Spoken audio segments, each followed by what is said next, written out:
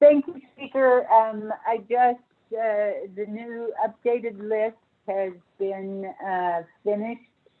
I just sent out an email to the council and to Delegate Iazi asking that his amendments be based on the new listing, and the new listing includes all of this evening's what shall we say, last minute requests. They've been added onto that list, so an amendment will not be needed to be made to add them. Thank you. But I would recommend all the delegates look through that list and make sure all their projects are on there correctly. But there will be a request to modify, and I will ask Chairman Yazzie for the modification, correct? Correct. You want them to use the different list. Okay. So it's just going to be, it's just a modification to swap Exhibit A for the new Exhibit A. Yeah. But that one with the number is going to change though too as well, from 21 right. million. And so I also put in a new amended language, included a new amendment language that he should swap out because this list is getting constantly changed and adjusted. I have made the amendment language wherein it is unnecessary as we go along to come up with the total that will be done at the end. So that should work smoother. I don't have the amended language, Barbara. Wow. Okay. Did you just get an email from me that includes a new list and I have a new amendment?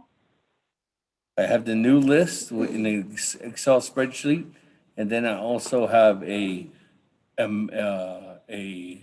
Word document. But that Word document is the original amendment. There's nothing in there that's new. Okay, let me double check.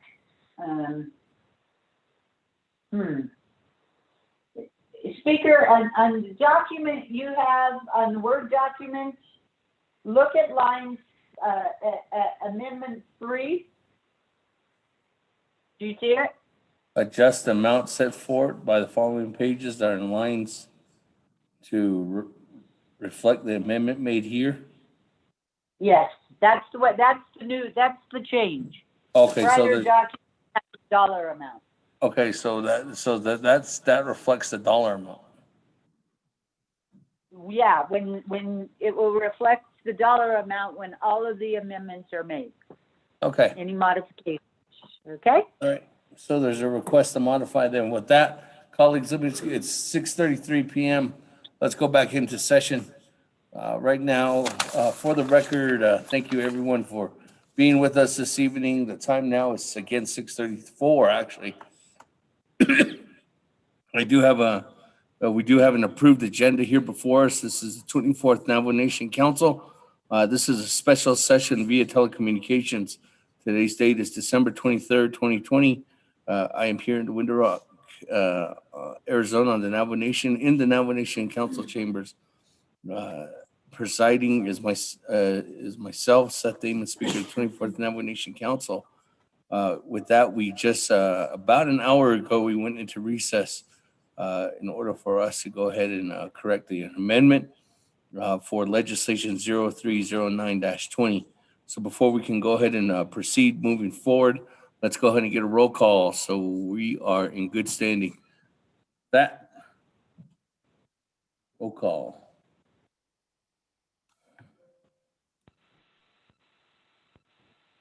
Honorable Elmer Begay.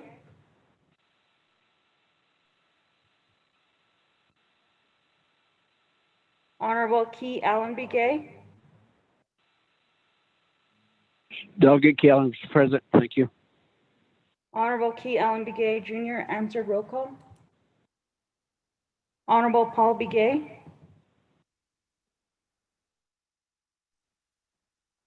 Honorable Nathaniel Brown. Honorable Delegate Paul McGee is present. Honorable Nathaniel Brown answered roll call. Honorable Eugenia Charles Newton.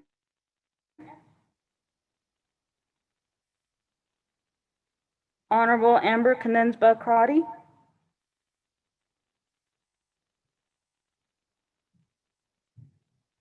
Speaker Seth Damon is present.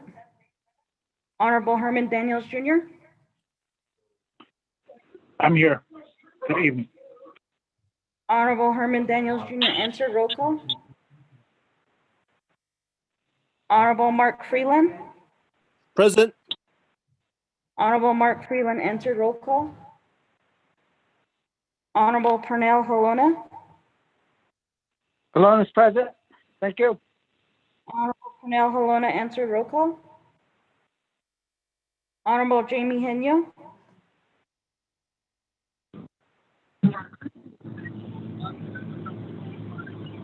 Honorable Vince James.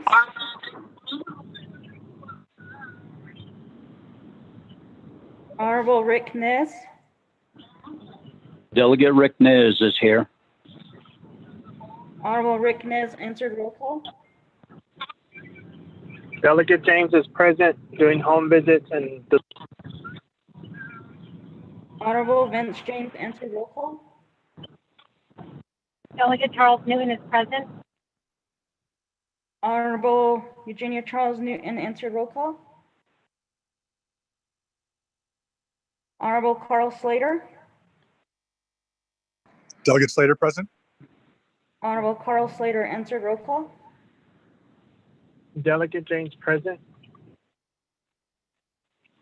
Honorable Vince James answered roll call. Honorable Raymond Smith Jr. Present. Honorable Raymond Smith Jr. answered roll call. Honorable Wilson Stewart Jr.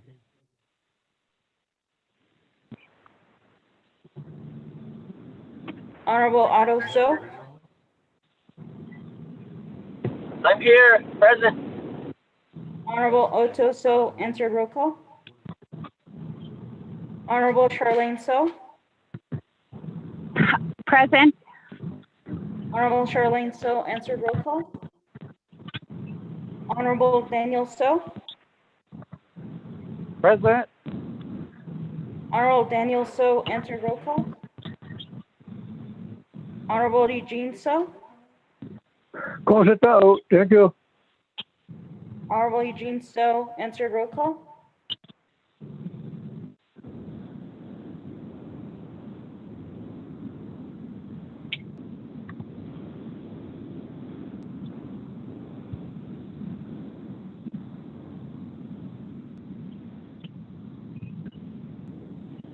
Honorable Edmund Yazzie.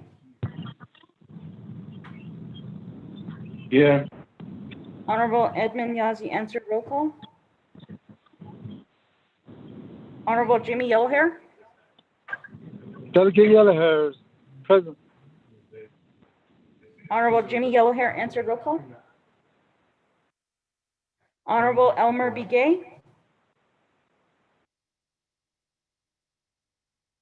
Honorable Paul B. Gay.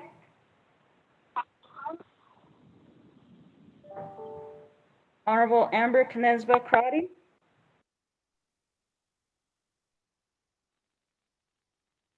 Honorable Jamie Henyo. Yes, this is Delegate Crotty. I'm on the line. Honorable Amber Knezba Crotty answered roll call. Honorable Wilson Stewart Jr.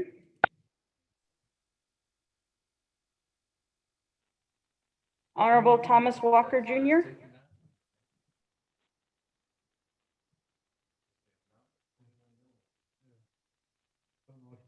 Honorable Edison Juanita. Present. Here, Thomas Walker's here. Honorable Thomas Walker Jr. answered roll call. Honorable Edison Juanica. Here. Honorable Edison Juanica, answered roll call.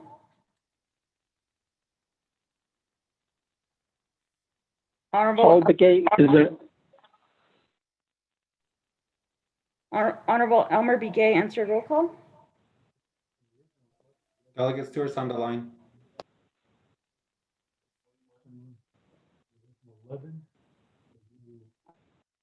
Delegate Paul Paul Begay? Begay is on the line. Honorable Paul Begay, answered roll call. Honorable Jamie Henyo. I'm present. He is present. Honorable Jamie Henyo, answered roll call. Delegate Stewart. Honorable Wilson Stewart Jr., answered roll call. Mr. Speaker, we have 24 in attendance, including yourself. Thank you. That 24 members in attendance. Good evening, colleagues. Where is my pin? There it is.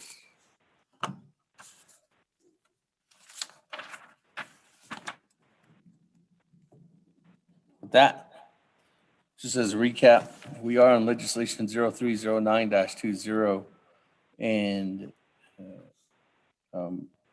we are on Amendment 1, sponsor Chairman Yazzie, co-sponsor Chairman Daniel. So we did go down the list, and we do have Madam Chair Amber Crotty requesting the modification.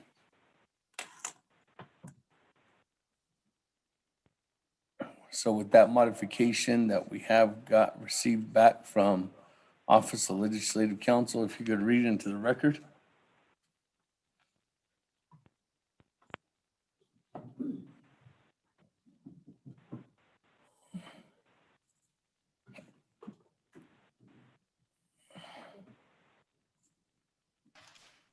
Mr. Speaker, members of the 24th Nomination Council, Amendment Number 1, delete existing Exhibit A and insert new Exhibit A. 2, on page 7, line 12, add new paragraph as follows. Underscore 4, chapters shall be responsible for repairs and maintenance and insurance costs for the respective heavy equipment, and underscore 3, adjust the amount set forth on the following pages and lines to reflect the amendment made here. Page 1, line 13, page 6, line 23, and page 7, line 4. 4, on page 9, line 12, add new paragraph as follows. Underscore B, the Office of the Speaker and Office of Legislative Counsel shall immediately provide the Division of Community Development with all supporting documents used in the development of Exhibit A, end underscore. 5, renumber, re-letter succeeding paragraph, sections, and exhibits accordingly if necessary, and this amendment shall supersede inconsistent language contained in any other committee amendment which shall be conformed to the intent or language of this amendment. The Office of Legislative Services, with notice to the sponsor of the legislation, is hereby authorized to make necessary grammatical changes. Mr. Speaker. Thank you. And that new amendment amount for the record is $22,283,991.04. So with that, Chairman Yazzie, there's a request to modify. Okay, sir. Speaker, members of the council, good. We're good. I'm good, sir. Okay, Chairman Daniel So, as a second. I consent. Okay, with that, colleagues, any other comments, questions? I don't have anybody lined up on the amendment. Chair, this is Delegate Begay. Omar Begay, go ahead.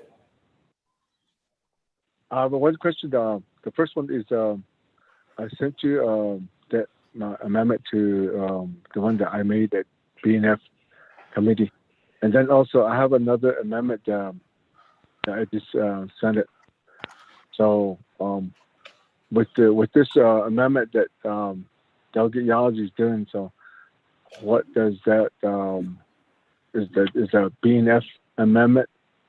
Is it still on there, or is it gonna be, or is it because I know that we're talking about NABI amendments, which it didn't go on, but this was made in BNF committee, and then move it forward to Navajo. So that would be my first question.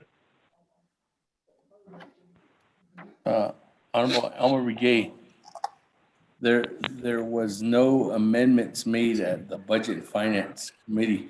And then it went to the RDC.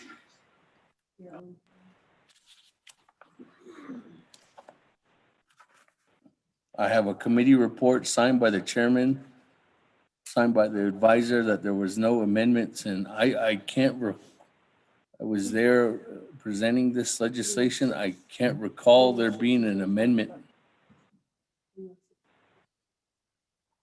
So there's no amendment that has been attached to the committee report. Honorable Elmer Begay. The email that you sent to me, you asked Miss Barbara, you asked Miss Barbara for a possible amendment. You sent that to her on December 17th. We were before the Budget and Finance Committee presenting this legislation on December 15th. 2 days prior to your email. So correct me if I'm wrong, Chairman Hino, are we missing an amendment? Vice Chair Smith, I honestly do think that there was no amendment at the Budget and Finance Committee.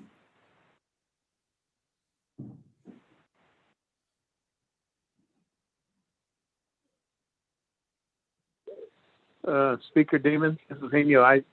I don't recall any amendments at that time. I'm trying to think in my notes here. Ms. Lowell, did you, as presiding over, as the attorney of the meeting?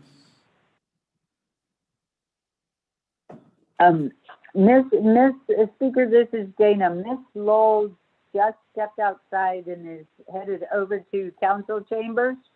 I was at that meeting, listening in on that meeting also. I do not remember an amendment, but I have sent Delegate Elmer Begay language and drafted amendments for him if he would like to add that here at council. Okay. Thank you, Speaker. Honorable, thank you, Ms. Barbara. Honorable Elmer Begay, there is an amendment that's ready for you to add on. So on the main motion, I can put you in the queue and come to you for that amendment. Honorable Elmer Begay. Okay, yeah, thank you for that. Okay, that colleagues, is there any other comments, questions on Amendment 1? Speaker, this is None, Doug. I have, go back to reserve time. Honorable Elmer Begay, you didn't reserve your time. I was just asking a question, so I didn't request for it to start down. So I'll go ahead down. Can I speak though? Honor Elmer Begay, I recognize you and you didn't reserve your time. Vice Chair Smith, Speaker. Vice Chair Smith, go ahead. Are you wanting to talk on the amendment, Vice Chair Smith? Yes, sir. Go ahead. Thank you, Speaker. On the amendment, the last amendment we did Navajo, there was an amount that was put in there, and it reflect the 21 million. Where's my notes at here? $21,441,054, and that was supposed to be in the language under line page 1, line 13, page 6. Does this amendment need that to be put in here as the language? Because now we have the new figure 22,283,991 and 4 pennies. Does that need to be put in there like page 1, line 13, page 6, line 23, and page 7, line 4, with the amounts reflecting the new amount, 22 million? Speaker, I reserve my time.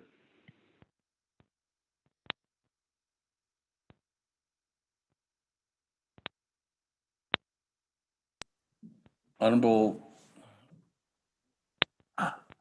Vice Chair Smith, the amendment that was read into the record identifies that the new Exhibit A, which was sent out, is swapping out the new Exhibit A. And in the new Exhibit A, it identifies that amount of $22,283,991.04.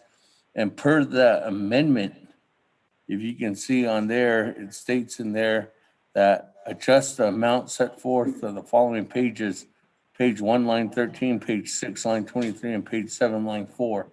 So it's already taken care of, Vice Chair Smith. Thank you, Speaker. Appreciate that.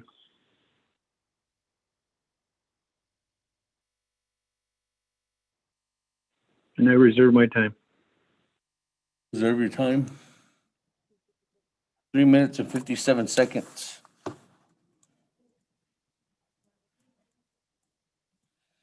That, colleagues, if there's no other comments, questions, let me go back to reserve time.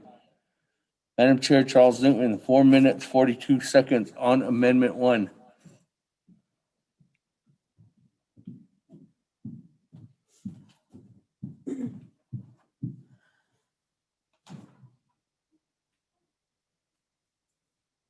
Madam Chair, Charles Newton. Reserve my time, Speaker. 4 minutes, 41 seconds. Honorable Slater, 4 minutes, 54 seconds. Yield my time, Speaker. Thank you, Honorable Slater.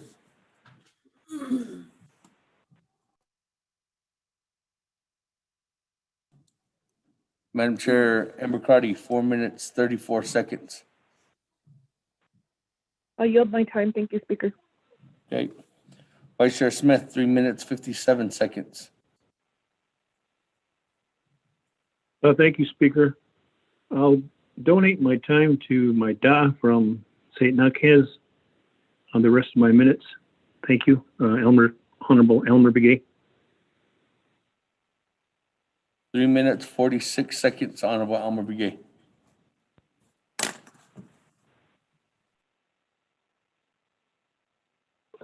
Oh, thank you for that, Delegate Smith. I know that share with the Speaker, then members of the Navajo Nation Council too. That my question is regarding the this sales and funds. I'm setting another offer another amendment. So I just sent it to Dana. So can you keep me on there? Still keep me on that for the main motion. I reserve my time.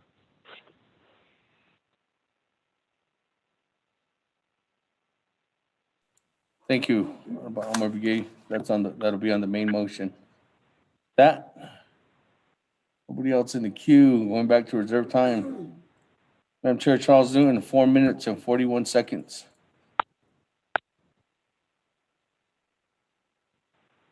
Thank you, Speaker and colleagues. I first want to say that there was a recommendation to keep this legislation. Actually, there was a recommendation to table this legislation and keep it at NABI because of all of these amendments. And so now I just see us kind of putting in these amendments, and I guess in a way we're just giving President Nez more fuel to veto this legislation because of these amendments that are happening right now. And it's good that we're thinking about our chapters this way. But my question is, each of the delegates, aside from Delegate Carl Slater and myself, received a little over, I believe it was $4 million in funds during the 23rd Navajo Nation Council. And I go back to the question that I asked earlier when this legislation was introduced at Navi was, you know, is this list turning into a want or a need? Because I with the CARES, there were equipment that were being requested, and keep in mind that those were mainly those. And now we're adding in trucks. You know, we're adding in, you know, other equipment. So I'm just a little bit worried as to how this is making council look. Yes, we should be helping the chapters, and we should be empowering them. And I agree to that, and I agree that there are certain equipment that are needed. But I believe that there are some chapters that really took that notion of need, and they submitted their equipment based on that. And then there are some that, you know, are just adding on for the sake of adding on. And so I just wonder, when that $4 million was given to every delegate, you know, why weren't these truck purchases being made with those citizen funds? Because in essence, each delegate is receiving more citizen funds with the requests that are being made here with these heavy equipment. When the original, from what I remember, the original purpose of this legislation was, what do these chapters need to help assist with this COVID pandemic? That's how this whole conversation got started. And now, you know, we are putting in these requests for items that people are asking, how is that COVID related? Are we still making the argument that these equipment are needed for COVID related things? Or are we just making the argument that our chapters need these equipment? That our chapters want this equipment? I reserve the rest of my time.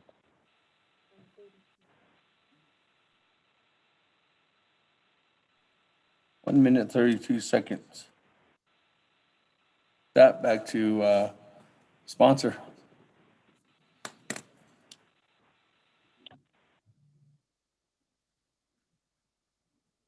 Chairman Edbinyazi.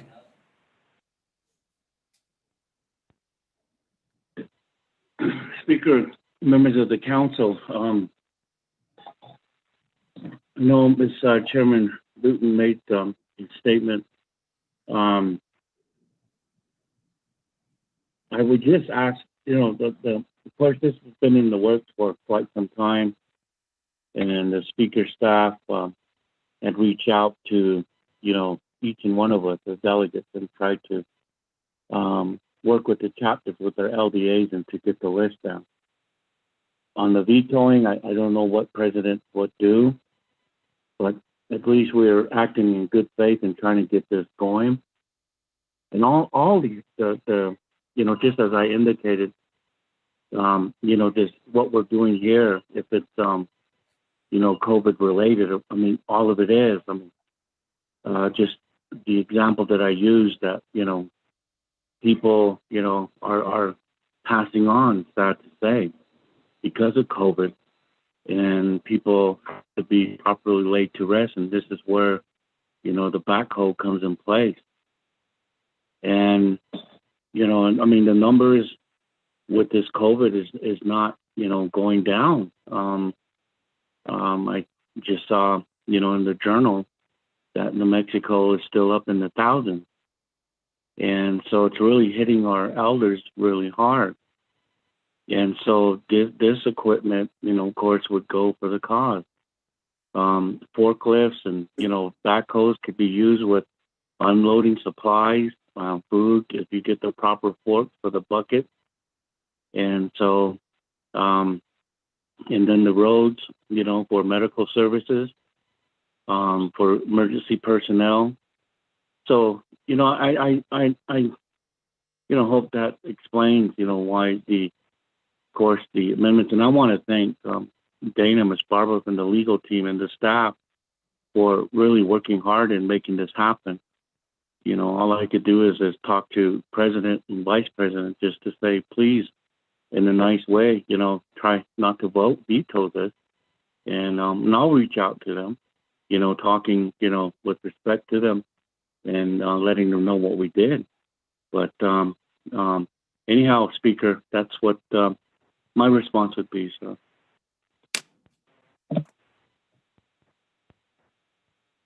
Thank you, Chairman. I got Chairman Daniel So in the queue. Chairman Daniel So, go ahead.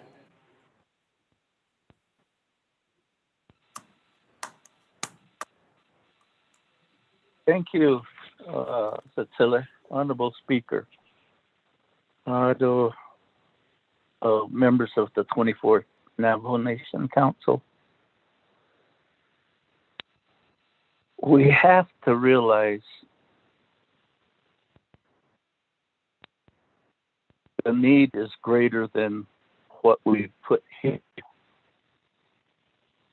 Some of the chapters are just humbly asking for one piece of equipment. And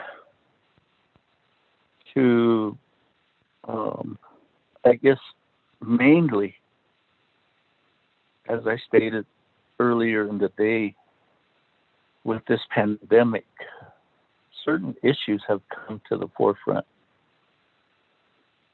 And the issue among all of that is the fact that the chapters don't have the needed equipment.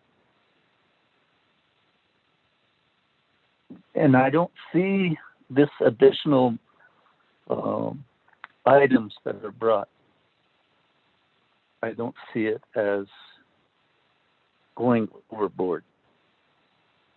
I see it where certain members of the council finally got their documents together, and they're wanting to be on the list. They're needing to be on the list. And so in that aspect, it's really putting into focus what we lack out at the local level. And it's just, I will not apologize for co-sponsoring. I will not apologize for seconding this amendment. It's a need. No and ifs or buts. It's a need that is being fulfilled. And the fact of the matter, if President vetoes, then he will be demonstrating to the chapter where they stand in his administration. If he line item vetoes certain ones, then certainly those communities that are zeroed out, then they will be shown what the president and the administration, how they view the chapters. And as I previously stated, it is the farther you get away from Winderot, the less services there are. The more remote, just look at the map. White Horse Lake chapter takes up a great area of landscape. and they're just asking for a backhoe. On the other side, we're just trying to give them a water tank to serve 28 families. So it's a great need. There's no other way to express it.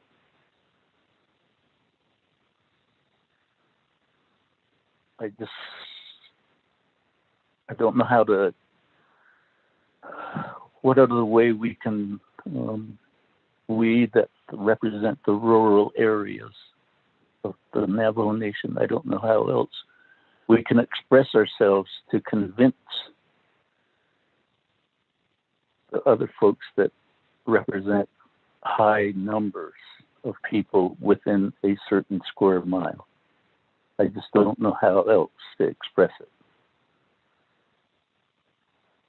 Thank you, Mr. Speaker and members of the council.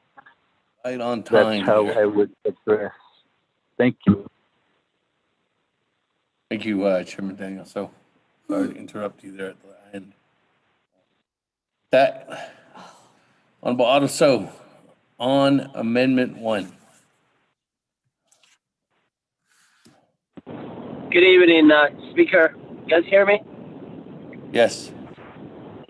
Okay. I gotta say something. Anyway, I guess, when we look at when entrepreneurs, we have individuals, contractors out there that have backhoes. The backhoe with the hello. Why can't we start moving forward to work with them and do contracts with them, and so they can provide that service wherever it's at, like Honorable Daniel So's area, or they're in downtown Chinle or wherever.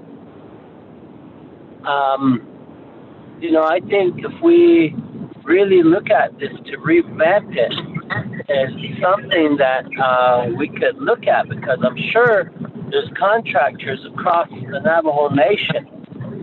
And then we have NECA. Why can't we, NECA has a fleet of backhoes. Why can't we work with them at this time to see if they could provide that service? Because a backhoe, with the equipment charge and the operator cost and the cost to fuel it up, the O&M and the transport costs and the truck costs and the truck driver costs, all of those will actually add up.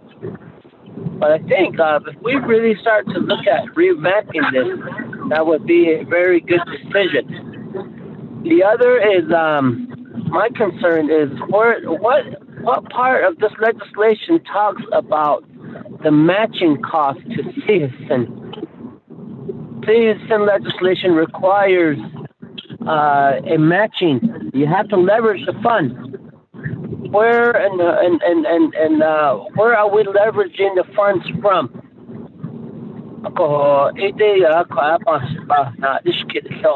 Reserve my time. Thank you.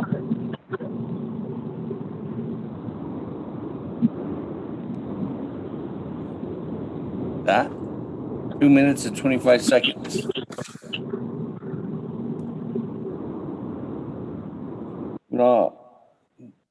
To answer the question, matching funds, correct me if I'm wrong, Ms. Barbroff.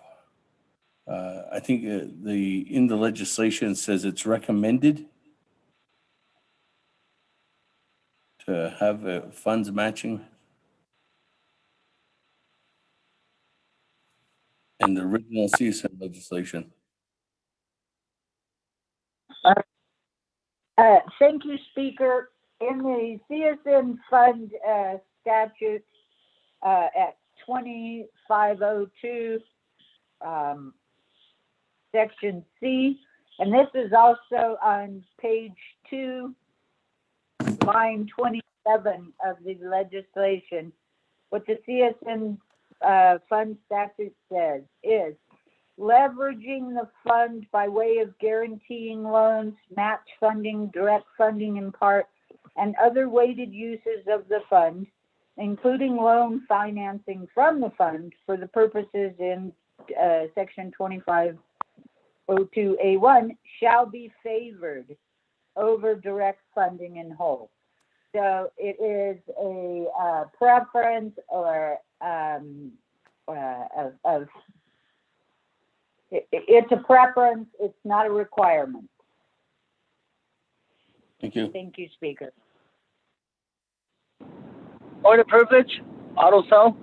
Yeah, yes, point of privilege, Honorable Otto So.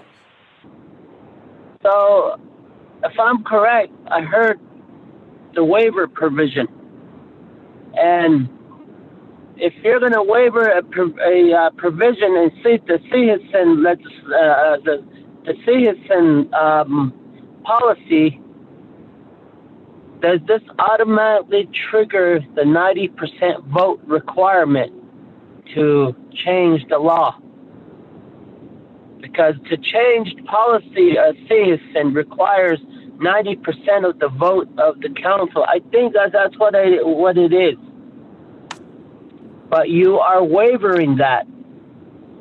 And if it's wavered, does that trigger the 90% vote from the council? Thank you. Thank you. Honorable Otto So. Speaker, this is Ms. Bobroff. Go ahead. I do not, thank you. I am not aware of what provision this legislation is waiving of the CSN funds. There is no waiver language in it. If Delegate So is thinking that not having leveraging is a waiver, it's not. As I said, the CSN statute doesn't require leveraging. What it does is it treats leveraging as a preferred method, as a preference. So logically, the way you would apply it is if you had two projects competing for CSN funds, and one had leveraging and the other didn't, then under the statute, the project with leveraging would be preferred. But there's not a waiver of that provision in this legislation. Thank you, Speaker. Thank you, Ms. Barbara. With that, colleagues, continue on down. I don't have anybody else lined up in the queue, so let me go back to reserve time. Madam Chair Charles Newton, 1 minute, 32 seconds.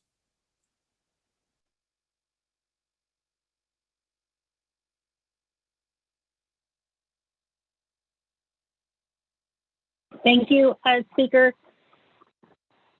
I guess I just need to go on the record to say that, again, I know that there are some chapters that are really good about their needs, and then we know, and I think delegates have also pointed this out, that there's always that one bad apple, and so I'm hesitant about this because I don't really feel like, in a lot of ways, I think we're rushing this when we should be asking some good questions.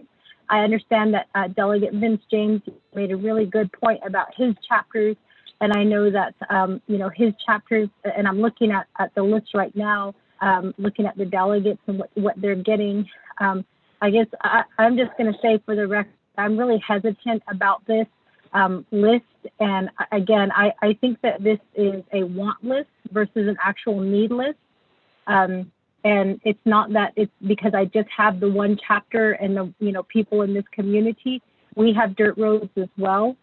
And I even questioned my chapter's spending, but there were other delegates who, on the record stated that they didn't understand. So it's not like I was attacking other chapters. I was using my chapter as an example of what I thought was maybe just a want versus an actual need, but that didn't go through. So I'm just going to say for the record that I'm hesitant of this. Thank you. Okay. Thank you, Madam Chair Charles Newton. With that, moving on down. Honorable Otto So, 2 minutes, 25 seconds. Thank you very much, Speaker. The other thing that I was talking about is that as this legislation was introduced, I did indicate that maybe if we slowed this down, and I believe that was the same measure that Honorable Smith has indicated also, that maybe we should slow this down so that we can revamp it to actually look at the delegate district region needs. That way, that way maybe we could increase it to about maybe have a $50 million expenditure, and that way you would have a equal distribution to the 24 region based off of the population. And that's another area that I was indicating, but just be mindful. Yes, there's probably some chapters that got more or so forth, but look, okay. But there's the thought of revamping, and there's amendments that's going to go on, and I see one that's 1.7 million. I'm not sure. I haven't seen the others also. But again, we just need to look at that and maybe revamp that and put the equity in the delegate region, so that based off of the region's population, that's how we can assert these areas, and that way we could actually ask the chapter, what is your real need? And that way they can utilize those dollars in those prospective area, whether it's buying an equipment or whether it's buying a, like Key Allen Begay was talking about a tower, cell tower, or some sort of communication tower, things like that. Right now, this is just geared to equipment, and I do support it, but I wish we could really look at it and dissect this thing. Thank you. Thank you, Honorable Otto. So that colleagues, I don't have anybody else in the queue. No one with reserve time. Are we ready to vote on Amendment 1? This is Ahinio, Speaker. Chairman Hinio, go ahead. Okay, trying to get my internet here. So I just pulled out the Excel format. And so what was recently added now to the Speaker Damon is these are the ones that are highlighted in yellow that's added to the list that the Office of Speaker I worked on all last week, which is for Delegate Vice Chair Smith, the Delegate Elmer Begay, the Jimmy Yellow Harris, and then his bulldozer, and then Delegate Slater, and then Delegate Crowdy. That's what has been added, and that's what we're going to be voting on. Is that correct, Speaker? Reserve my time. Reserve your time at 4 minutes, 9 seconds, Chairman Hinio. Chairman Hinio, no, the amendment is for the entire we're swapping out the Exhibit A, which was the original document that was that's in the legislation for the whole 6-page document, 7-page document now that was sent out to you, totaling amount of $22,830,991.04. The original was 11,924,571.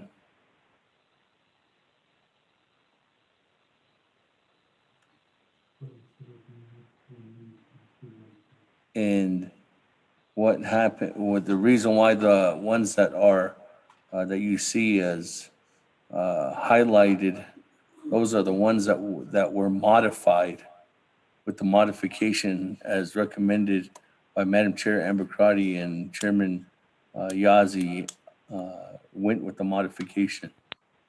So those were added in last. So the total amount still is on page 7, $22,283,991.04. Chairman Henio. Colleagues, I don't have anybody else in the board. Back to reserve time. Chairman Henio, 4 minutes, 9 seconds. Just saying, Speaker David Adolfson and 24th Navajo Nation Council. Amendment number 1 in the speed. Everything looks good on this, so I'm ready to vote. Wait my time. Okay. Colleagues, is there any other comments, questions? Eugene So. Honorable Eugene So on Amendment 1. I'm kind of confused here. I was all gung-ho for it. But the list you have on this amendment don't have my Chin-Lee on it. The list you had the other day, yesterday, it has Exhibit A on my Chin-Lee's on the 7 to 5, number 7 to 5, only the bat hole. My chapter resolution says bat hole and a 2-ton truck. And those are not included, seems like. And Chin-Lee chapter resolution is one of the comments that's included also with this legislation. So as of yesterday, though 3:30, 3:02 here now legislation, deep at home, Exhibit A, Sahassan Fund, chapter heavy equipment expenditure plan. AD, that one that was sent to us don't have anything in the Exhibit A, Chin-Lee. And then the one you sent, 13 by Charlene Yazzie, Ada Hanana, I don't have it in there.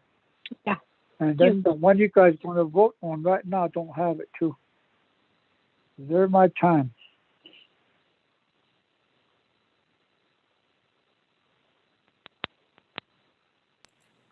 Thank you.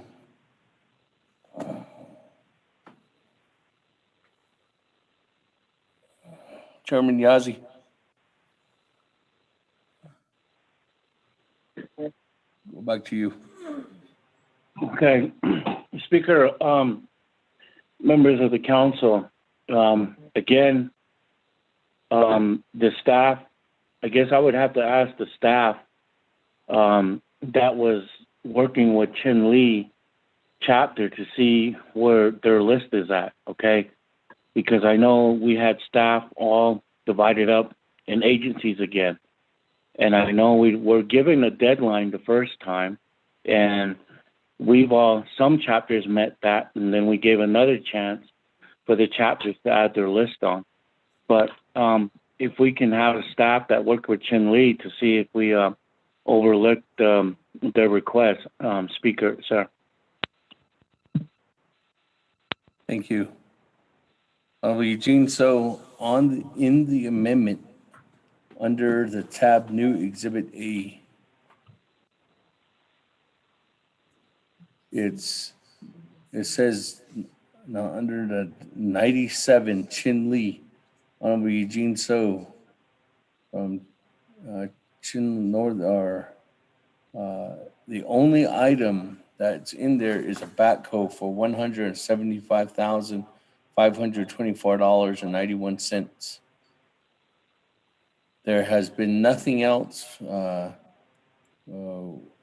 Staff that was working with your LDA, Miss Joanne Dedman, was Chief of Staff Sherilyn Yazzie and Donovan Hanley, and both of them have not received anything else except for the backhoe, and that backhoe is in the amendment.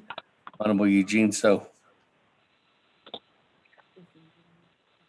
Can I respond?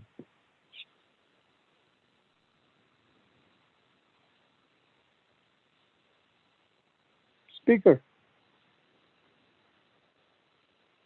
With that, sorry, Honorable Eugene So. With that, 3 minutes and 36 seconds, Honorable Eugene So. The 97, the one you're talking about, I don't have that one. But the one that says 7 to 5 and Chinley, and then it says amendment, then backhoe, and 175,000. That one I have. But the chapter resolution, I'm the first one that sent off when this legislation started, 309, when Keith Allen started it. So all that went, the strand of conversation went back and forth to Chinley and Winter Rock. So I was the first one that was in there trying to put mine in there. So within that chapter resolution, it says also a 2-ton truck on there. So that one's not on there, only the backhoe. So the resolution that was approved on December the 9th, that one is CHIN-December DEC-20-038. That resolution has a truck in there. So whomever didn't read my resolution, speaker, that was there my time.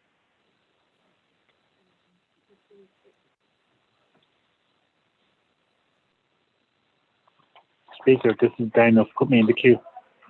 Well, Eugene, so I don't have, staff doesn't have it here. There's nothing. Do you have that email? Is there an email that you can send that states that for the 2-ton truck that there's a quote? Do you have a quote for that, Honorable Eugene So? My documents all is connected to the legislation all the way to 4 to 5, the 309 legislation. It's all in there with the chapter resolution.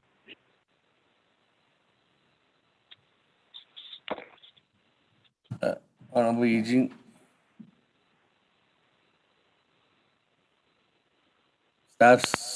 Staff's calling your LDA right now.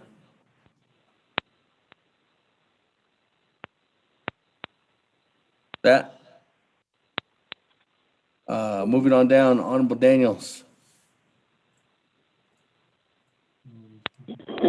Yes, thank you, Mr. Speaker. Kudot Arunana Kudo Shinantano Senegi Kudot 24th Navajo Nation Council Kudot Special Session Ibane Krekwegi Okwe Ado Ikhed Kudo. Speaking to the legislation Kudono Gata. Oh yeah, sense on here. Question,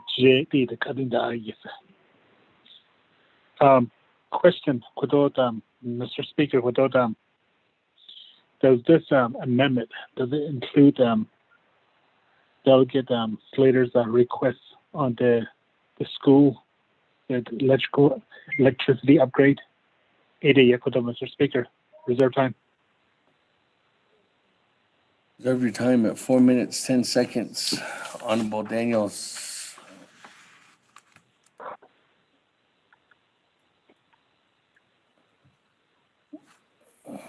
Honorable Daniels, as indicated earlier when Vice Chair Slater raised that amendment, I did tell him that was 2 different amendments, and that amendment should be a standalone amendment because that's a different kind of expenditure plan.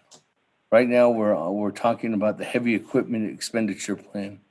For Honorable Slater's amendment, it's a total different expenditure plan. So that's the reason why that amendment is not in here. Regarding Okay, the school.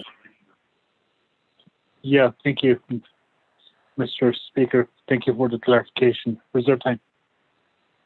4 minutes, 40 seconds.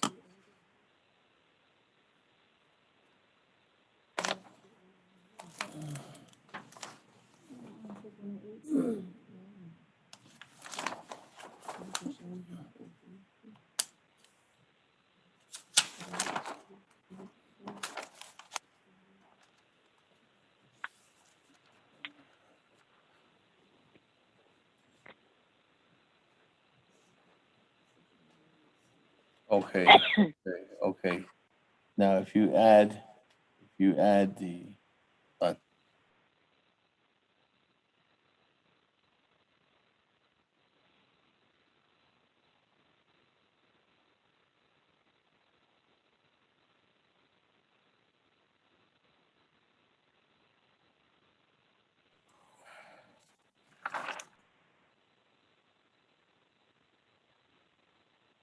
okay. This is what we found out, Honorable Eugene. So the documents that were given to us is a total amount of $175,524.91. In that, there's a backhoe and a truck that's in there. Backhoe is for $103,030 plus Navajo Nation tax. Comes out to $109,498 plus the purchase of the truck, which comes out to $72,224.91. So the recommendation then is that to modify the amendment, which would include on line 97, Chinle, Eugene So, Chinle, backhoe, and truck. Honorable Eugene So. That sounds a little bit better, Speaker. Okay. So Wow, we're missing it.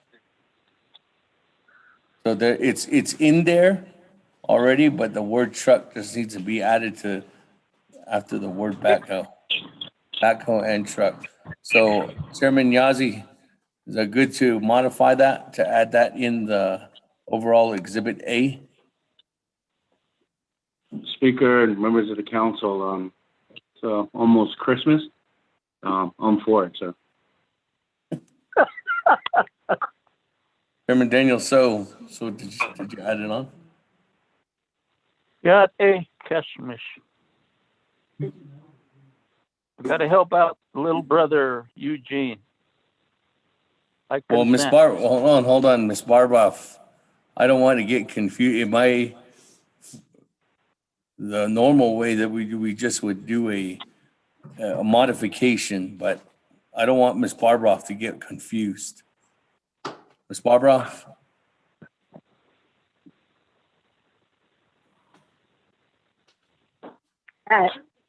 Thank you, Speaker. I was so confused, I was muted and talking to myself. Actually, no, I think that if the dollar amount is right, the chapter is right, the delegate is right, then the addition of changing backhoe to backhoe and truck, that is a technical amendment that can be made without further ado, further action. Okay, Thank just you, as long as Speaker. it's on the record. Right, correct. Okay, so we're good. We're just adding that backhoe and truck to it. So we're good. We'll note that down somewhere in the record. All right, that, colleagues, Anybody else in the queue? Let me go back to reserve time. 3 minutes, 36 seconds. Honorable Eugene So. Well, I'm very thankful about that. What has overlooked? 226. I thought I was only going to get a backhoe. I was trying to look for my truck. Okay, thanks a lot. Thank you. Thank you. Sorry, Honorable Eugene So. That moving on down. Honorable Herman Daniels. 4 minutes, 40 seconds.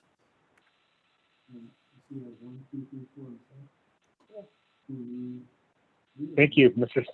Speaker, for those شتاء I speak for those Janon email for the Sahale. I don't know for the Gaita. I don't know that I'm ready to vote on the amendment for the Mr. Speaker. Thank you. Okay. That, colleagues, any other comments, questions? Going once, twice. Chair, I have a question. This delegate guy. Honorable Elmer Brigade, you don't have any more time.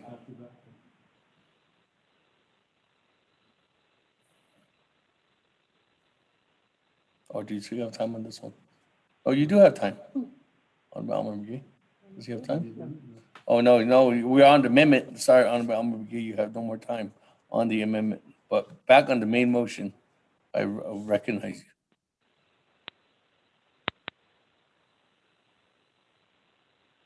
There's no other comments, questions. Let's go to vote on Amendment 1.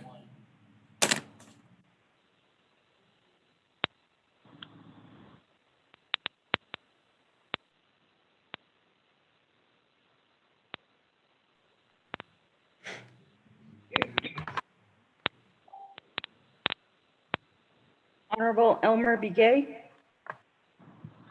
I'll vote green.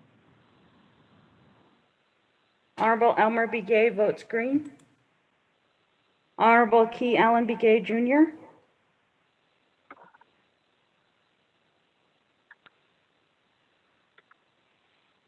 Honorable Paul Begay, Paul Begay votes green. Honorable Paul Begay votes green. Delegate Callen votes green. Honorable Key Allen Begay Jr. votes green. Honorable Nathaniel Brown, Delegate Brown votes green. Yeah. Honorable Nathaniel Brown votes green. Honorable Eugenia Charles Newton, Charles Newton votes red. Honorable Eugenia Charles Newton votes red. Honorable Amber Canensba Crotty, Delegate Amber Kenneth Crotty votes green. Thank you. Honorable Amber Canensba Crotty votes green. Honorable Herman Daniels Jr., Green. Honorable Herman Daniels Jr. votes green. Honorable Mark Freeland, Green. Honorable Mark Freeland votes green. Honorable Pernell Halona, I'll vote green. Honorable Pernell Halona votes green. Honorable Jamie Henio, Henio votes green. Honorable Jamie Henio votes green. Honorable Vince James,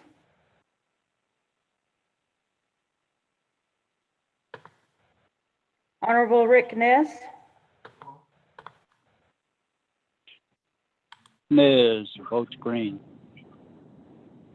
Delegate Chain votes green. Thank you. Honorable Rick Ness votes green. Honorable Vince James votes green.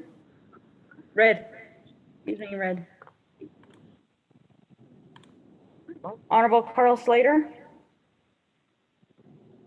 Honorable Carl Slater votes green via text. Honorable Raymond Smith Jr.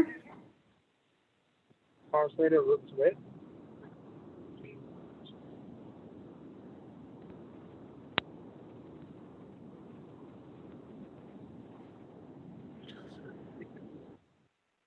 I said red for Carl Slater.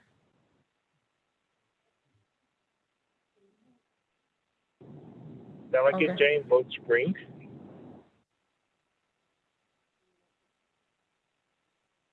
Hold on, colleagues.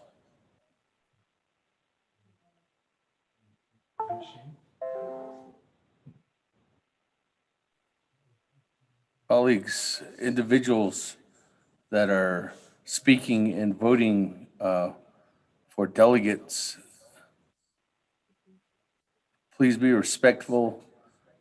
This is a legal action that we're taking right now and voting. Please, the staff monitor that immediately. Honorable, so let me clarify this. Honorable Vince James, on Amendment 1, are you voting red or green? Delegate James voting green. Thank you. Honorable Vince James votes green. Honorable Carl Slater. Delegate Slater, green. Honorable Carl Slater votes green. Honorable Raymond Smith Jr.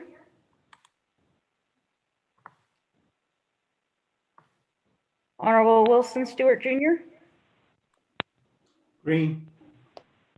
Honorable Wilson Stewart Jr. votes green. Honorable Otto So. I vote green. From Tuba City. Honorable Otto So votes green. Honorable Charlene So. I vote green. Honorable Charlene So votes green.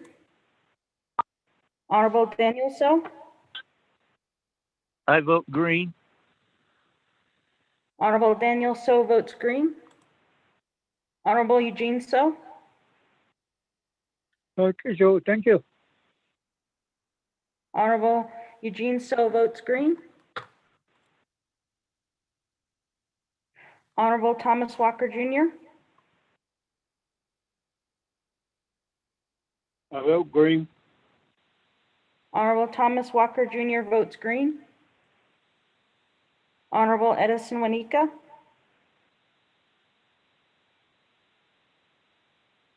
Honorable Edmund Yazzie. Green. Honorable Edmund Yazzie votes green. Honorable Jimmy Yellowhair.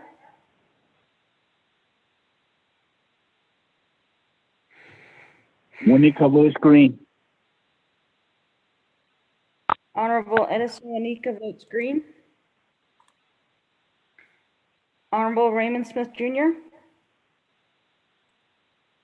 Green. Honorable Raymond Jr. votes green. Honorable Jimmy Yellowhair.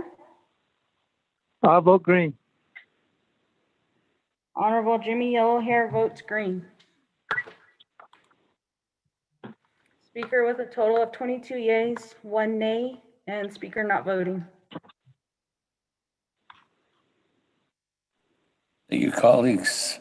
22 in favor, 1 opposed. Speaker not voting, motion carries on Amendment 1. That, let's go back to the board. Thank you, colleagues.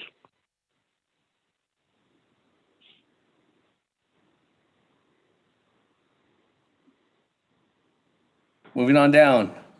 Oh, you had to. Speaker, put me on the queue. This is Delegate Yellowhair. Okay. This is the lineup that I currently have. Honorable Madam Chair Amber Crotty, Honorable Vice Chair Smith, Honorable Elmer Begay, and Honorable Jimmy Yellowhair, and Honorable Herman Daniels. I will bring this out again. Oh, Lady and- question. Oh, And Honorable Stewart wasn't there? Okay. Madam Chair, Amber Crotty, on the main motion. Question, Yes, Member Speaker. colleagues. On the main motion, I did want to ask, Speaker, I don't know, do you have your agents from the water department on the line? What's not clear to me, Speaker, is when I look at this breakdown of the cistern projects, I support getting these projects done.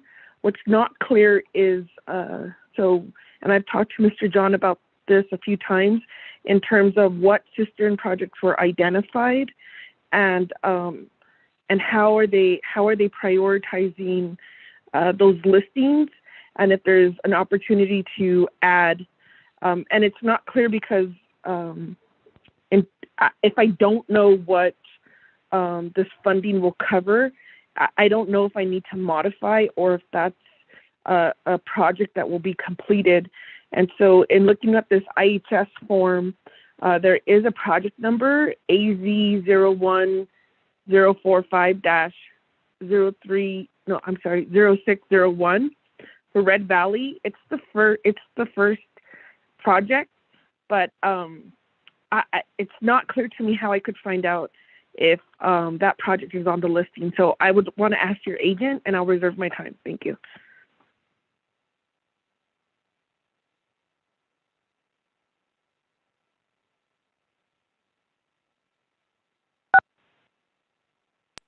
Reserved time at 3 minutes, 48 seconds. Madam Chair. Mr. John, are you on the line? Good evening, Speaker. Yes, this is Mr. John. Good evening.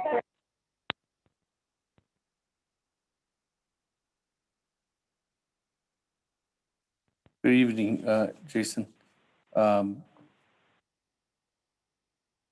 I guess a question from Madam Chair Amber Crotty. Yes, Speaker. The cistern projects that are listed there were the first 69 homes that had completed design drawings that included the design for the cistern system, the septic system, and a small solar unit to power the cistern pump if that was needed. Indian Health Service thinks they could complete another approximately 30 design drawings this month. So what was proposed was approximately 100 systems at $75,000 each. 100 times 75 is 7.5 million. 100 times 75,000 is 7.5 million. So that's what was proposed, and there's details on the first 69 homes by chapter. We do have the names of the individuals who have those design drawings completed for their homes. I don't know exactly what other 30 systems might be completed within this month. Overall, the teams that have been going out at the request of the nation, in coordination with IHS and other federal agencies, they have completed assessments for over 300 homes that were on the cistern list. So those informations are all being gathered between Water Resources and IHS. In theory, they've divided, well, let me get back. They've divided those homes into different tiers, different levels. the first level of homes, the highest level of homes are those where they confirmed that the homes do have plumbing that is working, where you don't have to build bathroom additions to serve them. They also have home site leases in place, but we weren't making an issue of whether or not they had a home site lease or not. It does help in the process because we do know they have archaeological surveys and biological surveys, but the fact that they are living there already for years, we didn't make that an impediment to completing design drawings for these homes. Overall, the Indian Health Service listing has approximately has over 800 homes for cistern systems, and those were divided into two large groupings. One with, according to the data IHS had, homes that needed bathroom additions and homes that did not need bathroom additions. NECA and NTUA teamed up to try to address a fraction of the homes that needed bathroom additions. As I understand, they're going to complete approximately 100 units by this December, but that's a detail that NTUA knows along with NECA. Water Resources was trying to take on the construction of cistern systems for homes that did have plumbing already. So that's how they were divided up between NTUA with NECA and then Water Resources. Water Resources, the IHS teams, along with other federal agencies, they completed assessments, over 300 homes. They completed the design of almost 70 homes by the end of November.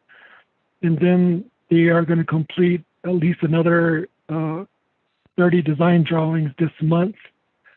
But that's where the 100 homes came from, if that helps. Thank you.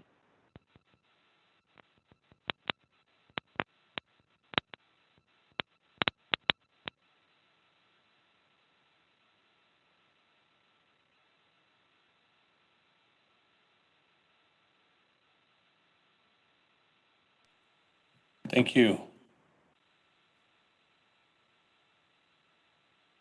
With that response, we go on down to Honorable Vice Chair Smith on the main motion.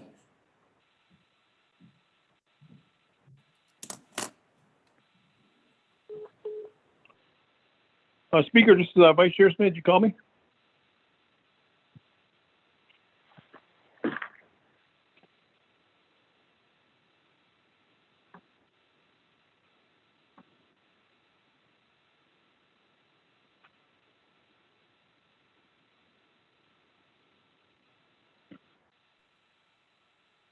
Vice Chair Smith Vice Chair Smith here, Speaker. on the main motion. Do I have the floor? Okay, thank you, Speaker. I'd like to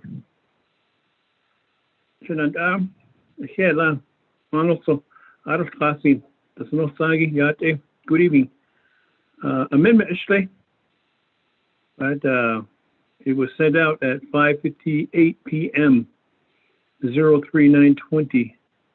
SDS project, Wide Ruins Phase 2 on the amendment, Shananda. Could we have Mr. Rico read that into the record? Motion to stay. Thank you, and I'll reserve my time.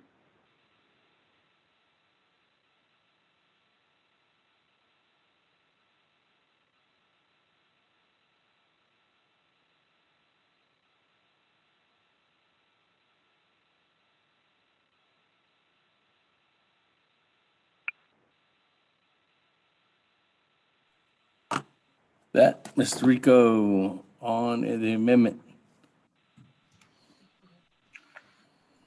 Mr. Speaker, members of the 24th Nomination Council, Amendment Number 2. On page 1, line 20, after section 2501 to 2508, add new language as follows. Underscore, semicolon, allocating $4,974,992 from the Citizen Fund to the Water Management Branch and adopting the Wide Ruins SDS Project Expenditure Plan pursuant to 12 NNC Section 2501 to 2508, and underscore 2. On page 5, line 22, add new paragraph as follows. Underscore L, the Wide Ruins South Phase 2 Waterline Extension Project as set forth in Exhibit G has been on the Indian Health Service Sanitation Deficiency System, SDS, for more than 5 years, but has yet to be funded despite the fact that the project will provide water to at least 46 families in desperate need of water to comply with Center for Disease Control, CDC, guidance to prevent infection of COVID-19 and mitigate its spread throughout the community. End underscore 3. On page 6, line 18, add new paragraph as follows. Underscore R, the Navajo Nation also finds the using of the citizen of the Navajo Nation also finds the using the Citizen Fund to fund the Wide Ruins South Phase 2 Waterline Extension Project as set forth in Exhibit G is within the purposes of 12 NNC Section 2502A1 and is in the best interest of the Navajo people and Navajo communities. End underscore. 5 on page 8, line 23, add new sections as follows. Underscore Section 7, allocation of $4,974,992 to the Water Management Branch and adoption of the Wide Ruins SDS Expenditure Plan. A, the Navajo Nation hereby allocates $4,974,992 from the Citizen Fund to the Water Management Branch to implement the Wide Ruins SDS Expenditure Plan as detailed in Exhibit G. B, the Navajo Nation hereby approves and adopts the Wide Ruins SDS Expenditure Plan as set forth in this resolution and in Exhibit G. Section 8, approval and adoption of the Wide Ruins SDS Expenditure Plan administration. The Navajo Nation hereby approves the administration of the Wide Ruins SDS Expenditure Plan as follows. 1, the Navajo Nation Controller shall determine whether the source of the $4,974,992 allocation from the Citizen Fund will be from fund principal or fund income or a combination of both. 2, the funds allocated for the Wide Ruins SDS Expenditure Plan shall be distributed to the Water Management Branch within 30 days following enactment of this legislation. 3, the funds allocated for the Wide Ruins SDS Expenditure Plan shall be used solely to fund the Wide Ruins South Phase 2 Waterline Extension described in Exhibit G, and any and all cost savings shall be returned to the Citizen Fund once the Wide Ruins SDS Expenditure Plan is completed.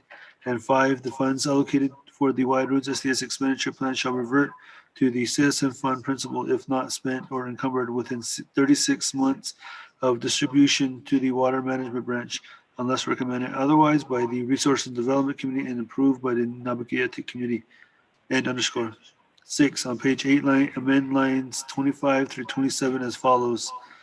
This legislation and the Citizen Fund Chapter Heavy Equipment underscore comma overstrike in Department of Water Resources and Emergency Projects new language comma and Wide Ruins SDS and underscore expenditure plans overstrike expenditure plan as set forth above and shall become effective pursuant to 12 NNC Section 2505. 7, add new Exhibit G. 8, renumber re-letter succeeding paragraph sections and exhibits accordingly if necessary, and this amendment shall supersede inconsistent language contained in any other committee amendment which shall be conformed to the intent or language of this amendment. The Office of Legislative Services, with notice to the sponsor of the legislation, is hereby authorized to make necessary grammatical changes. Also attached is, let's see here, is Exhibit G, titled Citizen Fund Wide Ruins SDS Expenditure Plan, AZ 01072-0802 Wide Ruins South, PH2 WLEXT only. Mr. Speaker.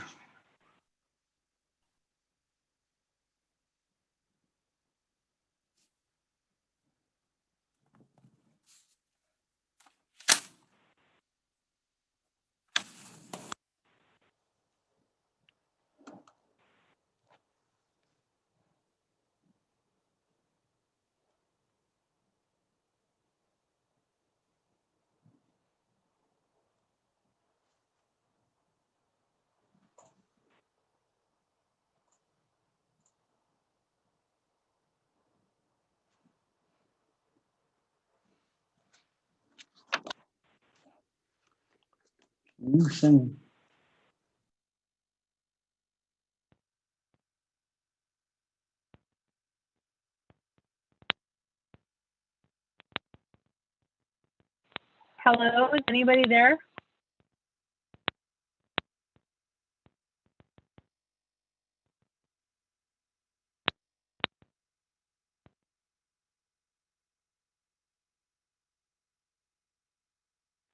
Hello, are we still on? Yes, we are. Sorry, I'm working with staff here to make sure that the amendment's in order and just as a question. Chairman Ned, Vice Chair Smith, with that, colleagues, there's a motion by Vice Chair Smith to add, I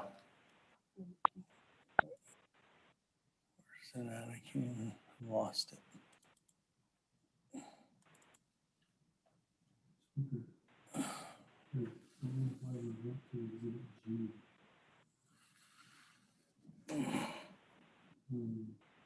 I think that in the,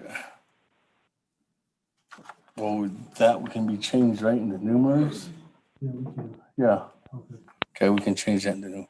Okay, with that, adding $4.9 million, Vice Chair Smith, on Exhibit G. Is there a second?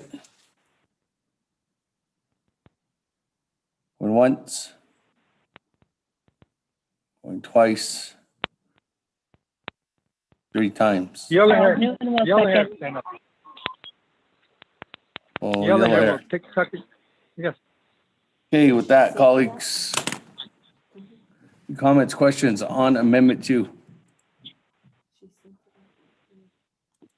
Once, twice, 3 times. Let's go to the board.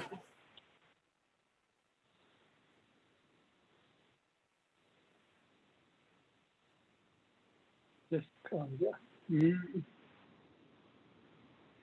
This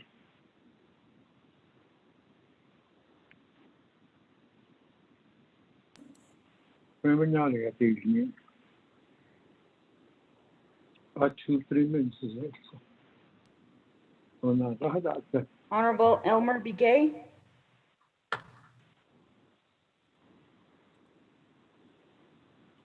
Honorable Key Allen Begay Jr.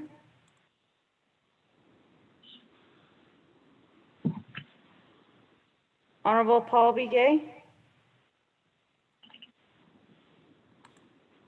Honorable Nathaniel Brown. Delegate Brown votes green. Honorable Nathaniel Brown votes green. Honorable Eugenia Charles Newton. Charles Newton will vote green. Honorable Eugenia Charles Newton votes green. Honorable Amber Knezba Crotty. Delegate Amber Kinsbach Crotty votes green. Thank you. Honorable Amber Knezba Crotty votes green. Honorable Herman Daniels Jr. Green. Honorable Herman Daniels Jr. votes green. Honorable Mark Freeland. Green. Honorable Mark Freeland votes green. Honorable Pernell Halona. One votes green. Honorable Pernell Halona votes green. Honorable Jamie Henio. Henio votes green. Honorable Jamie Henio votes green. Honorable Vince James.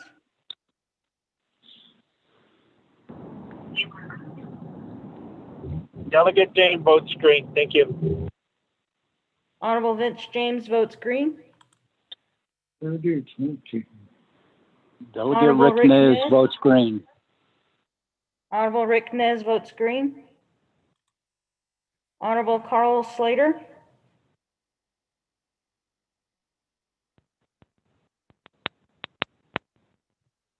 Honorable Raymond Smith Jr. Green. Delegate Honorable Slater, Raymond green. Smith Jr. votes green. Honorable Carl Slater votes green. Honorable Wilson Stewart Jr. Green. Honorable Wilson Stewart Jr. votes green. Honorable Atoso.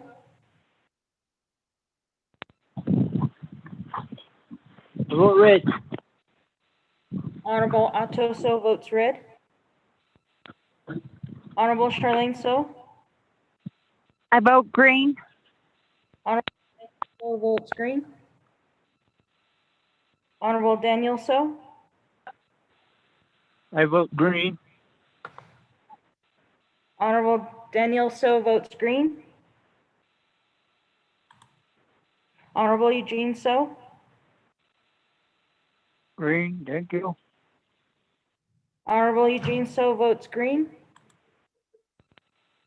Honorable Thomas Walker Jr.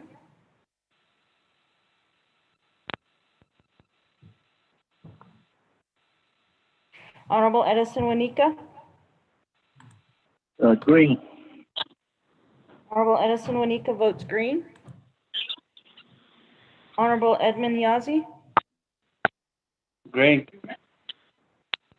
Honorable Edmund Yazi votes green. Honorable Jimmy Yellowhair. Delegate Yellowhair votes green. Honorable Jimmy Yellowhair votes green. Honorable Elmer Begay. I vote green too. Can you hear me? Honorable Elmer Begay votes green. Honorable Key Allen Begay Jr.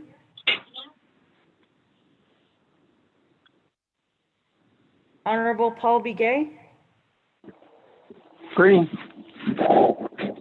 Honorable Paul Begay votes green. Delegate Callen votes green.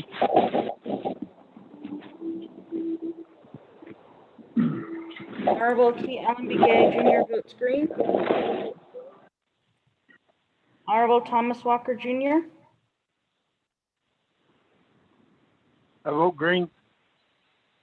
Honorable Thomas Walker Jr. votes green. Mr. Speaker, you have a total of 22 yeas, 1 nay, and the speaker not voting.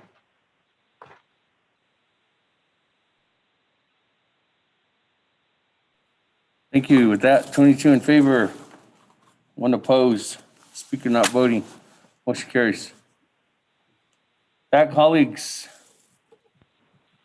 Continue on down. Back to the main motion.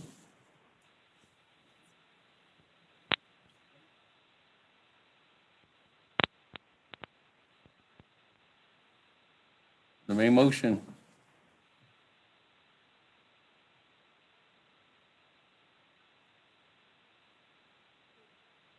That, Honorable Slater. Thank you, Speaker. I'd like to offer the amendment that Ms. Bob Ruff has drafted regarding La Guide Community School. I reserve my time.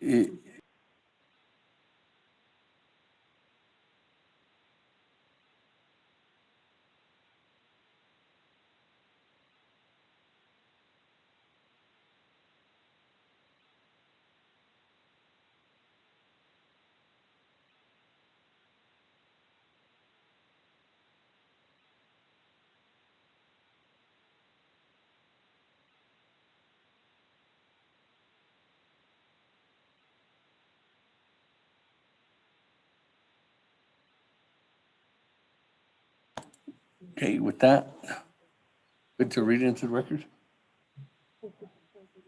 And with that, Honorable Slater, 4 minutes, 55 seconds on reserve time. Go ahead. Mr. Speaker, members of the 24th Nomination Council, Amendment number 3, 1, on page 1, line 20, after section 2501 to 2508, add new language as follows.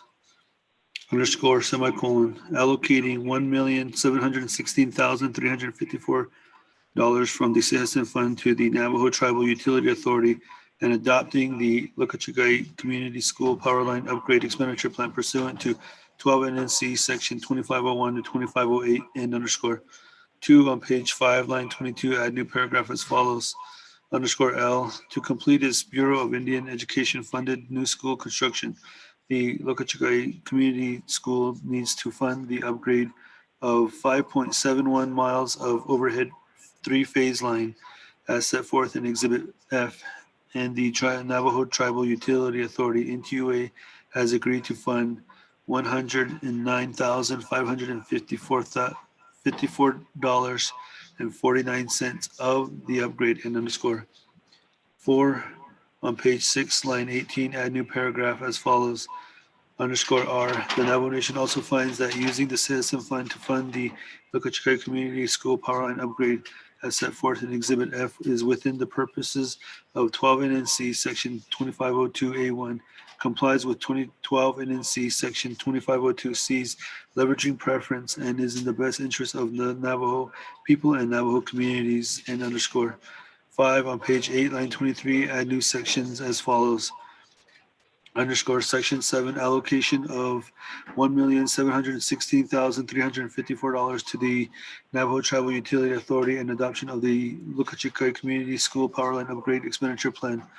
A, the Navajo Nation hereby allocates $1,716,354 from the Citizen Fund to the Navajo Tribal Utility Authority to implement the Lokachikai Community School Power Line Upgrade Expenditure Plan as detailed in Exhibit F. B, the Navajo Nation hereby approves and adopts the Lokachikai Community School Power Line Upgrade Expenditure Plan as set forth in this resolution and in Exhibit F. Section 8, approval and adoption of the Lokachikai Community School Power Line Upgrade Expenditure Plan administration. The Navajo Nation hereby approves the administration of the Lokachikai Community School Power Line Upgrade Expenditure Plan as follows. 1, the Navajo Nation controller shall determine whether the source of the $1,716,354 allocation from the Citizen Fund will be from fund principal or fund income or a combination of both.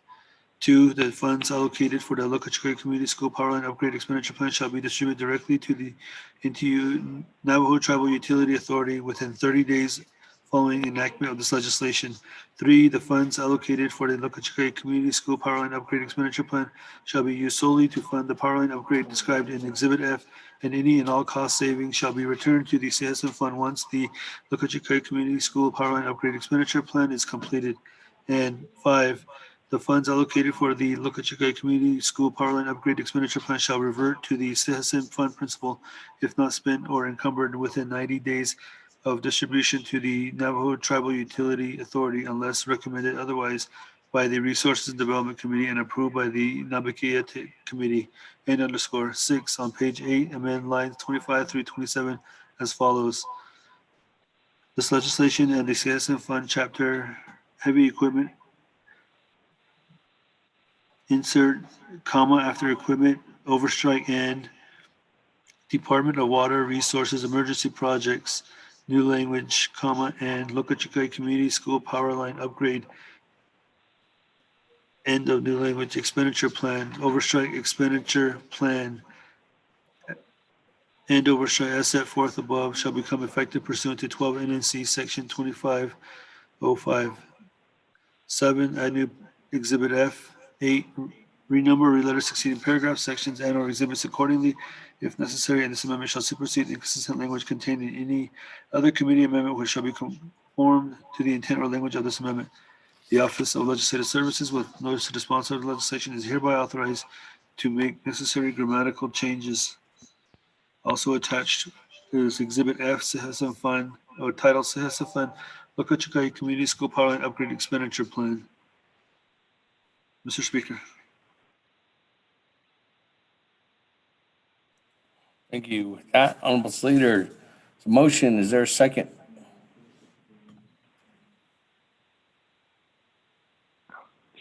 I'll take second to help each other. Thank you. Delegate Yellowhead. Thank you. We all here. Seconds. That, colleagues, any comments, questions? Speaker, this is Delegate Yellowhair. Yes, Honorable Yellowhair. If I'm in order, Speaker, yate, Doshana, Ani, I need Bayatil, you have equipment Bayatil, listening Tiki, and a hard drive beneath there's none for heavy equipment. These were all reported to our Donovan, nothing on it, only just penny on only. There's none for hard drive, there's none for Black Mesa that we discussed this morning. It should be on it now. They thought list on it because it's ocean on it. I quite hot late this morning. Heavy equipment bulldozer. Honorable Yellowhair. Yeah. We are not on that amendment. We are on adding in a expenditure plan for Luchkai Community School. Oh, okay, okay. I'm sorry, I just nervous, okay, okay, all right. So maybe the next amendment, I'd like to discuss this matter with you, my colleagues. Honorable, just for the record, Honorable Yellowhair, you have, there's items from Forest Lake, Pinon, Hard Rock, Whippoorwill, and Black Mesa are all in the legislation. Thank you. I may ask for modified because just for the record right now, even though we're off, both those are too small. That's 650 pay this morning. When I brought to your attention, that's too small. Anyway, thank you very much. We'll continue with our amendment number 4. Look at you guys. Thank you. Yeah. Okay, with that, colleagues, any other comments, questions on Amendment 3? Daniels here, Mr. Speaker, for that item. Also, Honorable Daniels, then Honorable Hino. Honorable Daniels, 5 minutes on Amendment 3. Yes, thank you, Mr. Speaker. Yeah, I don't know legislation kita siya. I don't amendment speaking to the amendment that's before us right now. Look at your community school, upgrade on their electricity. I don't know, until HA based on Nashi. So I could amendment so the original legislation could join the heavy equipment for chapters around the emergency water projects throughout the Navajo Nation.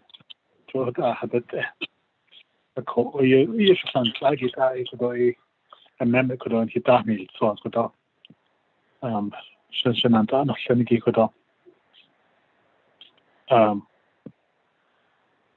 or they cannot eat and so on because they by Baban just cases at that the power line upgrades. I believe this should be a standalone legislation. So yes, so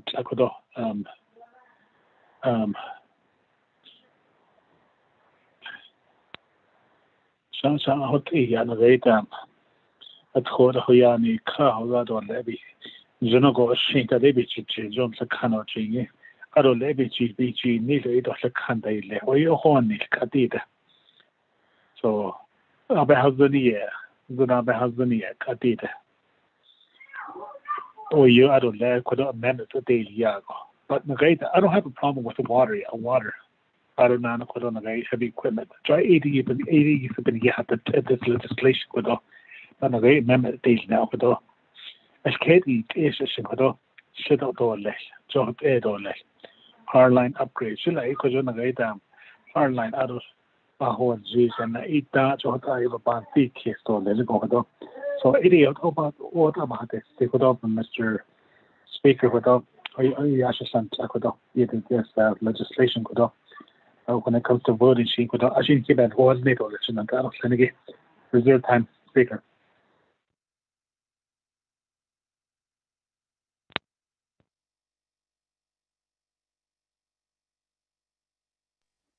Reserve time at 2 minutes and 28 seconds. Honorable Daniels, is that a request to withdraw?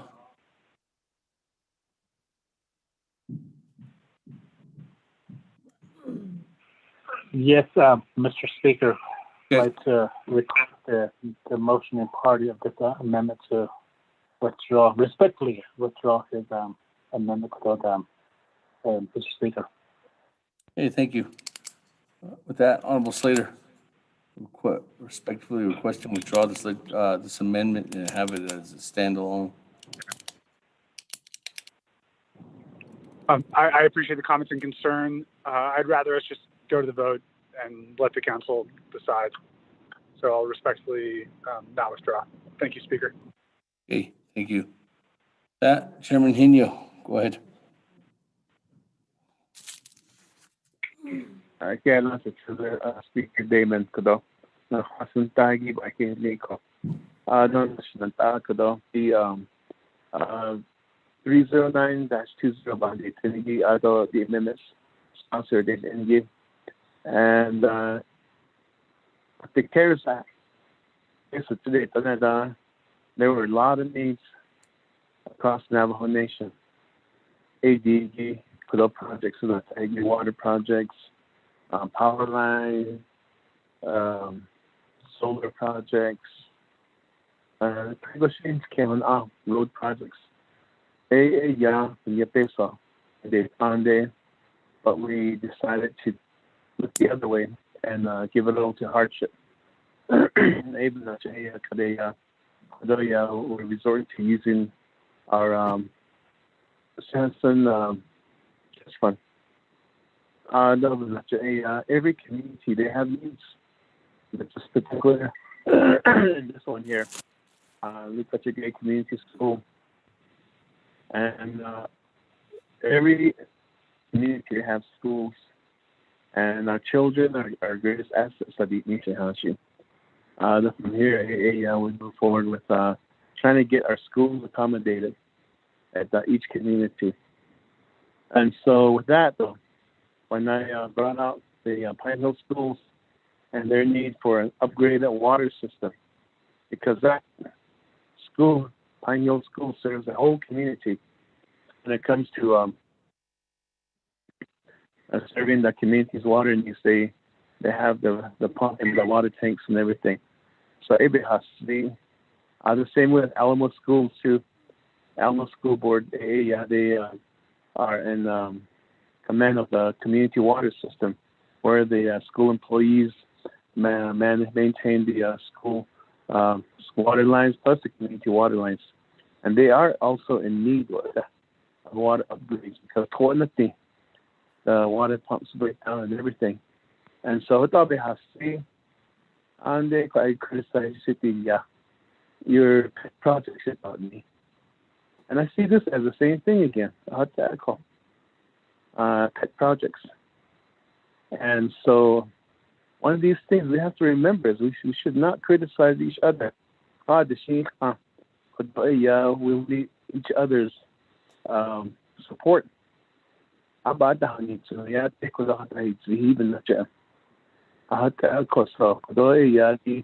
have nothing against this amendment. It's just the notion that we need to support each other and not criticize each other when each one of us have needs that we want to bring before council. That we should all support one another instead of criticizing each other and saying projects that he did. No, I really support what They'll get Daniels stated. There is a need here with this power line upgrade for the school. So so in the future, let's all support each other. Other children to have other so even I could any copies mahas any kitten no uncle. Hopefully she can both transfer. If not, then I'll probably any more criticism and Hashidas another he's in the future. That could reserve my time.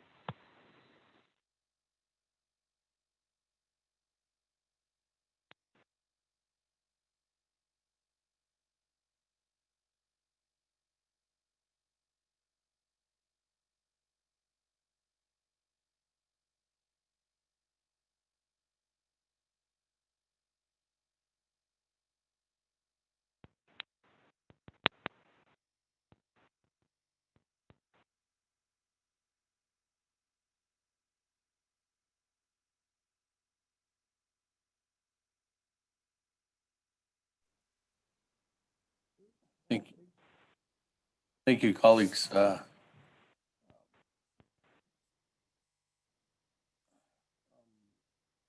We are on Amendment 3. Colleagues, just we've been on the legislation for 3 hours. Just be mindful that there's 4 more legislations. There's 3 hours till midnight, and there's a possibility that 2 more legislations are going to be added on as well, colleagues. So with that, Chairman Daniel So on Amendment 3. Thank you, Speaker Attila, Otto Attila, Honorable Vice Chair Carl Peter. I'd like to ask assistance from Legislative Council to perhaps include language. Number one, the school board contracted with the BIA to do the school construction.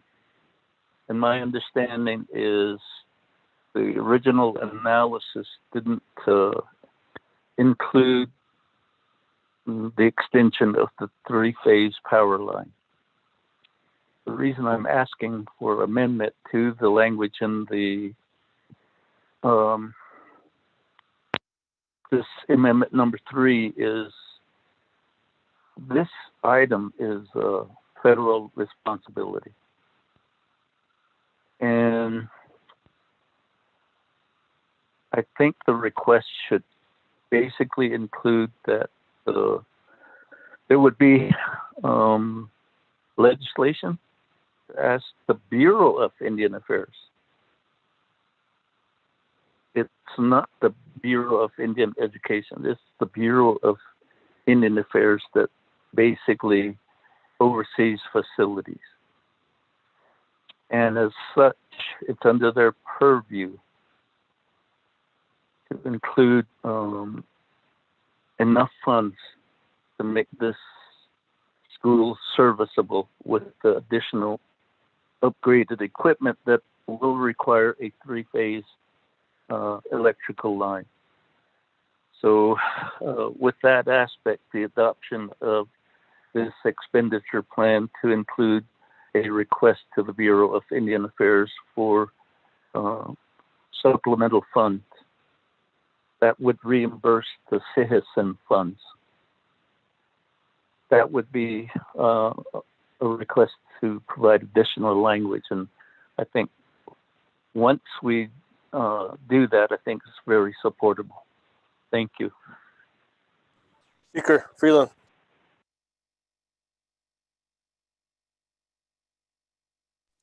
Thank you. With that, to Ms. Barbroff.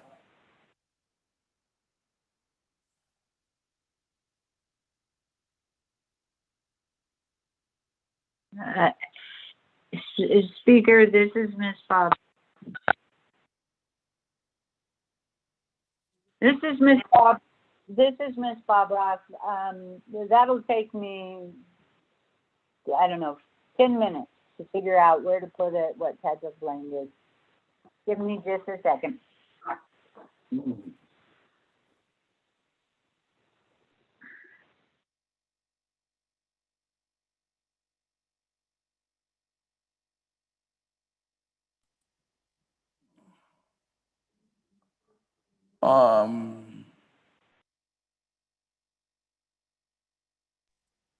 With that, Chairman Daniel, so the modification isn't going to be ready for another 10 minutes. So when that's available, I can come back to you.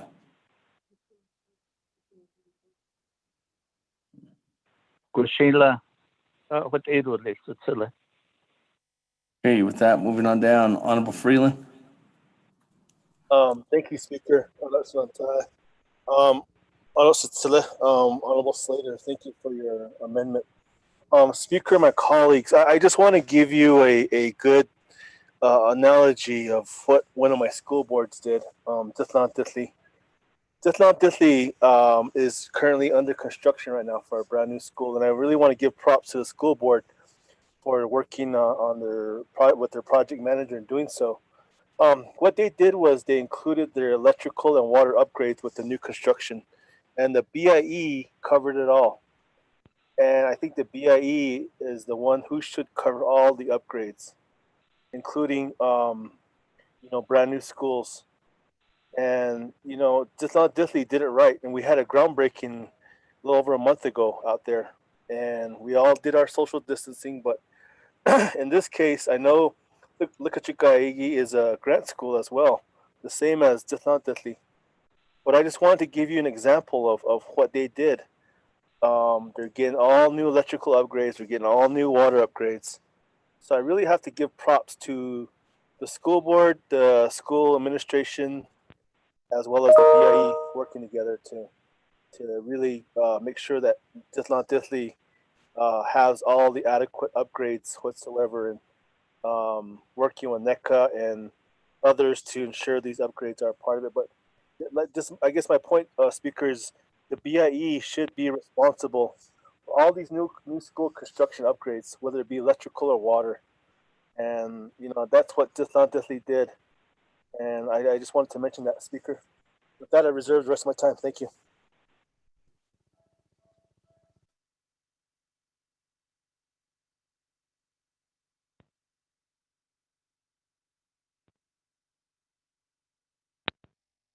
Speaker, Delegate Daniel, so I hope you reserve my time since you did say you were going to come back to me.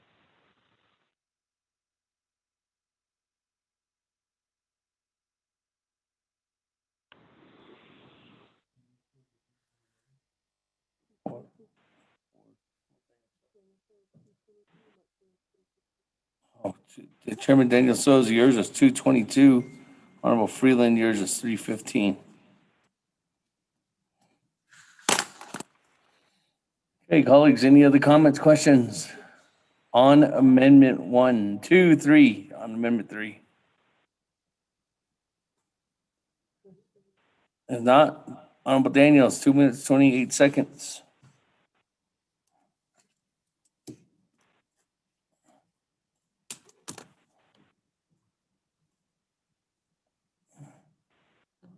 Honorable Daniels.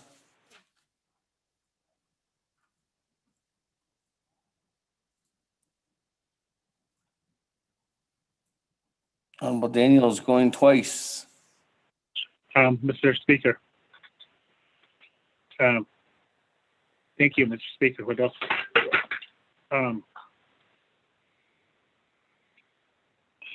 I've been thinking about this, the whole legislation and also the amendments. I don't know what's gonna happen yet, but we do some more amendments to this legislation. So I don't know we put it on the agenda today. We didn't do much on this legislation at Nabi. So about this case. So this is meeting about this case. So I want to make a motion to refer this back to Nabi. Mr. Speaker, reserve time. Second by Charles Newton.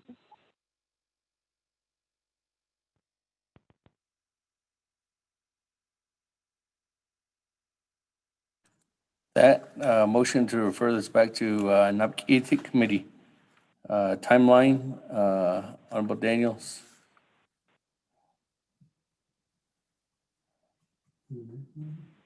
So next, Nabi. Thank you, Mr. Speaker.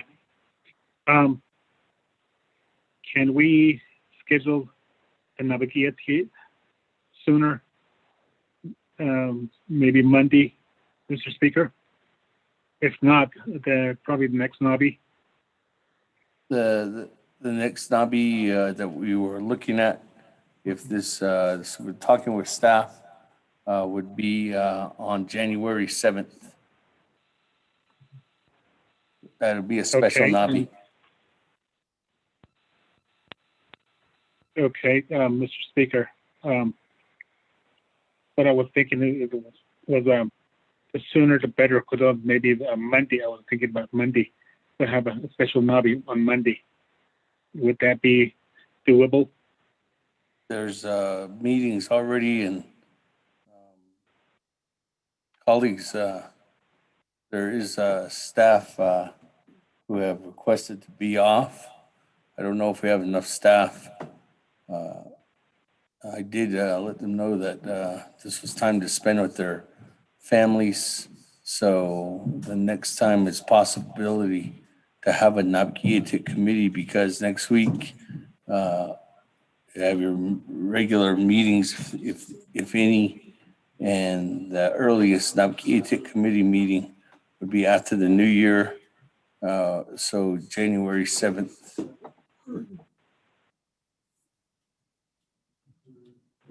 Okay, thank you, Mr. Speaker. I think January 7th, that will work. Thank you. I'll second that motion, Delegate Nez. With that, colleagues, motion to refer this back to Nabi on January 7th, and then come back with probably another special session, maybe as early as January 8th. I did hear a second by Madam Chair Charles Newton. Is that correct, Madam Chair? Earlier? Yes, it was. Thank you. Okay. With that, colleagues, no comments, question, or no, actually,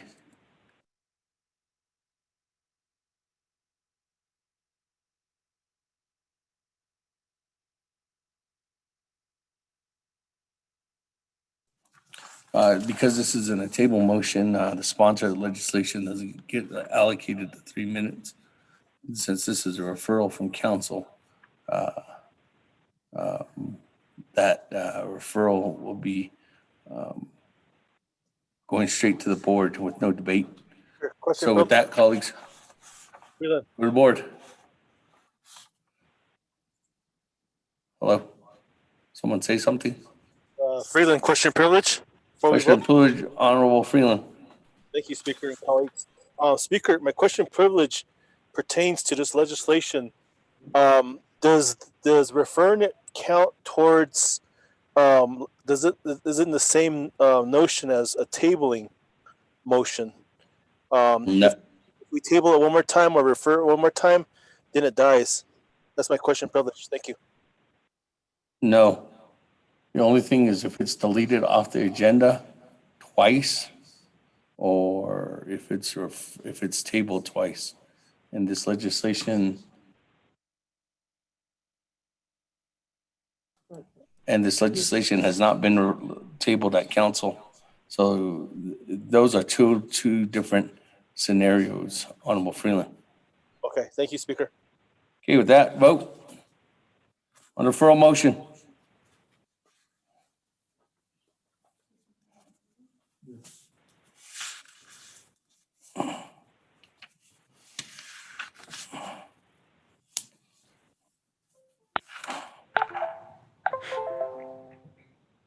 Honorable Elmer Begay.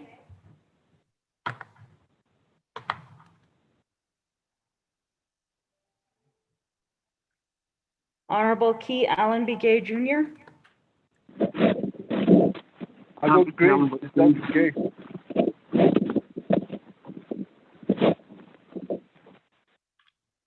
You hear me? Delegate Callan votes green.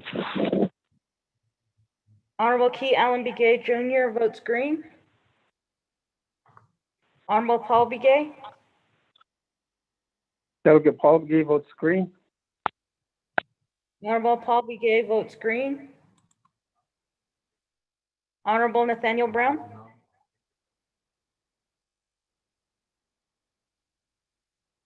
Honorable Eugenia Charles Newton.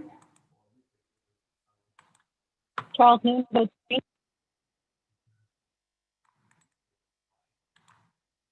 Honorable Delegate Eugenia Brown votes Charles green. Newton votes green. Honorable Amber Knezba Crotty.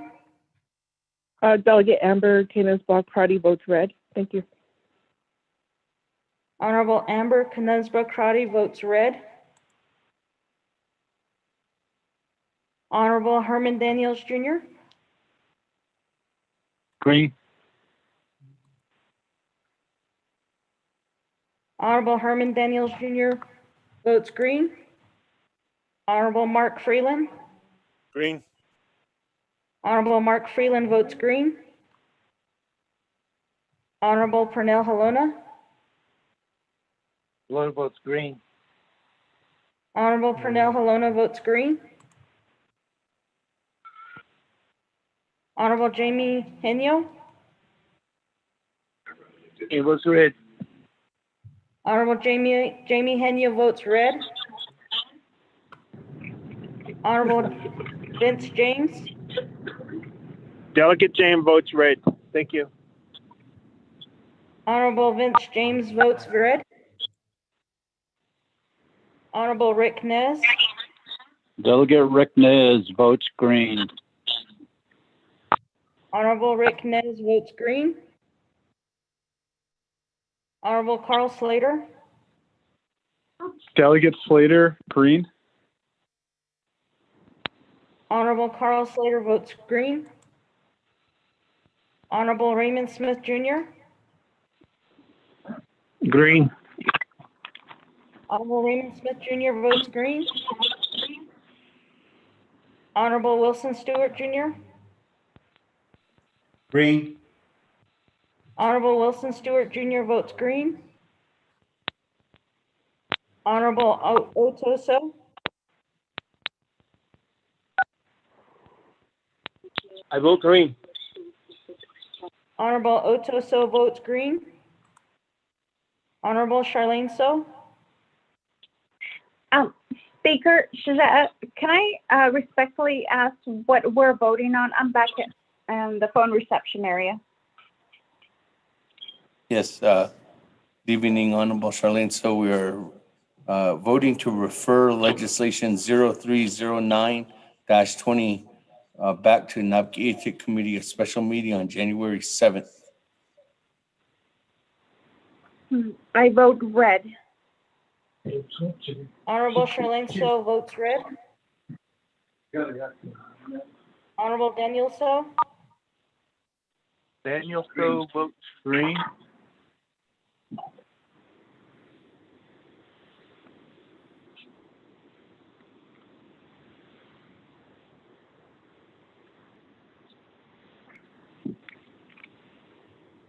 Joseph. Honorable Daniel So.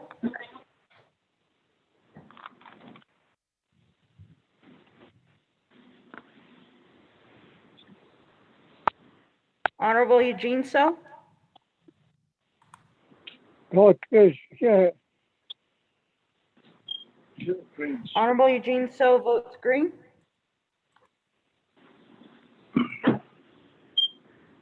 Honorable Thomas Walker Jr. Green. Honorable Thomas Green. Walker Jr. votes green. Honorable Edison Wanika. Green.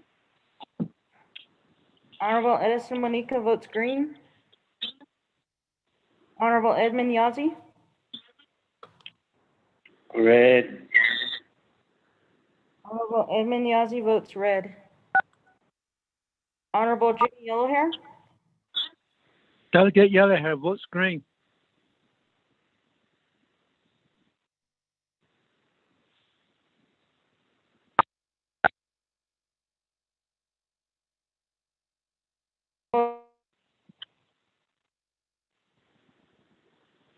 Delegate Yellowhair votes Jimmy green. Yellowhair votes green.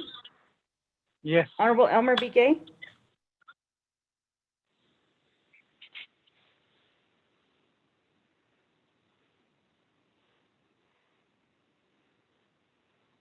I vote green. This is Delegate Gay. Hello?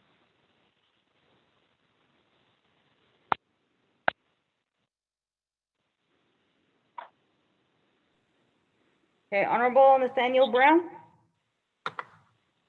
Delegate Brown votes green. Yeah.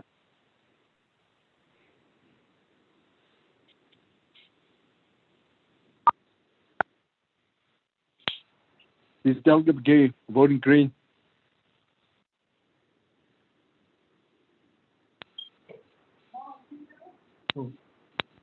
Hello?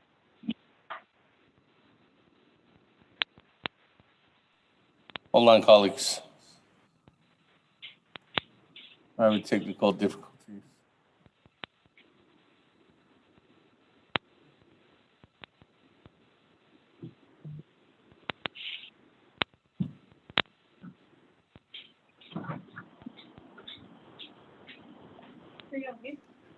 Honorable Nathaniel Brown, Honorable Nathaniel Delegate Brown Brown votes green via text. Honorable Elmer Begay, you need to clarify. Honorable Elmer B. Gay, I vote green. Can you hear me? Honorable Elmer B. Gay votes green. Honorable Daniel So, Daniel So votes green. Honorable Daniel So votes green.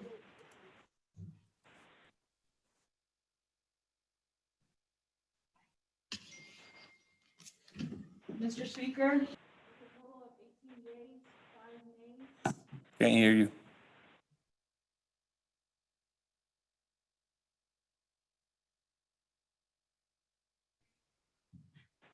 go ahead.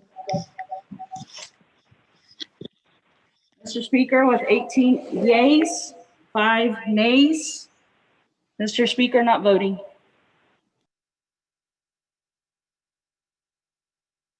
Speaker, question privilege, Freeland.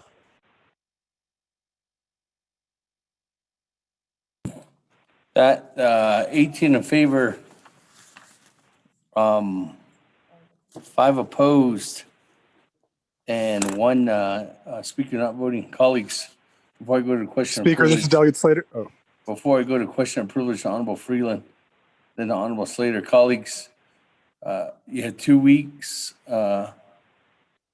Staff is going to be sending out emails and assigned agencies again. We will be working with you if you're continuing to do amendments to the legislation. So those meetings should happen as early as Monday. Honorable Freeland. Thank you, Speaker. I have question privilege. My question privilege relates to this legislation that was referred back to Nabakia ticket. Does Amendment 1, sponsored by my brother, Honorable Yazzie, and Amendment 2, sponsored by my other brother, Honorable Smith, both go back with the legislation back to Nabakia ticket? As are they attached with the legislation? That's my question privilege, Speaker. Thank you. Yes, they do. They're in the record. Thank you.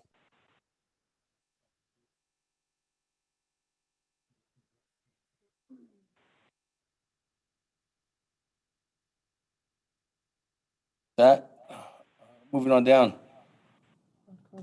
On the Honorable Slater, then Honorable Eugene. So, Honorable Slater. Thank you, Speaker. I'd like to motion to suspend the floor rules to consider the emergency legislation for the Health Command Operations Center / Department of Health. I reserve my time.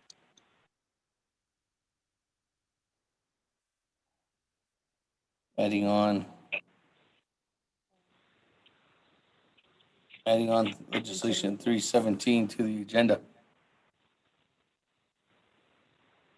That adding on legislation 317-20 to the agenda, that would become new item B, C, D, E, correct?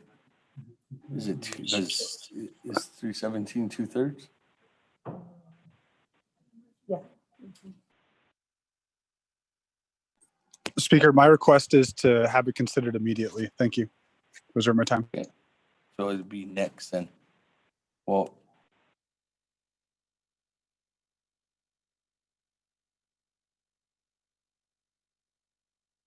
Speaker. because we're at Navajo Nation Council, Honorable Slater, the first item would be to add the legislation onto the agenda and then to take a second vote to suspend the floor rules and immediately go to that legislation 317 because legislation 317 is not on the agenda, Honorable Slater. So this would just be adding on legislation 317-20 and in the lineup, it would automatically become E. Is there a second? Speaker, can I second the motion with adding on the 316-20 on with it? The motion, Slater's motion. That there's a second by Honorable Eugene So, and with the modification, Honorable Slater to add on legislation 3. Okay, I'm. No, you can add it on the. What was? Okay, I'm getting ahead of myself. Sorry, colleagues. I need to make sure 317 is read so that we know what 317 is first. Yeah, I don't have 317 right here. 317, colleagues, is related to the emergency of the Navajo Nation Council approving supplemental funding for the undesignated unreserved funding balance in the amount of $10 million or $10,460,222 to the Health Command Operations Center, approving supplemental funding for Navajo School Clothing Program in the amount of $1,024,500, waiving 12 NNC subsection 820E, F, and J of the Appropriations Act. So that's 17. Now with this, Honorable Slater, there's a request to modify and to add on to your amendment to amend the agenda to also add on legislation 0316-20 sponsored by Honorable Eugene So, and it's related to the emergency of the Navajo Nation Council approving supplemental funding from the unreserved undesignated funding balance in the total amount of $2,500,000 to the Office of Navajo Nation Scholarship and Financial Aid, waiving 12 NNC subsection 820E, F, and J of the Appropriations Act. Almost later. Speaker, so that would also require a 2/3 vote? Yes, because there's waiver language. Waiver, yeah.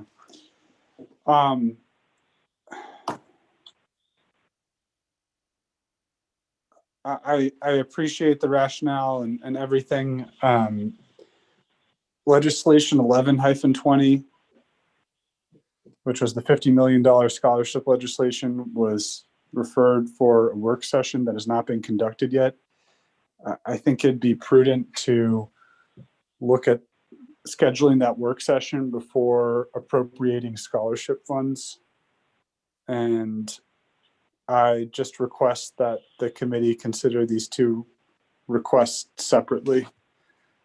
So I'm going to respectfully decline the offer at this time, or the request for modification. All right. With that, Honorable Eugene So, the request is not granted. Are you still holding the second on the First Amendment, on the amendment? I'll still second his motion. Maybe he'll second mine. Thank you. Okay. That. Any comments, questions on legislation or on amending the agenda to add on legislation 317-20?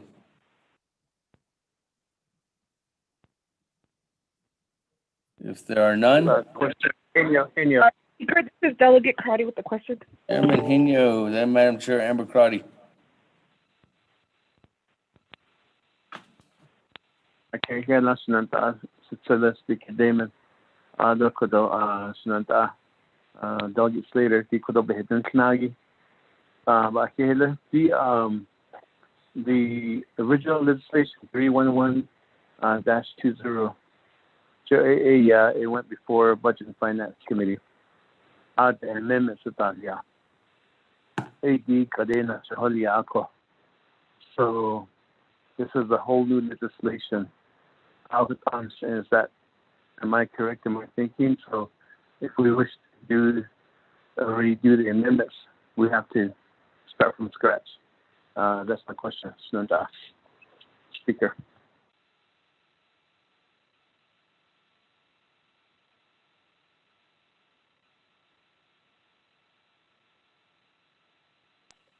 I can respond to that, Speaker, if you'd like me to. Okay, with that, we'll go back to you, Honorable Slater, as a sponsor.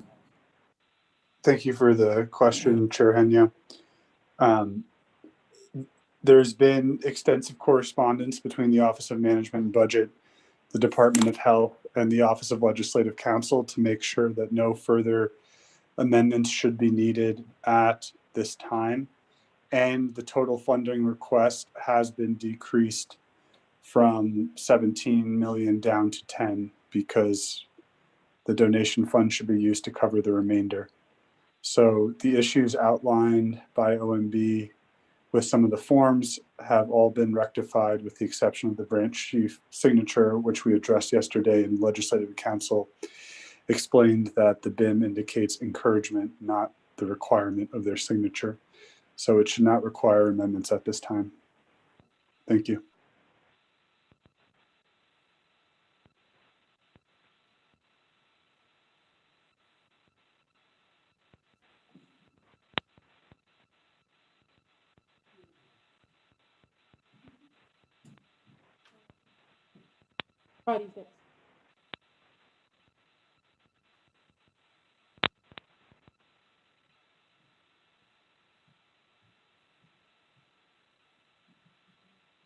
Speaker, also for the sake of time, if Delegate So is going to offer the amendment to add in 316, I'll consent to the modification to add that in now.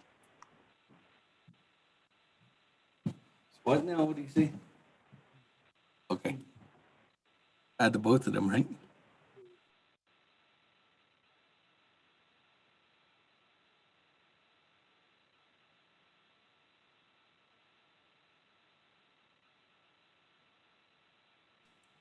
That modification is granted. So 317 is new H 316. H I. Oh, D E. Actually, it's going to be the new E and F. Yep. Because they're 2/3. No E and F. Thank you. That, moving on down. Where am I on my lineup here? Madam Chair, Amber Crotty. The floor is yours. Yes, thank you, Speaker. I appreciate this move to try to add the legislation to suspend the floor rules. I just need clarification. Is this suspension of floor rules trying to move the legislation to be next? I'll need that answered, Speaker. we do have the legislation for the Healthy Nations Act, and that sunset clause is a few weeks away. And so I am trying to understand the rationale, and I'm asking staff, just because we spent about this much time yesterday at BNS on 311. So if it's not ready, I'd like to ask if I don't know if this is just to add it to the agenda. But I think it should be in the order that the legislations are on the agenda to make sure that all of the documents are correct, because there is some issues. The reduction of the dollars, 10 million, makes it easier. But we had to go round and round with OMB on these budget forms. So I thank Chairman Henio for raising the issue. I don't know if someone from OMB is on the line. I just don't want to spend hours on a legislation when that time right now could be used to fix it, and we could go straight to the vote. Thank you, Speaker. And I'll reserve my time. Reserve your time at 3 minutes and 22 seconds. Madam Chair. Madam Chair.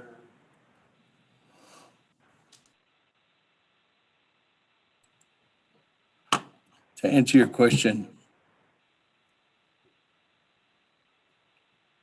Delegate Slater's motion right now is just to add on legislations 317-20 and 316-20 onto the agenda. Now with this though, adding on to the agenda, because they are both 2/3 requirement, they would go before legislation 0278, 0287, and 0299.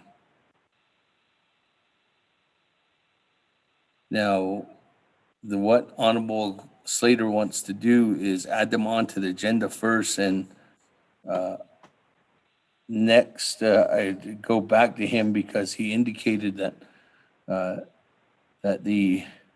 he wanted to go suspend the floor rules and go to 317-20. So that would be in the next request, Honorable Madam Chair Amber-Crotty. But as of right now, if these two legislations are added on to the agenda, these have to be heard before we go to the Healthy Nation Act legislation.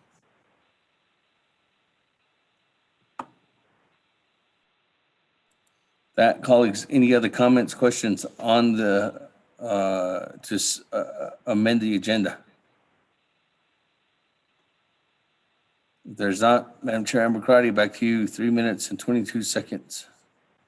Thank you, Speaker. Just not to delay, is OMB on the line?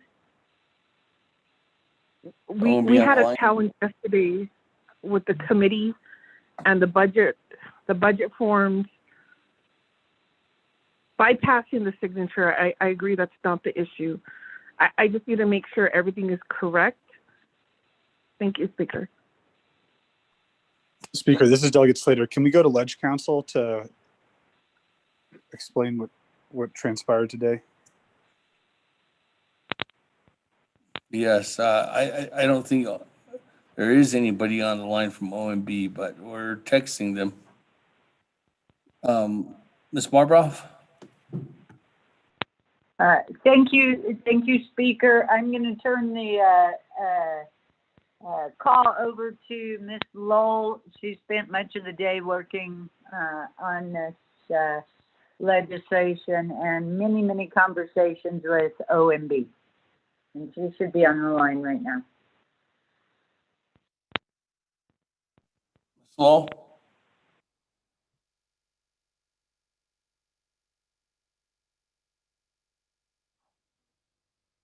Might be muted. *6.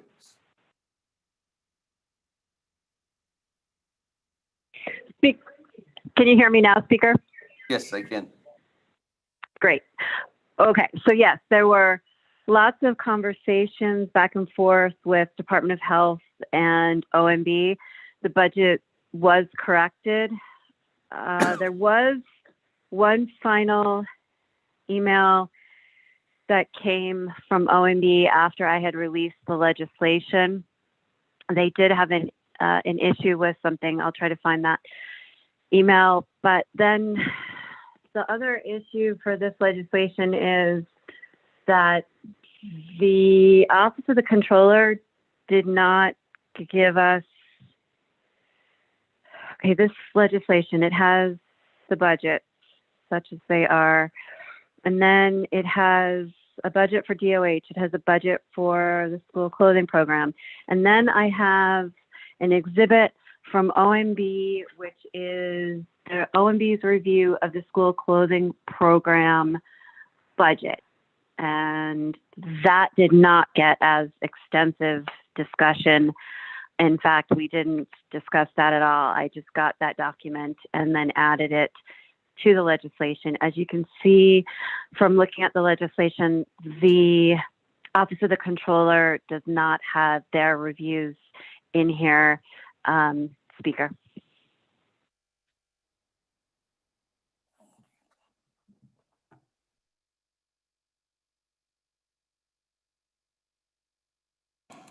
Thank you, Ms. Lowell.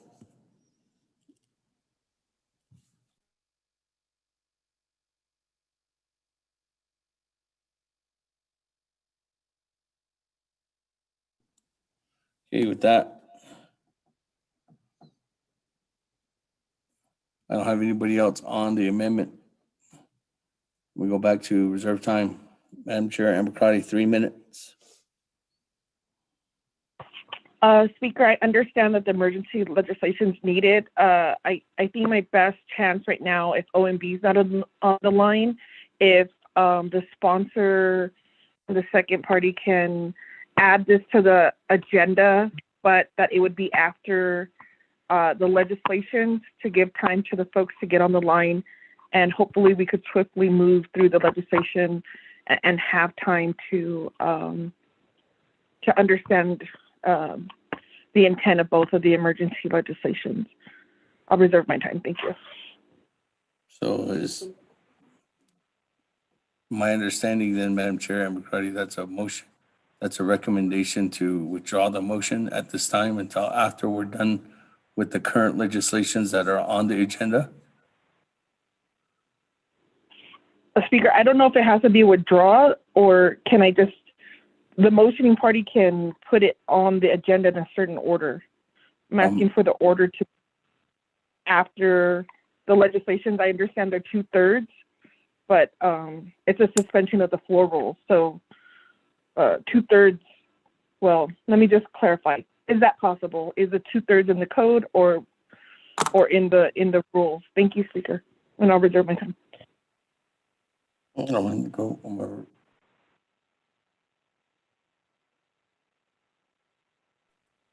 Hey, let me go to Mr. Rico on the rules of order. Speaker, members of the 24th Navajo Council, Navajo Nation Council Rules of Order, Rule 6B indicates all legislation requiring a vote of 2/3 of the council in order to be adopted shall be placed on the agenda before all other legislation and shall be considered by the council before all other legislation. This provision shall not be subject to suspension pursuant to Rule 24. Mr. Speaker. So with that, Madam Chair, Amber Crotty, if this moves forward, we would hear legislation 317 and 316 prior to listening to the rest of the items on the agenda that are not 2/3. So 2/3 would still stay at a priority for us to consider first.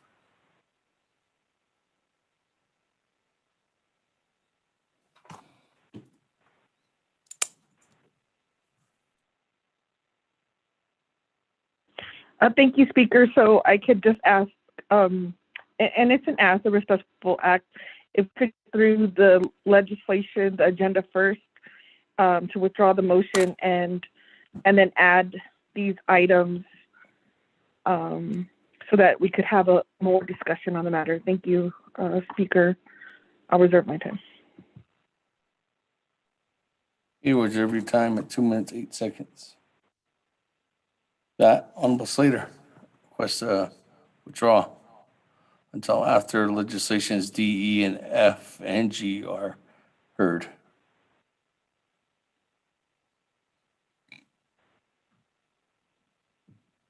Honorable Slater. Thank you, Speaker.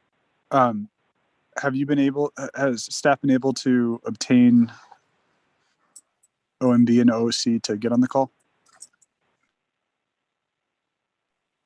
We are trying. Is OMB on the line?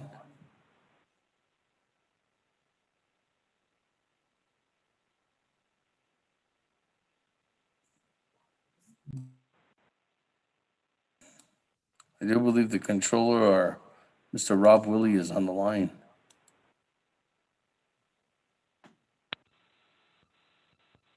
OMB staff, I see somebody on the line that says OMB staff. Might have to press *6.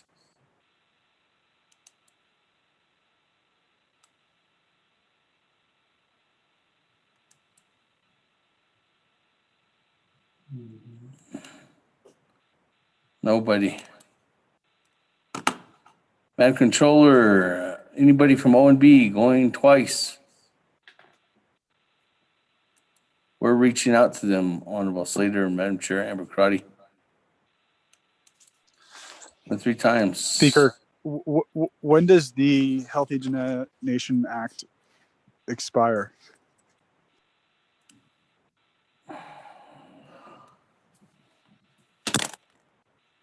Next week on the 31st. For Delegate Amber Crotty next week on the 31st. I'm looking at Ms. Barboff.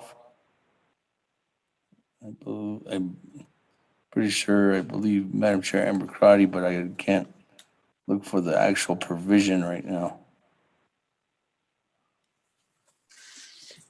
Okay, Speaker.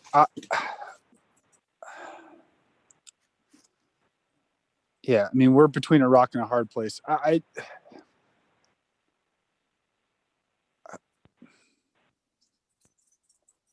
I just feel that lives are at stake if we do not pass this legislation tonight. And I understand the necessity in passing the Healthy Nation Act as well.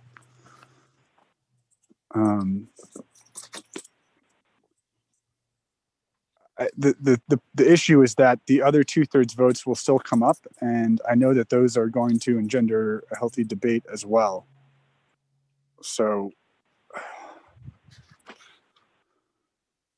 I just don't see how we're going to get all this done either way. God,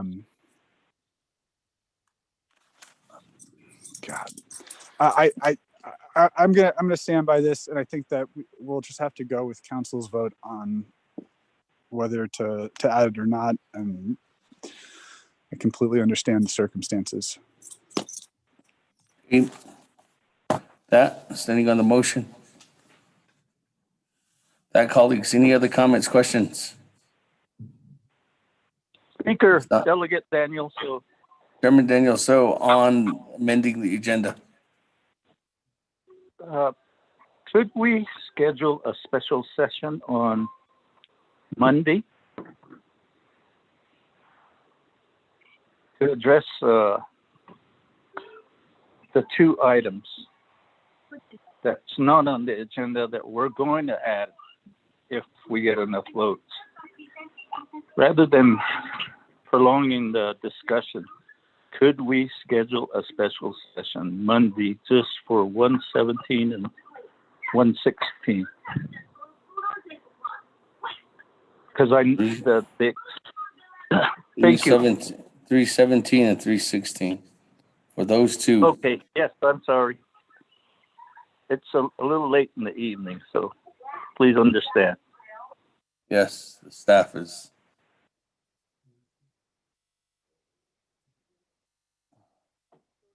Staff slowly hanging on.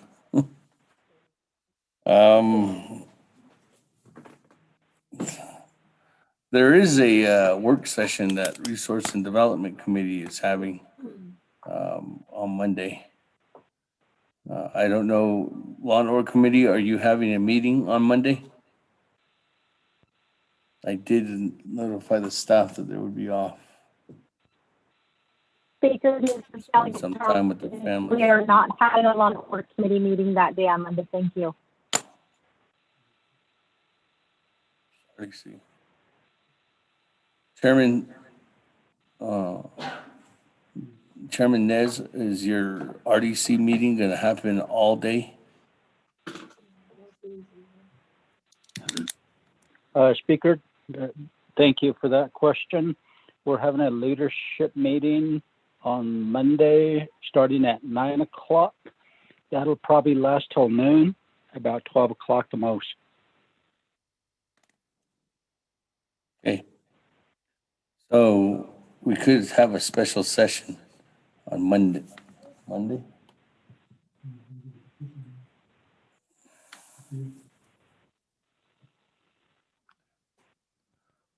Colleagues, we can Speaker Damon, this is Delegate Nez. Yes, Chairman. Leadership meeting doesn't require a quorum, so if we can split the RDC team, we could do that. And just a thought. Thank you. Okay. But they're underneath Council Rules of Order, actually Title II, right? According to the code, there should be no other meetings going on when council's in session.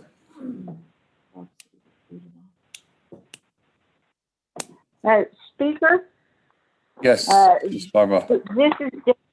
This is Dana. The code actually says no committee or commission meetings while council is in session. A leadership meeting is not the same as a committee meeting. Therefore, I don't think that the leadership meeting is prohibited, but delegates, of course, are required to attend council meetings. So that's just my take on it. Thank you. Okay. So with that, then, Chairman Nez, is your committee okay with us starting a special session on Monday at 10 a.m.? Mr. Speaker, this is Robert Willie. I'm not sure what the question was. I know that somebody was reaching out to me. Hello? I'll come back to you, Mr. Willie. Chairman Nez? Could you reiterate your question, Speaker?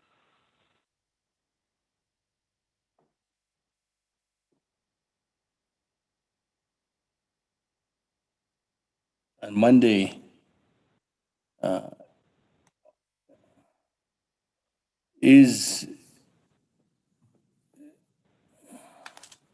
I'm lost. We have Speaker, what we could do is schedule our leadership meeting at 8 o'clock. If you'll approve that for us from 8 to 10, we should be done. And we can have a special session at 10. Okay, thank you, Chairman. So we can have a special session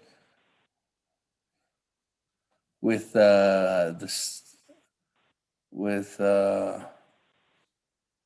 against the staff. I will. I guess we have to work on Monday.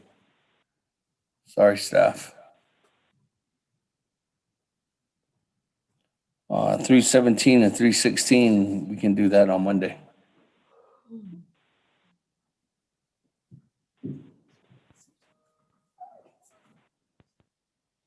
Honorable Slater, there is a compromise. Well, Speaker, what are the two remaining 2/3 legislations? There's the power line one, and what is the other one? That's it. Okay, so it's just the power one. I guess, could I offer that I would modify my motion at this time to delete that off the agenda and then not add anything so that we could move to the Healthy Donation Act after that's consideration. Then I could motion to suspend the floor rules to add on the emergency legislation. And then we could, again, motion to, well, we wouldn't be suspending the floor rules since we've added it. It would automatically have to be the next item considered. Is that a possibility? That way we don't have to have staff come in on Monday?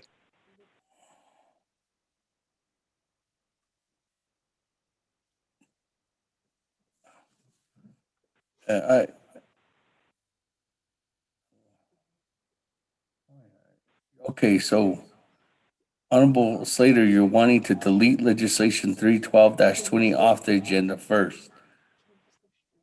And then after that, we go straight to the Healthy Dene, we vote on that.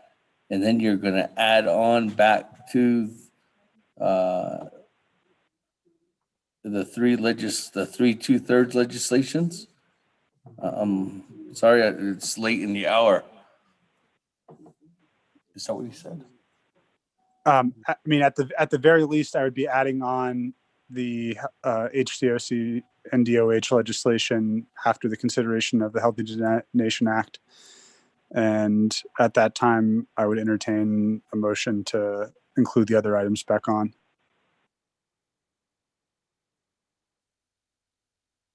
Well, I guarantee you there's still gonna be a Monday meeting. It's 9:22. So no matter whatever happens, they're still gonna have a Monday meeting.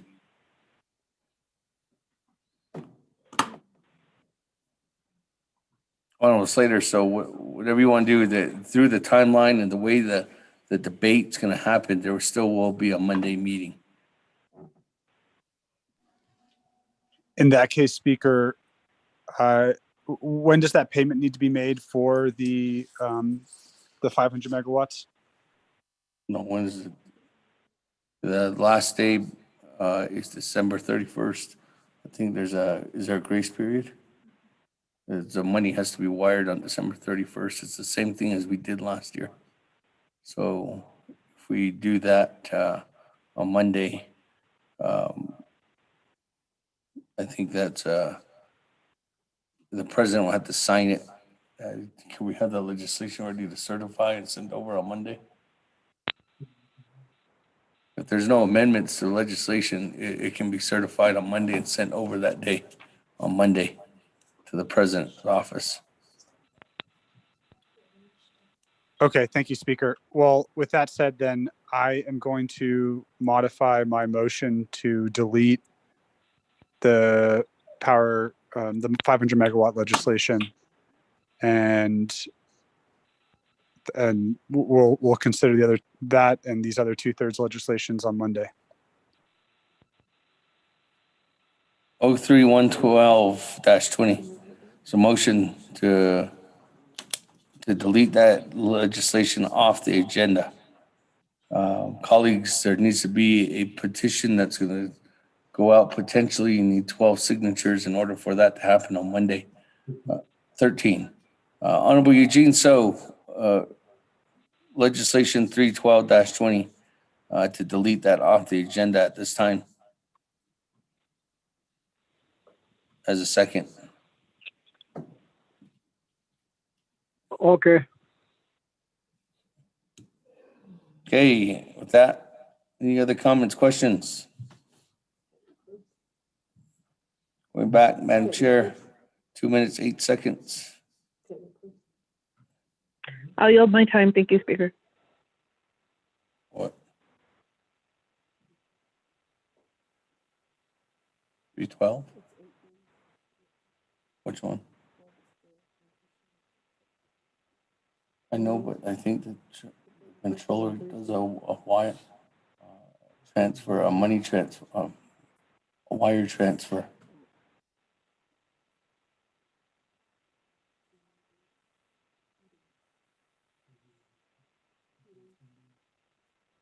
If the president takes 10 days for it, then he can make the payment, the late payment.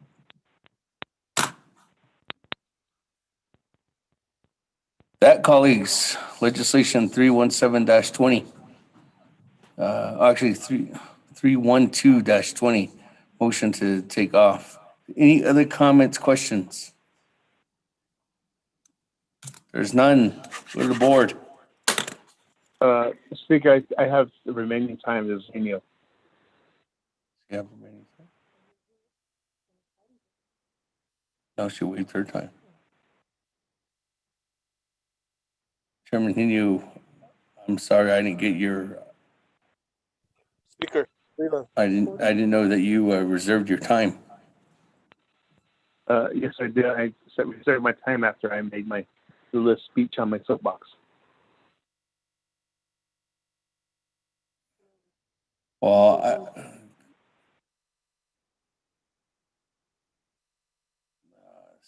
staff, usually myself or Jalissa gets that, and we both didn't hear you. Chairman Hino, we're sorry.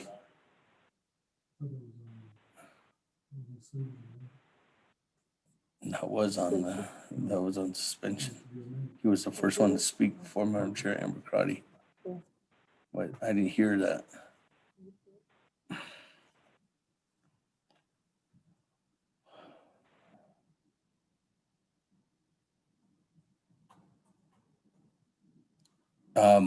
There's two recommendations. One, can somebody please give Chairman Hino some time? Or two, I'm gonna have to move on. Is Monica? Just move on. Hey, Speaker. Honorable Speaker, for the Monica, sake of time. Honorable Monica, For the go sake ahead. of time, just move on. Yes, I'll go ahead and give my time to Hinu. Hey, that 4 minutes, 57 seconds, Chairman Hino.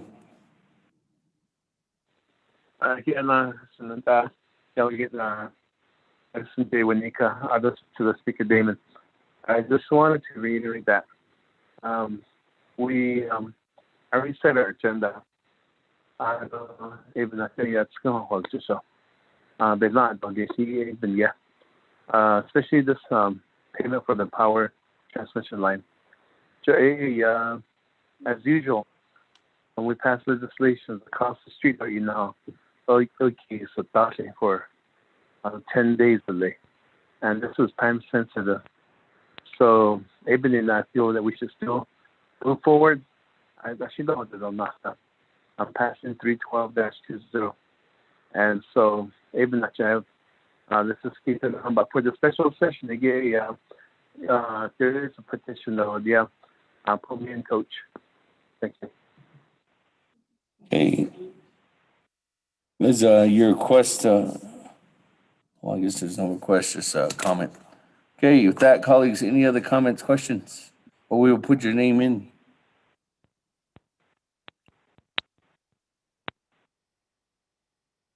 If there's none, go to board. Vote. Modifying the agenda.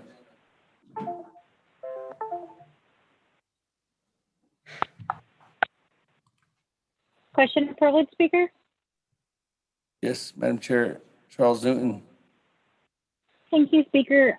So for modifying the agenda, there was a request to put legislation on the agenda. Then there was another request to put another legislation on the agenda. Can we just have one more reading so that we know what we're voting on? Thank you. At this time, thank you, Madam Chair. At this time, there's a motion by Honorable Slater, second by Honorable Eugene So to delete legislation 0312-20 off the agenda.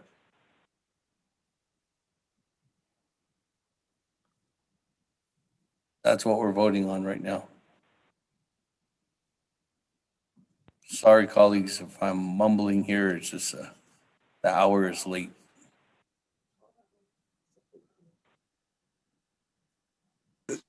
Speaker, this is Delegate Slater. This is just causing more trouble than anything is worth. I'm just going to withdraw my motion. I mean, this is ridiculous because you drafted that 500 megawatt legislation to bail out the executive branch for not fulfilling the commitment. It's not consistent with what was conveyed to us by them previously, that we would pay once and then we would be able to recoup the monies. It's been a year. They still haven't put together the fund management plan. The president won't sign the DOH budgets. I mean, people are probably going to die because of the incompetence over there. You know, this is absurd. So let's just keep going and we can bail them out once again and then get to Delegate Crotty's legislation. We spent all day on this Mickey Mouse CHSN legislation that was not fully fleshed out, and we forced it through instead of considering our people's lives for the alternative care sites and the isolation. I mean, if we're just going to release them back out to infect their households and to overwhelm our healthcare system again, I don't know what to say, but I'm hopeful that on Monday we can take care of things and that we won't have shut down the ICSs, the ACSs, and the isolation sites by then. Thank you for your concerns, Honorable Slater. So you're withdrawing your motion? Yes, Speaker. I Okay. apologize for my outburst. Honorable Eugene So. As a second, you're good with the withdrawal? I quit with the withdrawal, but I needed debate on, is it Monday? We are going to see how far we get on this on the agenda tonight, Honorable Eugene So. There might not be a Monday if we can push through everything. Okay. The time now is Okay, 9:30. The time now is 9:32. We have 2 hours and 27 minutes. 2 hours and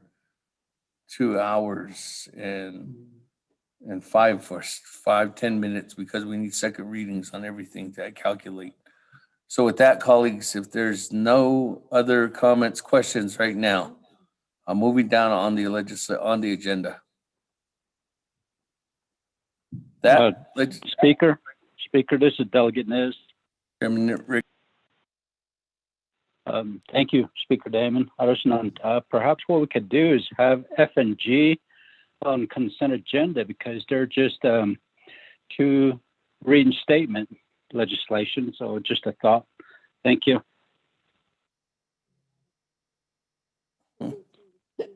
That would be you would have to Speaker Damon, this is amend the Delegate Paul agenda. Begay. You would have to amend the agenda, and still we wouldn't get to those until after we do the 2/3 vote legislations. Honorable Chairman Nez. Honorable Paul Begay, but you're more than welcome to raise that consent agenda at any time, Chairman Nez. That Honorable Paul Begay. Thank you, Speaker. And also, I was hoping that was a motion by Honorable Delegate Ricky Nez. I was going to second on that. That was the reason why I spoke. Thank you. Hey, colleagues, thank you, Honorable Paul Begay, for the comment. That, moving on down on legislation 0312-20, sponsored by myself. Chairman Daniel So, Madam Chair Charles Newton, Chairman Nez. Appreciate our Chairman Jamie Hino. Appreciate someone to take over the helm at this time. Speaker Damon, I'll take the bell and help you out. Go ahead, virtual gavel is yours, Chairman Hino. Sinata, sa Speaker Damon. Kudoy, Sinata, 24th Navajo Nation Council, DA 312-20, A Kamanang Tinko. Kudoy, I know, Tida, if any claims,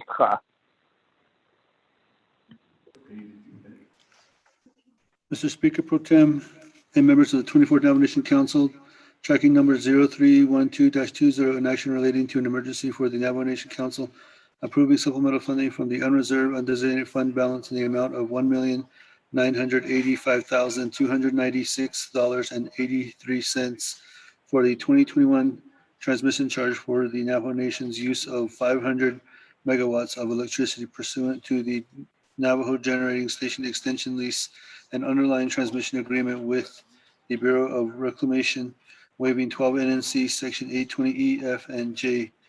Sponsored by Honorable Seth Damon. This is 2/3 votes. Navajo Nation Council is final authority. Per Navajo Nation Council Rules of Order, Rule 9, legislation has been read into the record by electronic voice recording. Mr. Speaker Pro Tem. Nagkasigalan, manual, yun things lagi. Sunta, hilabi hatos na. Thomas Walker motions. Second, Paul Begay. Delegate Thomas Walker, those sunta. Delegate Paul Begay, Kenny, second ilako. So, binachaya, pero Speaker Damon, could be ununique, so the Bahadna, the 24th Navajo Nation Council Days sound. Thank you, Chairman Henio, and thank you to colleagues. Thank you for allowing this legislation before you this evening. Thank you, Vice Chair Walker and Honorable Paul Begay for the motion. Second, most importantly, thank you, colleagues, again.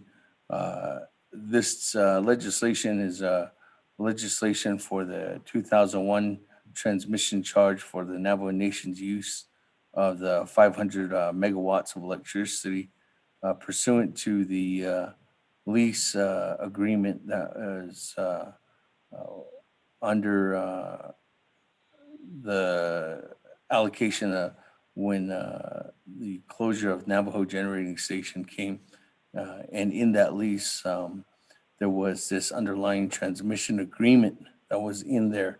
And with that, inside that agreement, an annual payment was needed to be made to the Bureau of Reclamation. This so happened came into the payment request is in its second year. The first year, if you remember, colleagues, it seems like it really seems like it's deja vu, if you ask. From 1 year ago, there was no action from the national or from the Natural Resources Department.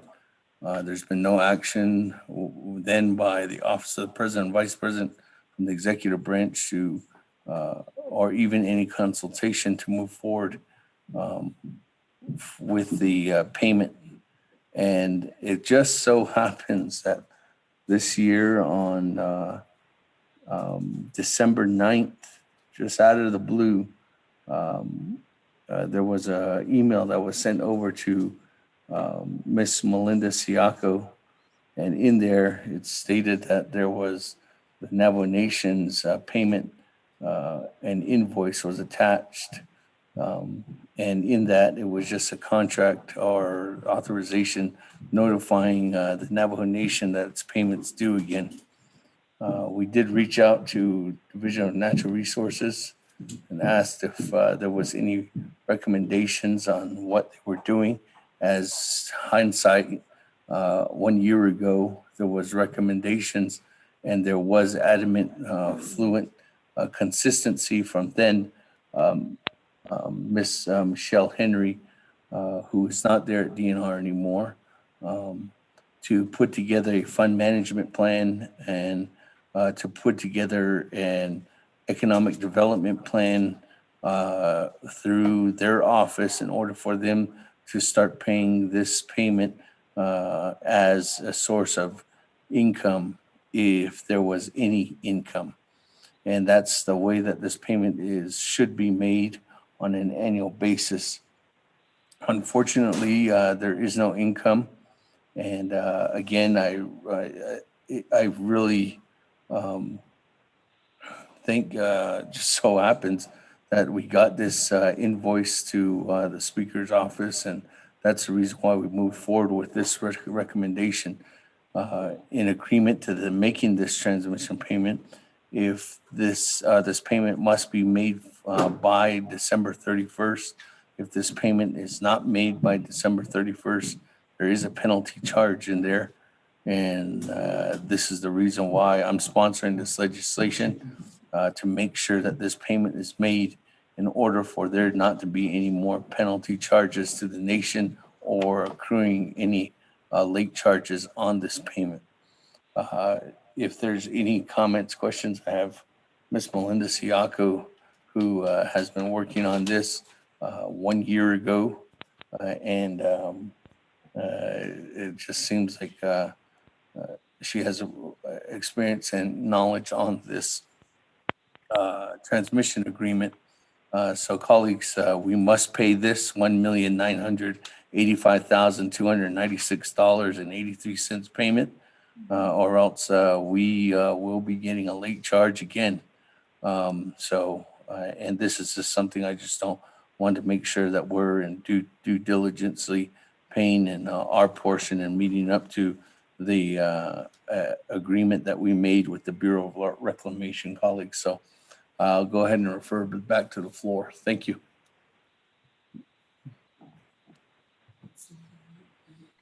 Request to speak. I guess again, Speaker Damon sinanta kada insulin anigi ado sinanta hilasahatsi.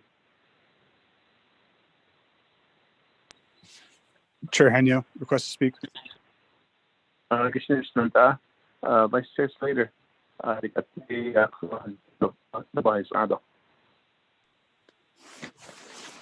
Thank you, colleagues. Thank you, Speaker, for sponsoring this legislation and trying to protect the best interests of the nation, take advantage of all the assets that we have to support revenue generation and encouraging the growth of the nation.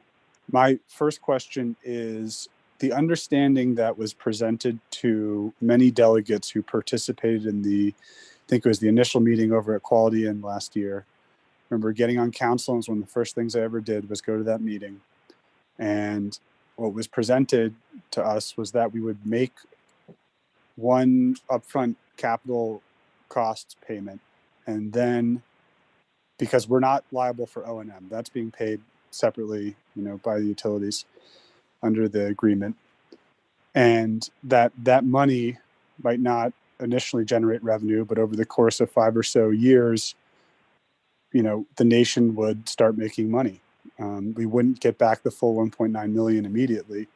And I don't know if it was exactly 1.9 then, it might've been a different amount.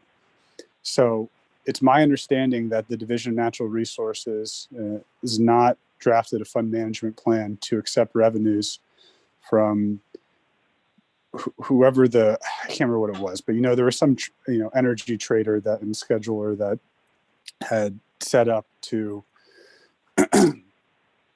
trade on the nation's behalf that the president had selected. And I'd like to know if they are trading on the nation's behalf and supposed to be generating profit for us, where are those monies going if there isn't a fund management plan? Is that just going as general fund revenue to the nation? Is it staying in one of their accounts in order to be delivered to the nation at a later date? And if so, if we're not making money, then why are we throwing more money into this whole enterprise? Is it better just to take a year, cool off, and see if we can get our house in order over here? This is really, really troublesome. I'm just thinking about the doctors and the nurses out there tonight who are trying to save people's lives. And here we are thinking and talking about all these other things. Again, colleagues, I apologize for being a little abrupt and curt earlier. I reserve my time, Speaker. Thank you. Vice Chair Slater, your reserve time is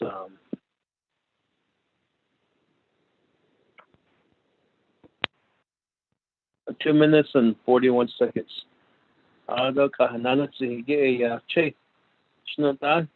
Chairman Daniel So.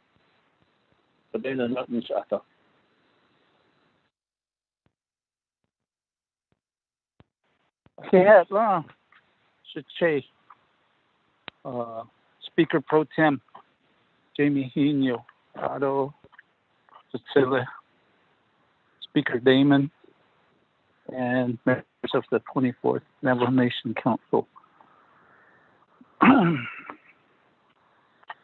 My first question is, do you have a sponsor?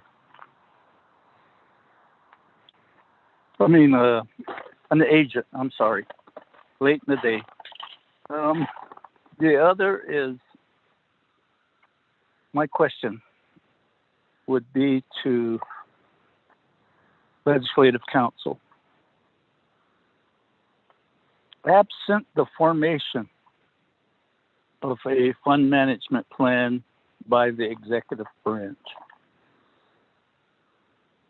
what would it take the council to formulate a fund management plan regarding this particular related topic? And I agree, and I remember, and I attended 2 presentations that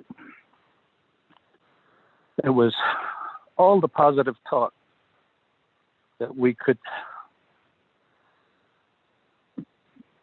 the nation could generate income regarding how much electricity is pumped across the subject line. And there was, and so we kind of all just nodded our head and says, okay, go ahead. But it just seemed like, wow, nobody's picked up the ball. And it's very concerning.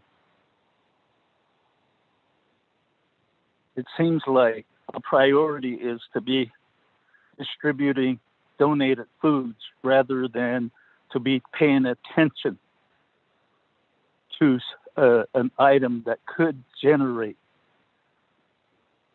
revenue for the nation.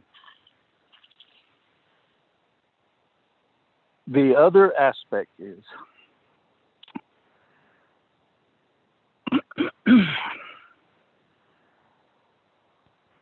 we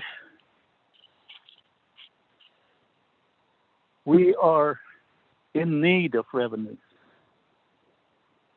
And yet, when we try to spend money to benefit the people, we are told we're going to veto this. Yet, there's no effort to generate revenues.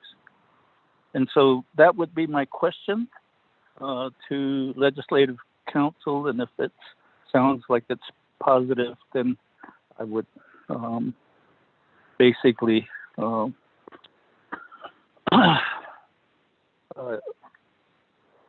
entertain a motion to do such an action. I reserve the rest of my time.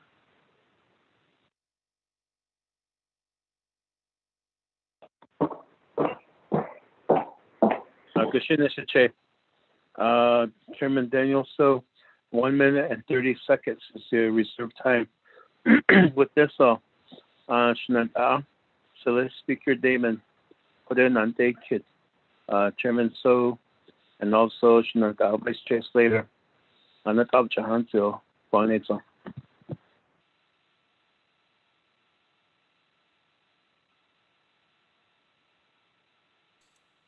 Thank you,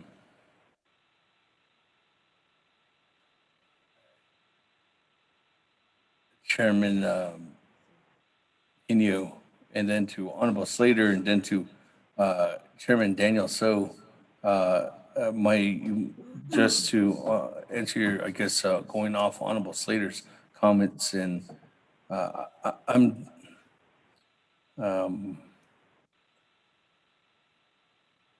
I'm here to make sure the Navajo Nation is making its payments. And if that means that we have to continue in an agreement, maybe that's something we can look at, meeting with Department of Justice if the executive branch doesn't want to work towards completing that agreement, and seeing what we can do to possibly get out of this, so we don't keep making this payment.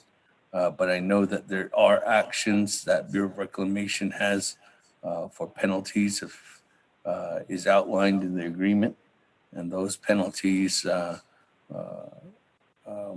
might be something that I think Department of Justice or Division of Natural Resources could explain better.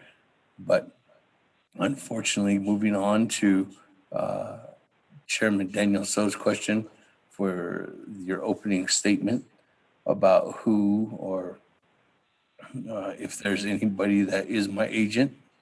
Unfortunately, there is no agent. It's just what Miss Melinda Siako has been able to pick and pull and trying to work to meet and get her answers from DNR and setting up meetings on this and trying to create this legislation was a little chaotic too as well in order for us to meet the deadlines and answer OMB's questions regarding the budget forms. I do know that Miss April Quinn is on the line listening in from the Department of Justice, and there might be some initiatives that she could talk to. I know that it'd be from the Department of Justice, but again, I think that if there would be some time for her to clarify some action that have been developing over the year or over the past 2 years with this certain group that's supposed to be working to obtain or acquire the agreement with the nation in order for them to utilize the transmission line. I think that she can explain a little more this evening. Chairman Henio.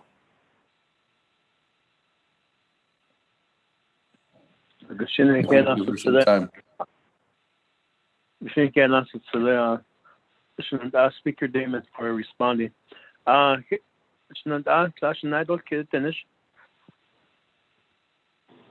Chairman Henio. Vice Chair Oroso Shinanta Kudoya Kahanan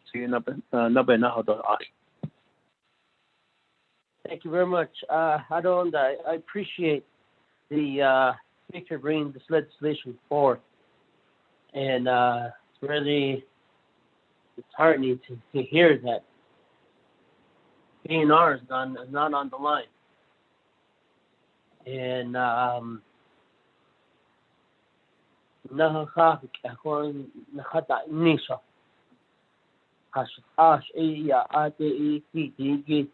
this is a very, very important legislation, but yet we do not have Division of Natural Resources on the line to speak to the legislation, especially to our division directors, deputy director, and so forth, our managers and the rightful program managers and employees that we employ to work on these things for us.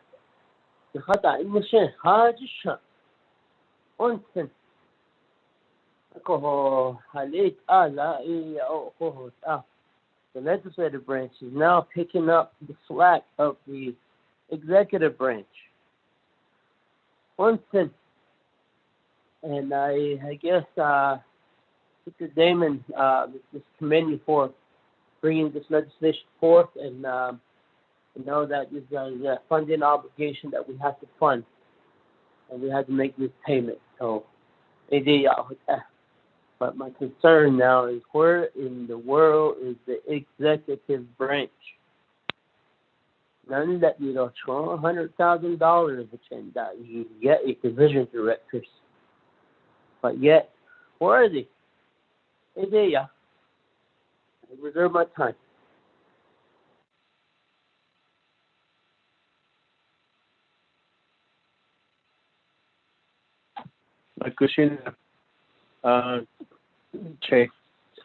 Vice Chair Odoso, 3 minutes is your reserve time, Shinanta. I don't see anybody in the queue. This is Vice Chair Smith. This is Vice Chair Smith. Shinanta, Vice Chair Smith. Kudoy Naho Ato. Oh, he had Chair Henio on the pro temp auto and on Lodge Dasintagi. Speaker Damon. Tinch, oh, that, so, Yalagi, it's not na kidamilzo. You should this anhalan. The reason why I say that, Shinanda, is it looks like we're bailing out the second year. How does another year, next year, we'll be doing the same thing. And the way I read this legislation, it's supposed to be the responsibility of Division of Natural Resources to come up with a plan. And there's an Exhibit A and Exhibit B, funding proposal summary. I don't have Exhibit B or Exhibit A. I'm looking on the DIBs, and Exhibit C and Exhibit D. Maybe that'll clarify what is actually going on. So this payment has got to be paid. And I heard earlier too, is it really worth to keep the 500 megawatt? And are we losing money? Because this UUFB money is supposed to be for 2 million could be used for a lot of things out there for our people. Especially Cheetah, Tota, just as an example. And then there's a memorandum from OMB. And I don't know if OMB is on board. Hey, with that, to get answers to your questions. And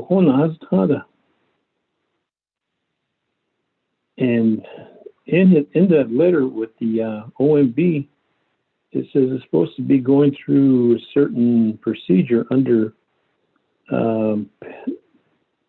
number 1. This is pursuant to the budget instruction manual. The administrative review process prior to consideration by the appropriate legislative bodies. It's supposed to be submitted through the Navajo Nation.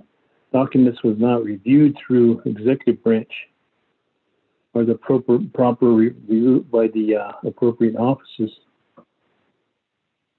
Shananta, I know I got 5 minutes, so I'm trying to summarize what's going on here. But that's the question I have. Are we just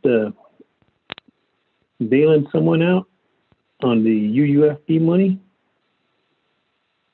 I'm in favor of paying our bills, but is this, once we pass this, is the president going to sign it right away, and the controller will wire that money as soon as possible, so we don't get dinged? I know that bills are important to be paid. And in the December 11, 2020, Controller Pamemo Lagi, it talks about this request would be considered recurring for operational expenses. And that's what that UUFB is not supposed to be used for, recurring. Those are my questions, Shananda, Pro Temp. I reserve my time.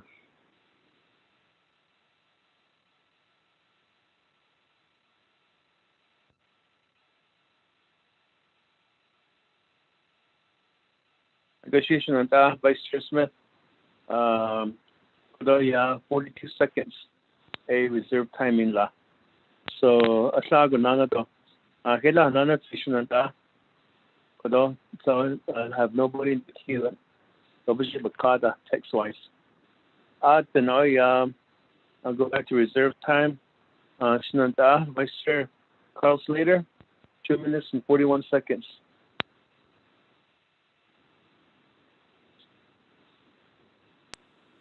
Thank you, Speaker Pro Tem. Speaker Damon, again, thank you for sponsoring this legislation. I think that I still really would like to have an understanding about the funding. And again, it was my understanding, and I think this is what was clearly stated to the council and what was stated to, and this was reaffirmed by what Delegate So mentioned, that we were to make an initial payment and then we would be able to generate revenue off of that initial payment. So I still don't 100% understand why we are continuing to make payments for this right that we possess. And I would like some clarification on that. And then what happened to the money that we spent last year? Was that not used to generate revenue, or is this just purely to reserve the usage on WAPA for the 500 megawatts? I reserve my time.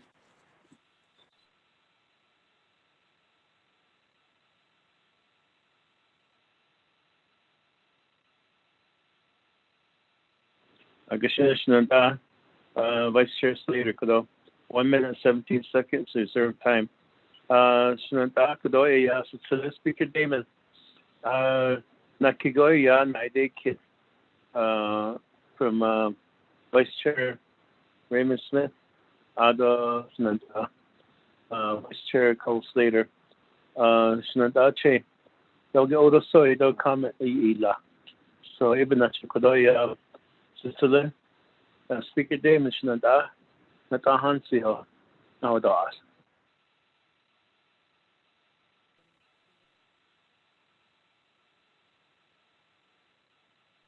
Thank you.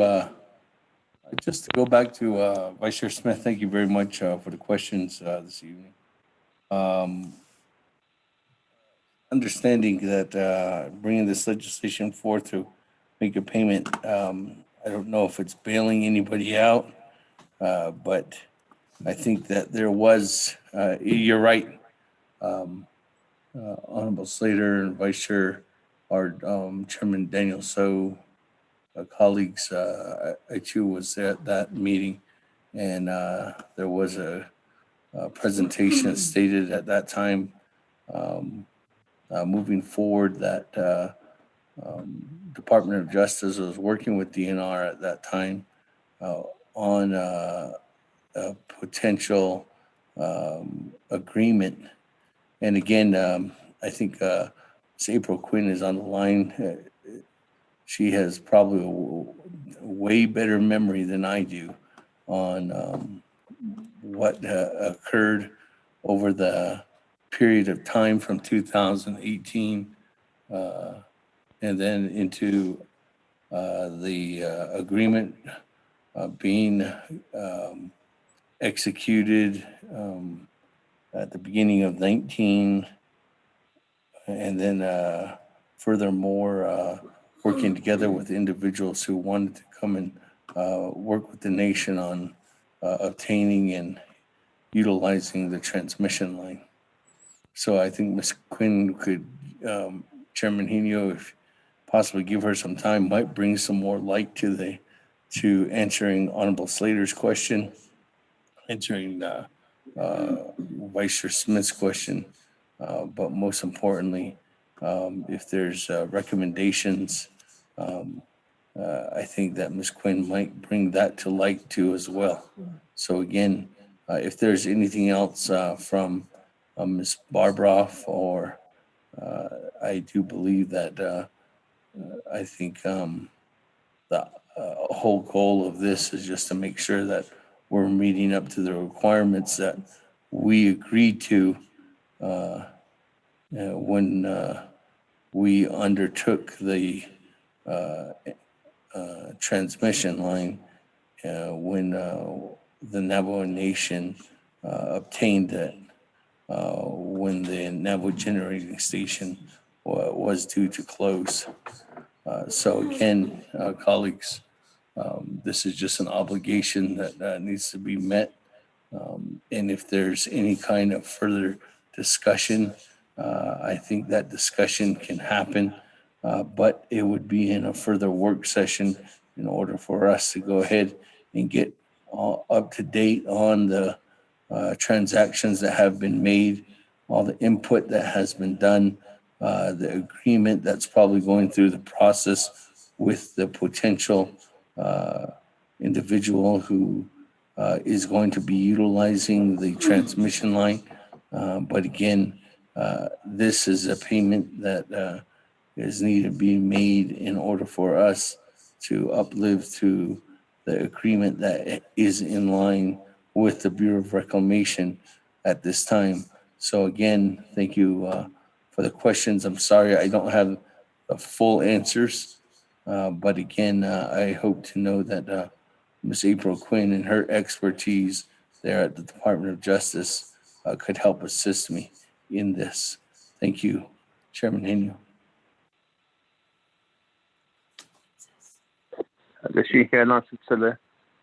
Speaker Damon.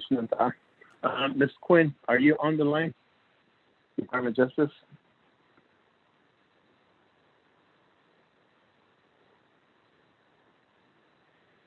Ms. April Quinn? First call? Yes, I'm here. I'm here. Okay. If you would help us with the explanation and help our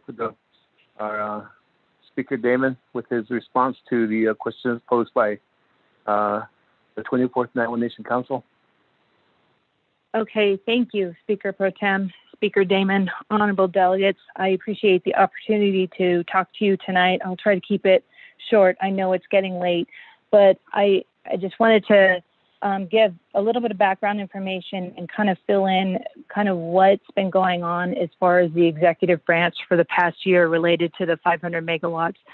So as Speaker Damon mentioned, these 500 megawatts were part of the compensation under the NGS extension lease. It was compensation to allow the transmission lines to remain standing across the Navajo Nation. And, you know, these 500 megawatts were also seen as a way to help mitigate the negative impacts to the nation's revenue having to do with the shutdown of NGS. We did enter into a separate transmission agreement with the Bureau of Reclamation in 2017 that kind of laid out the responsibilities of both the nation and BOR related to the 500 megawatts. And in both the extension lease and the transmission agreement, it's noted that the Navajo Nation will pay these annual capital costs related to our right to use the 500 megawatts. As you know, Council last December approved the payment for $1.9 million for the capital costs for 2020.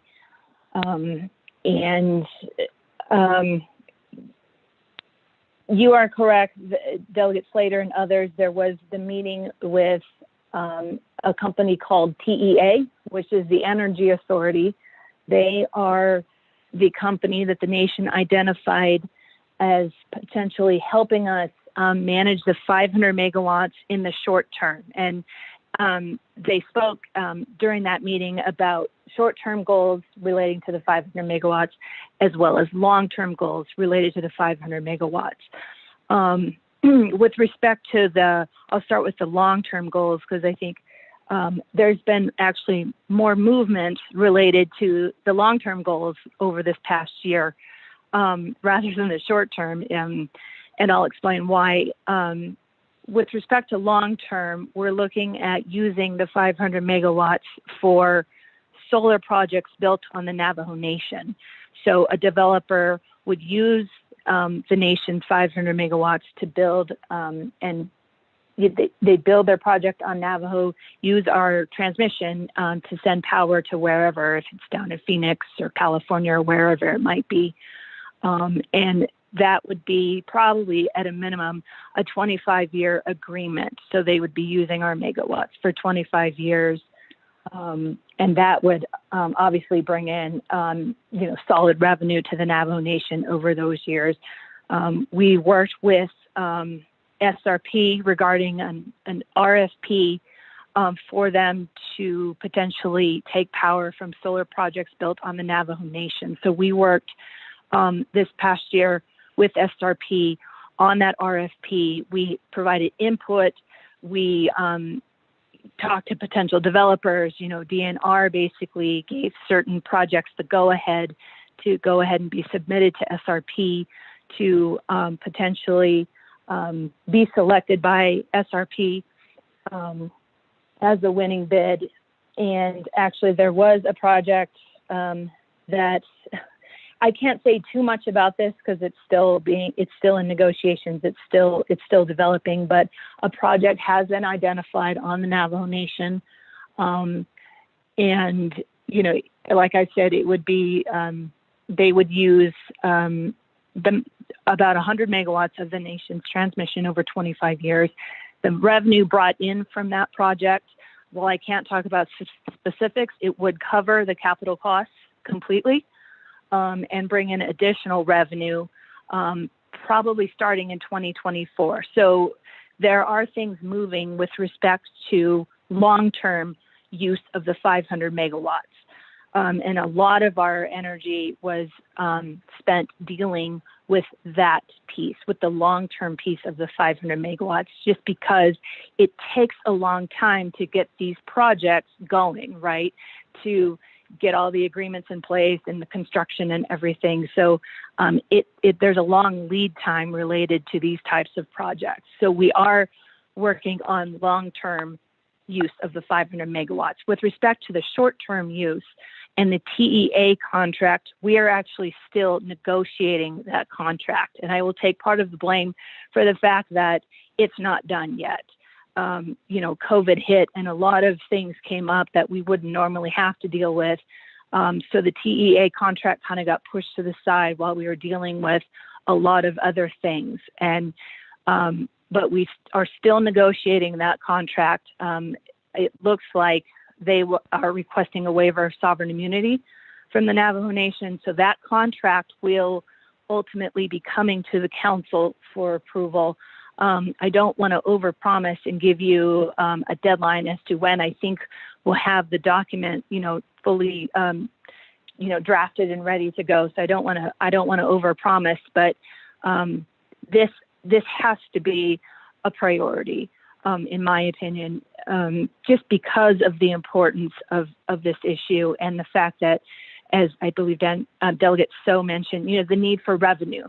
Additional revenues to the Navajo Nation now that NGS is shut down. So I'm hoping we can get this agreement negotiated and over to the council for consideration as soon as possible, as close to January 1st as we can, because I know this is important.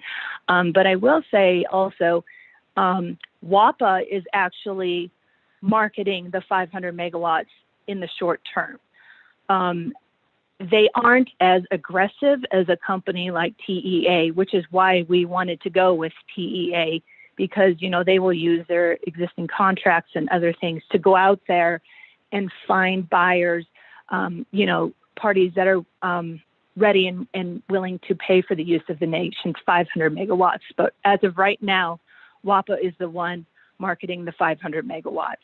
So it's out there. It's out there if people want to pay to use it, but that WAPA is not as aggressive as a company like TEA.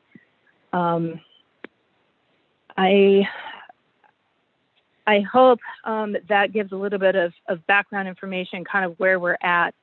And I'm here to answer any questions, and please let me know if I didn't address any of the concerns that have been raised so far. Thank you, Speaker Pro Tem. Ms. April Quinn for that explanation. Gashina, back to Shinanta. I don't see anybody in the queue. Then could I reserve time again, but not in Shato? Chairman Daniel So, 1 minute and 30 seconds. Gosila, Honorable Speaker, and again to commend you for bringing this legislation. I talked about a proposed amendment, and I'd like to have Legislative Council email the proposed amendment to the 24th Navajo Nation Council. While that's happening, I'd like to reserve the rest of my time.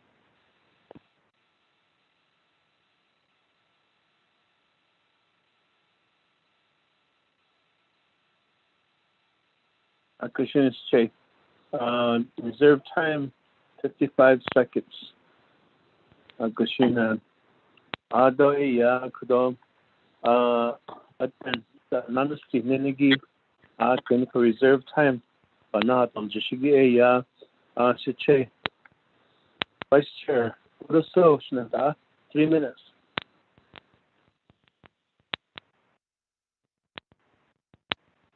Thank you very much. Well, we got the update from April and from the Department of Justice, and we just have to move forward with making that payment. And no hashin the no hashin or did ne haj. But again, we need to try to get this payment done and pay our obligations that we have to pay each year. The other is, yes,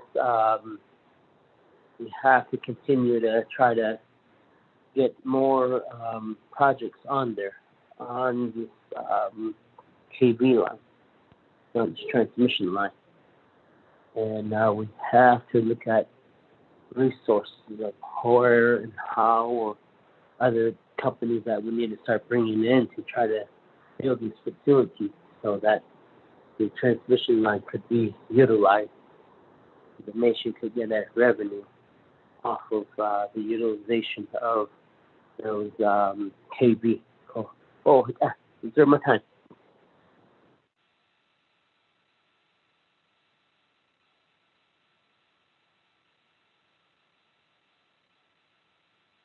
Commissioner Che, 1 minute and 40 seconds.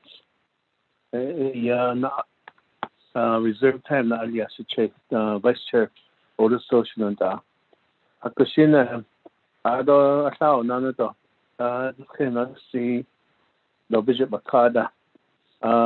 Remaining time again, Vice Chair, Raymond Smith Jr., 42 seconds.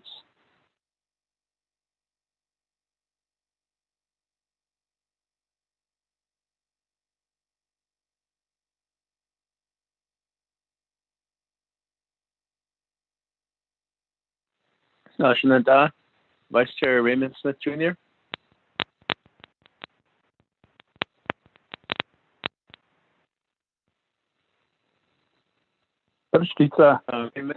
Vice Chair Oditsa, 42 seconds. Shinada. Agushe Lad, Pro Temp Chair. Ashi, wait.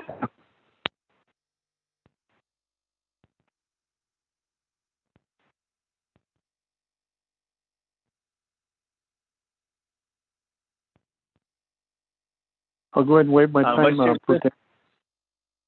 I'll go ahead and waive my time. Oh, Commissioner, there is Sunday, not Sunday. Commissioner, waive your time. Commissioner,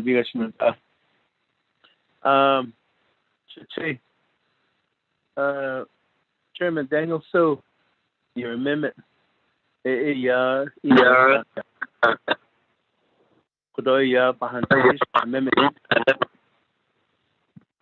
Thank you.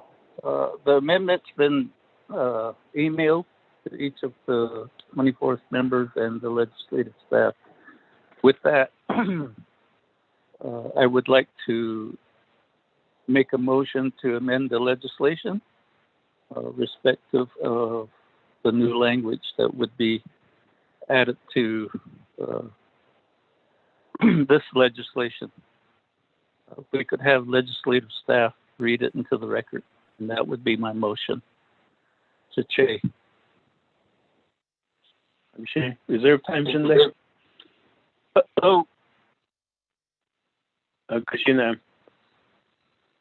There's a motion by Che. Chairman Daniel So on this amendment number 1. The reserve time is 25 seconds. Manuel, if you'd read the amendment into the record for the 24th Nomination Council. Mr. Speaker Pro Tem, members of the 24th Nomination Council, amendment number 1. 1 on page 6, line 17, insert new paragraph as follows.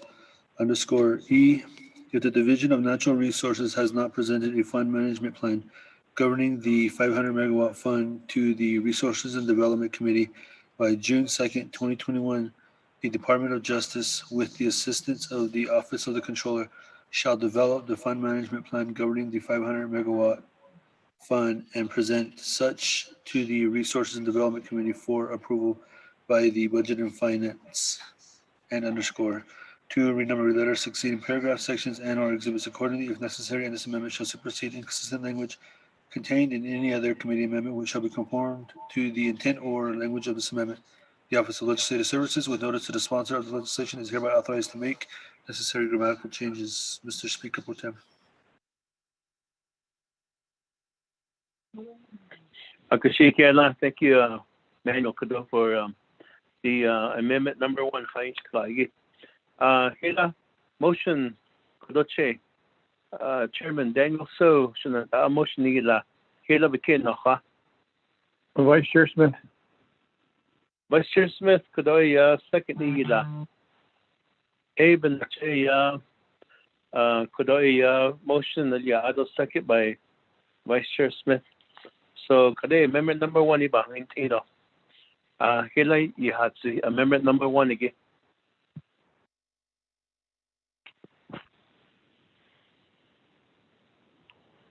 Pro Tem Chair, this is Thomas Walker. Hey, Sina. Thomas Walker, Sina. Kudo Vice Chair Walker. Kudo amendment number 1 again. Now we don't ask. Okay. Okay. Pro Tem Chair, Sila. Okay. Sunanda Bishpan, the Speaker, sponsor of the legislation, and then sponsor of the amendment. Delegate. So, it sponsor of the amendment. It that stand is that to Kwahaneko, the fund management plan. It's Neko. Stand is that the auto a lahat a the nahato atnigi. The stand is the digi ka is the lahit ela requege. 11 na a stand is the go. It oban plus case of joa at Henlekola at Henlekoha nigi echo a da hoshte the bus to the viat ensign. Yeah, that's a bunch of case of the Hassan Ago that's proposing the standard that the 8 Nandish kid audition Daniel. So I resume my time.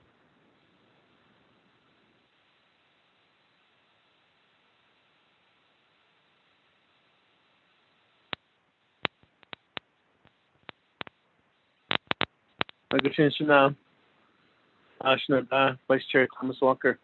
3 minutes and 37 seconds. Say reserving law. Kudoche, Chairman Daniel So, the motion in lagin and eight kidnap. So, Kudon so Abihansi on the way to us. And it won't affect my reserve time to answer the question. Daga asati. On the main motion again. Digi so Kudoya di Nande Kidigeya not answer behind Sigo. Sheila, she had lots of check. Okay. Now, Ado Cecilia, Speaker Damon, the sponsor, Ado Cecilia, Thomas Walker. Joe Quaggy amendment, Shadow Nistindi, Ado Quaggy Legislative Council, June 2nd. Ako, Joe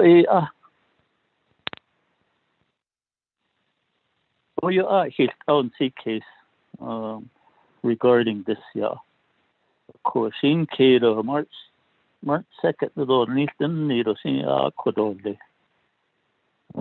Cecilia. So, Joe, see, Nasa Cohotena, the Iliado, Dina, or Yesigi. It's not as a thing to me. It's it. Though he did now, but not a quaggy. You can on it now, a Tunaho, it has so 11 a quaggy timeline. These sort of list, Senigi, even at men, the EK, Silido, Tenant I 24th Navajo Nation Council. It's ain't quaggy if my brother would request that I change it to March 2nd. I would be doing that.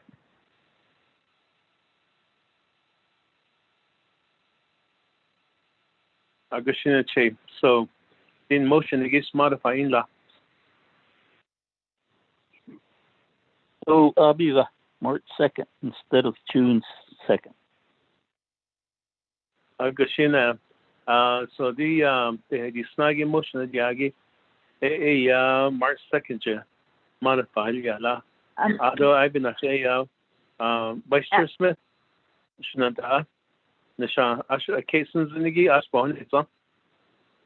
Oh, all cases in the bigger. Agashina, Akata, modified motion to March 2nd, 2021. Motion by Daniel So and second by Vice Chair Raymond Smith Jr. So I could say the snuggle. Chairman, this is Miss Bob Ross. I need to inform you of something. Gashina, Miss Barbara. Go ahead. Thank you. If delegate or if Chairman So is going to change the date of the amendment that I provided, there's other dates that will need to be changed also. That was why the original date was put in there. So if you're going to change, if Delegate So is going to change the date when the Department of Justice will be responsible for preparing the fund management plan, then you also need to look at page 6, line 26, which was giving the Division of Natural Resources a full quarter to, give them one quarter to work on the plan, report it to the division, to the Resources and Development Committee. So you would need to be changing that date. And then also, if you look on page 7, line 4, June 2nd,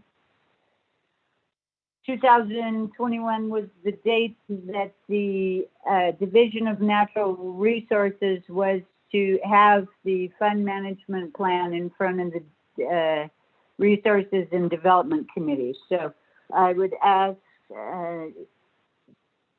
Chairman So to also change those dates to what he believes is workable with the March date for the amendment. Thank you, Chair. Commissioner, thank you, Ms. Barba, for that. So, Kudoche, the date change li agi banacha. A kudo sa suchagi. I but modifying le Nigi Kate Ashviga. Oh, Joe Quaggy Satsilla, the Vice Chair of Resource and Development. Without a she Katie given that such thing to a Quaggy, which is here that it I think to Hajo a Yehatsiki, those additional date changes in the legislation, facing what LA amendment bito so without a net anhas bito le should check. Gushina Che, Chairman Daniel. So, I know Shinanda, Vice Chair Smith, a case in the second. Ashna Bahanitsa, Ashviga, the Sad Cloud on the Lieutenant. Pro Temp Speaker Abigail. Gushina, with that, Ms. Barba, if you would start working on the modified changes in the language with the date, and also the based on your recommendations, Chairman Daniel So and Vice Chair Smith have agreed to your recommendations to make those changes. So I'll come back to work with Manuel to get the recommended language back in order, and then we'll do a second reading on that once we are done with the debate. Would that work for you, Mr. Barba?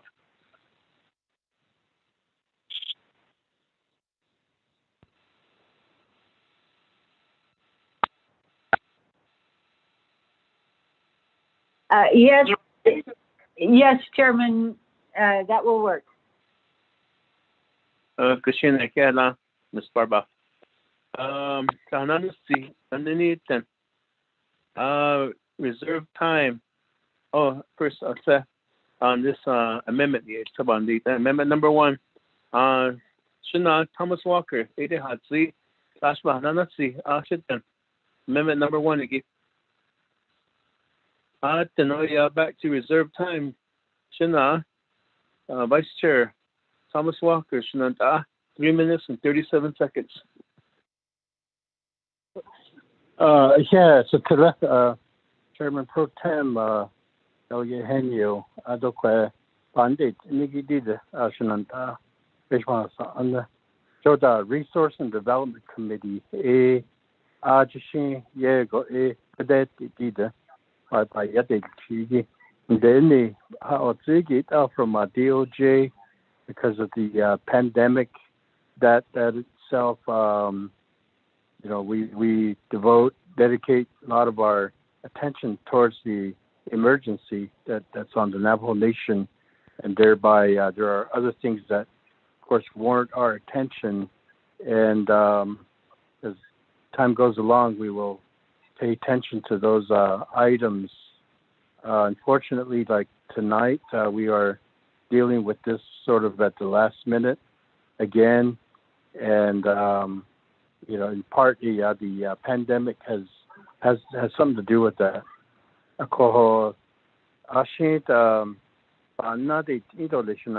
Resource Development Committee,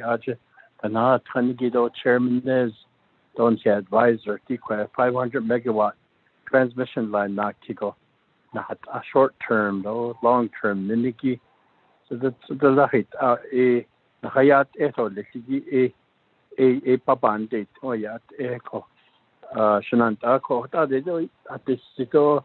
Thank you for accepting my recommendation or suggestions. My big brother Daniel So Kehedo Toledo Raymond Smith el Keso Zunigi Keheko Nabohan Kato Ode Bayatki Nabayat Chicho Thank you, Chair Pro Tem. Agushina Kela Shnanda, Shina Vice Chair Walker. With that, amendment number 1, again, honestly. Amendment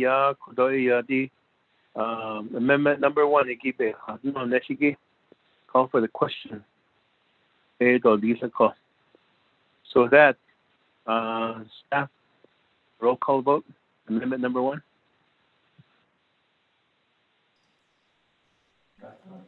Chairman, Speaker Pro Tem, wasn't there a modification that was going to be submitted by Village Council? I'm sorry. I'm jumping ahead. I'm looking towards 11 o'clock already. So, Mr. Rico, if you would, second reading on amendment number 1 with the modification.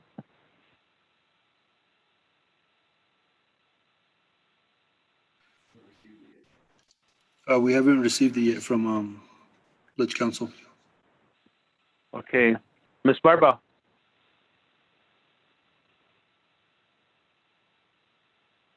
I'm drafting as fast as I can. It will be over in just a second. Okay. Hakashina, thank you, Ms. Barba, for your helping us out, and it's getting late, so we thank you. Let's just wait for a little bit, and let us know when you send it over to Mr. Rico. Chair Henya, or Speaker Pro Tem Henya. Amendment number 1. Amendment number 1, Vice Chair Sinanda, Vice Chair Slater. Never mind. I just see that Dana sent over the amendment, so let's just keep going. So that manual, let me know when you receive the amended language to amendment number 1. Chairman, we received it. The modification added 2 different lines in there. On page 6, line 26, delete March 31st, 2021, and insert January 31st, 2021. Page 7, line 4, delete June 2nd, 2021, and insert February 28th, 2021. Speaker Pro Tem. Mr. Rico, the amendments also changed the date on page 6, line 17. It's under number 1. It changed the date in that section to March 1st, 2021. Thank you.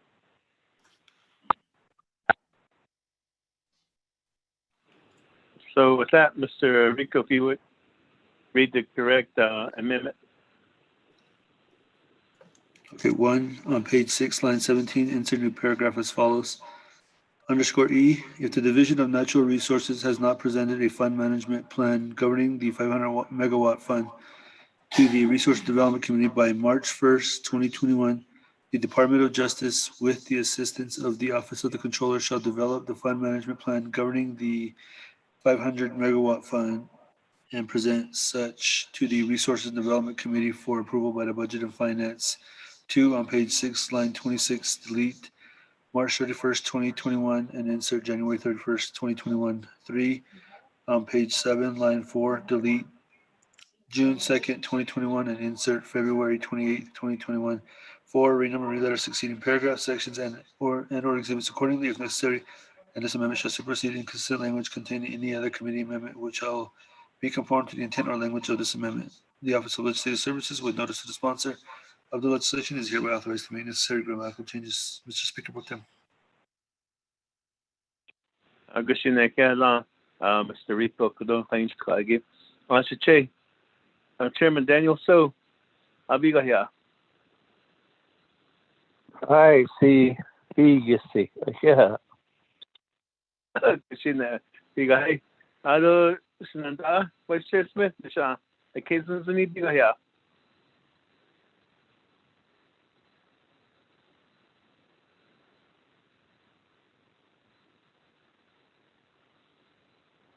Vice Chair Smith.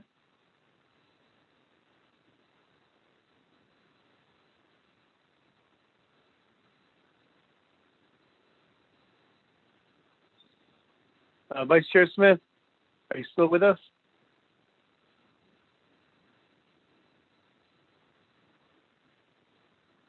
Oh, Shananda, I'm still here. Kasi nabi ay second reading ni Yagi. Oh, Abiyaho. Kasi na with that, kaya lang, Mr. Manuel Rico for that reading.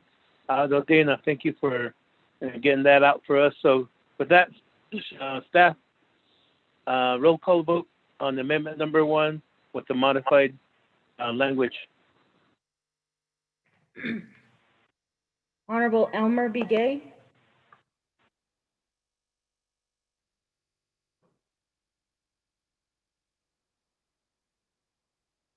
Honorable Key Allen B. Gay Jr. I vote green. This is Elmer. Elmer B. Gay. Honorable Elmer B. Gay votes green. Honorable Paul B. Gay. Green. Honorable Paul B. Gay votes green. Honorable Nathaniel Brown.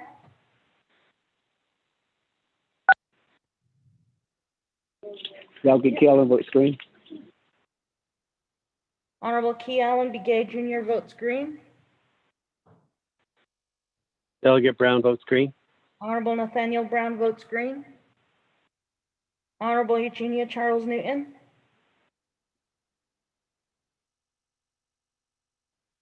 Honorable Amber Canensba Crotty.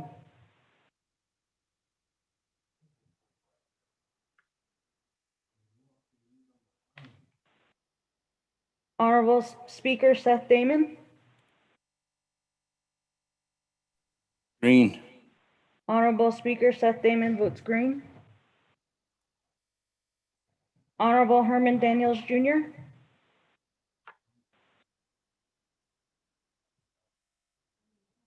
Honorable Mark Freeland.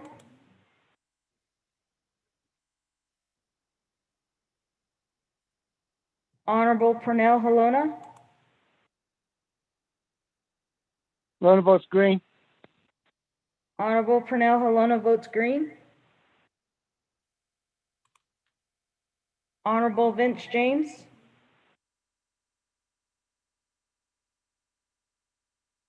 Honorable Rick Nez. Delegate Rick Nez votes green. Honorable Rick Nez votes green. Honorable Carl Slater. Delegate Slater, green. Honorable Carl Slater votes green. Honorable Raymond Smith Jr.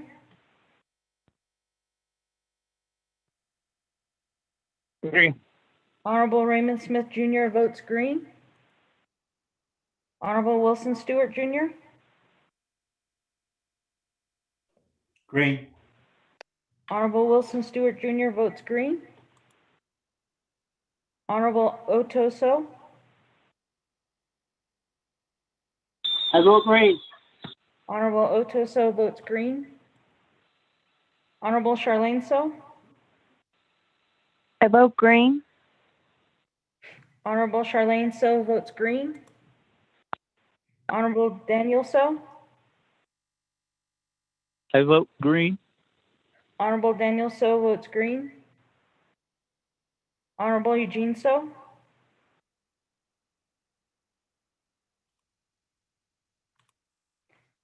Honorable Thomas Walker Jr. Thomas Walker votes green. Honorable Thomas Walker Jr. votes green.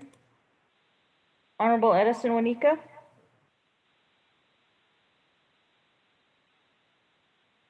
Honorable Edmund Yazi.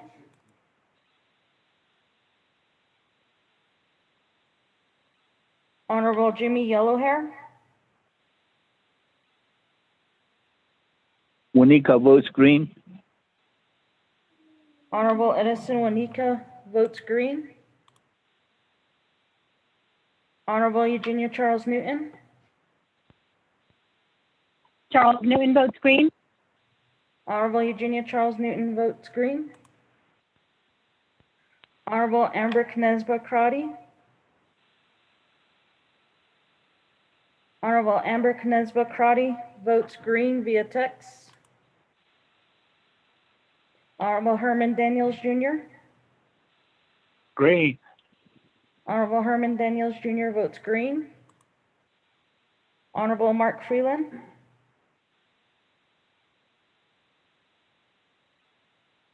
Honorable Vince James.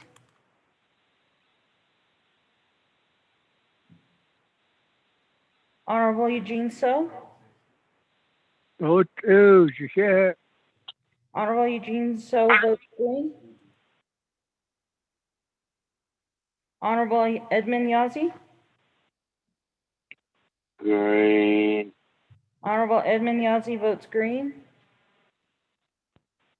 Honorable Jimmy Yellowhair. Delegate Yellowhead votes green. Thank you. Honorable Jimmy Yellowhair votes green. Honorable Mark Freeland. Delegate James votes green. Honorable Vince James votes green. Honorable Mark Freeland. Speaker Pro Temp with a total of 22 yeas, 0 nays, and 2 not voting, including yourself.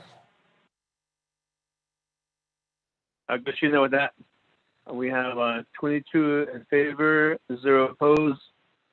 Speaker Pro Tem not voting. Amendment number 1 passes. With that, back to the main motion. So reserve time Vice Chair Carl Slater, 1 minute and 17 seconds. Thank you, Speaker Pro Tem. The responses from Ms. Quinn, I'm going to ask one more question. And Ms. Quinn, if we can just set a date to have a conversation another time, please don't respond this evening. But it appears that, BOR is marketing this power, and even if they're not being aggressive, that should be generating revenue. And as the transmission right owner, that's supposed to be coming to us. So I'd like to understand what revenue is being generated and where it's going and what that process is thus far, what occurred over this past year and what will happen before March or whatever in the next few months. And then second, it seems like at the outset, we should have transferred the right or designated it to some sort of enterprise of the nation. I don't know if you'd say enterprise or some other entity that could relieve the nation of those liability concerns. And I hope that that's a consideration as we move forward, and those full briefings are done to the Resource and Development Committee so that they can advise the council. Speaker Pro Tem, I'll yield the remaining time that I may have.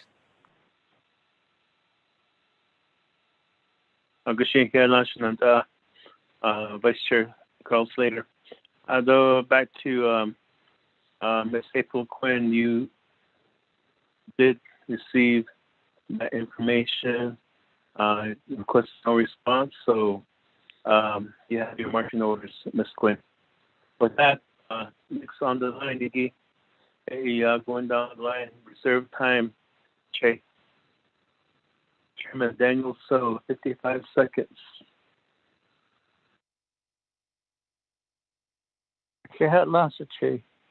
I will waive the balance of my time. Agashina, Biga, Chairman Daniel So. Kate Nana, is Janabaka ya, Che, Vice Chairman, Odo So, ya, Koto, the 8 seconds, Biga, no. Oh, this is 1 minute and 40 seconds. Che, Ashbiga, our waive the Shinze. Abiga, I'll waive it. With that, by emotion, and another thing, Ado ya kodo ya di benedicha.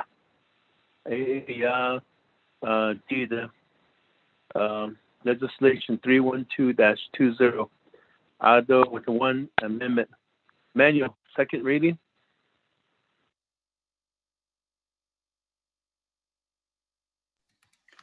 Speaker Pro Tem and members of the 24th Nomination Council, there is one amendment. Amendment 1 on page 6, line 17, insert New paragraph as follows. Underscore E, if the Division of Natural Resources has not presented a fund management plan governing the 500 megawatt fund to the Resources Development Committee by March 1st, 2021, the Department of Justice, with the assistance of the Office of the Controller, shall develop the fund management plan governing the 500 megawatt fund and present such to the Resources Development Committee for approval by the Budget and Finance Committee. End underscore. 2, on page 6, line 26, delete March 31st, 2021, and insert January 31st, 2021. 3, on page 7, line 4, delete June 2nd, 2021, and insert February 28th, 2021. 4, renumber letters succeeding paragraphs, sections, and exhibits accordingly, if necessary, and this amendment shall supersede inconsistent language contained in any other committee amendment, which shall be conformed to the intent or language of this amendment. The Office of Legislative Services, with notice to the sponsor of the legislation, is hereby authorized to make necessary grammatical changes. Mr. Speaker Pro Tem.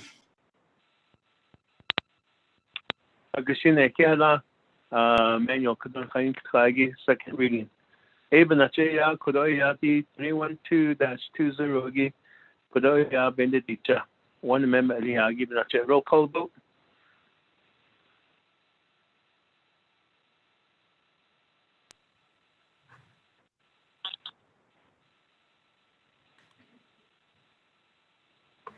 Honorable Elmer Begay. I vote green. Honorable Elmer Begay votes green. Honorable Key Allen Begay Jr.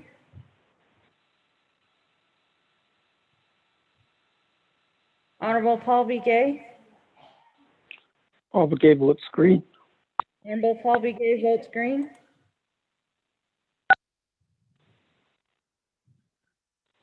Delegate Key Allen votes green. Honorable Key Allen Begay votes green. Honorable Nathaniel Brown. Delegate Brown votes green. Honorable Nathaniel Brown votes green. Honorable Eugenia Charles Newton.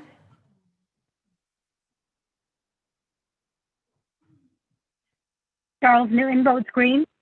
Honorable Eugenia Charles Newton votes green. Honorable Amber Knezba Crotty. Delegate Amber Canes-Balcrotty votes green. Thank you. Honorable Amber Knezba Crotty votes green. Honorable Speaker Seth Damon. Honorable Speaker Seth Damon votes green. Honorable Herman Daniels Jr. Green. Honorable Herman Daniels Jr. votes green. Honorable Mark Freeland. Honorable Pernell Halona. Halona votes green. Honorable Pernell Halona votes green. Honorable Vince James.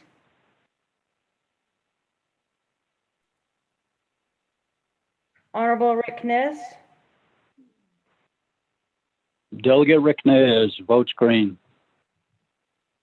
Honorable Rick Nez votes green. Honorable Carl Slater. Delegate Slater green. Honorable Carl Slater votes green. Honorable Raymond Smith Jr.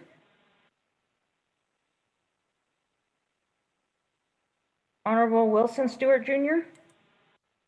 Green. Honorable Wilson Stewart Jr. votes green. Honorable Otoso. I vote green. Honorable Otoso votes green. Honorable Charlene So. I vote green. Honorable Charlene So votes green. Honorable Daniel So. Daniel So votes green. Honorable Daniel So votes green. Honorable Eugene So.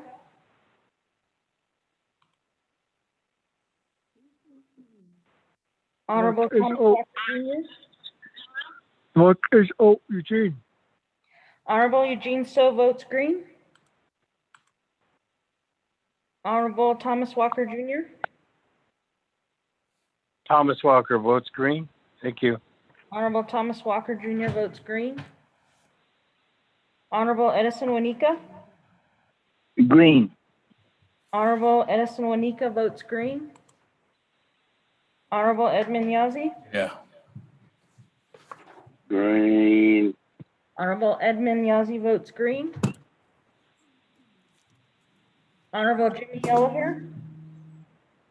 Delegate Yellowhair votes green. Honorable Jimmy Yellowhair votes green. Honorable Mark Freeland.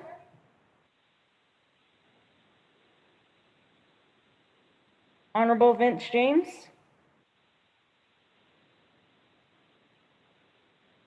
Delegate James votes green. Thank you. Honorable Vince James votes green. Honorable Raymond Smith Jr.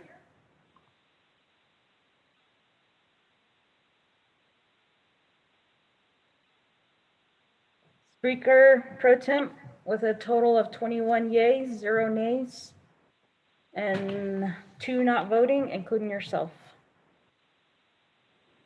Kasi nabigahe kaya lang kain kaji natin asa ko tadi nila ado at teneya batsanche ye tenako ebenate ya di 312-20 ebelasni ado se na so ya batos ne ko kade ya kodo kade ya 11 o'clock 56.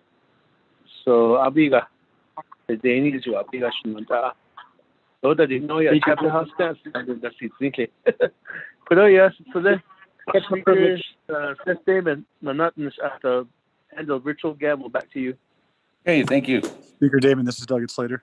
With that, Speaker Damon, Delegate Rick Nez requests to speak to. There's let me go to you, Chairman Nez first. Honorable Slater, Chairman Nez text we had a lineup. So Chairman Nez, go ahead. Thank you. We certainly appreciate it, Speaker Damon, Edison, and I'd like to request that we suspend the floor rules and go to consent agenda for legislation 0287-20 and 0299-20. Like to motion that. Second, Delegate Paul Begay.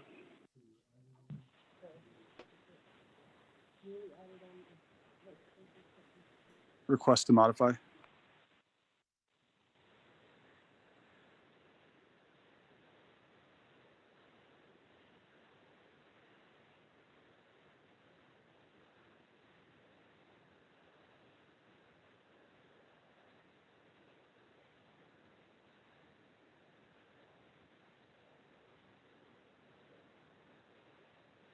Okay, with that motion for consent agenda, so this is modifying the agenda. Now,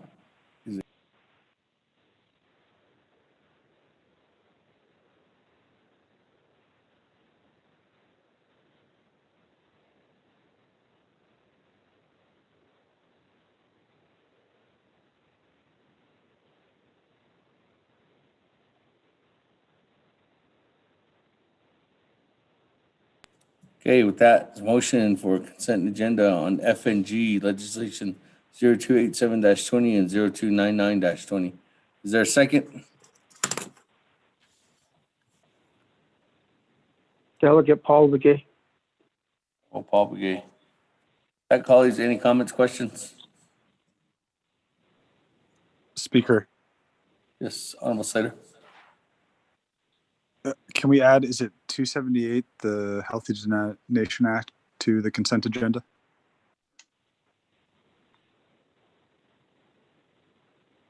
Chairman Nez, adding 0278-20 to the consent agenda.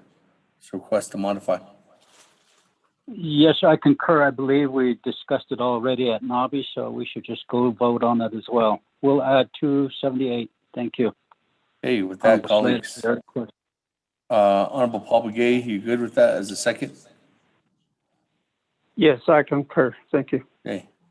That, colleagues, any comments, questions on this amendment? Going once, going twice, going 3 times. Third board.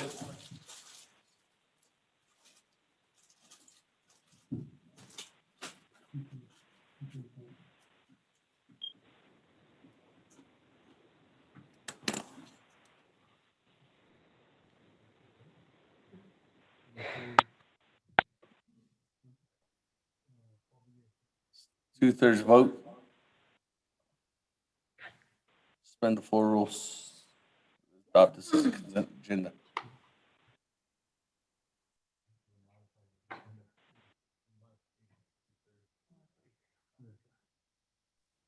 Honorable Elmer Begay.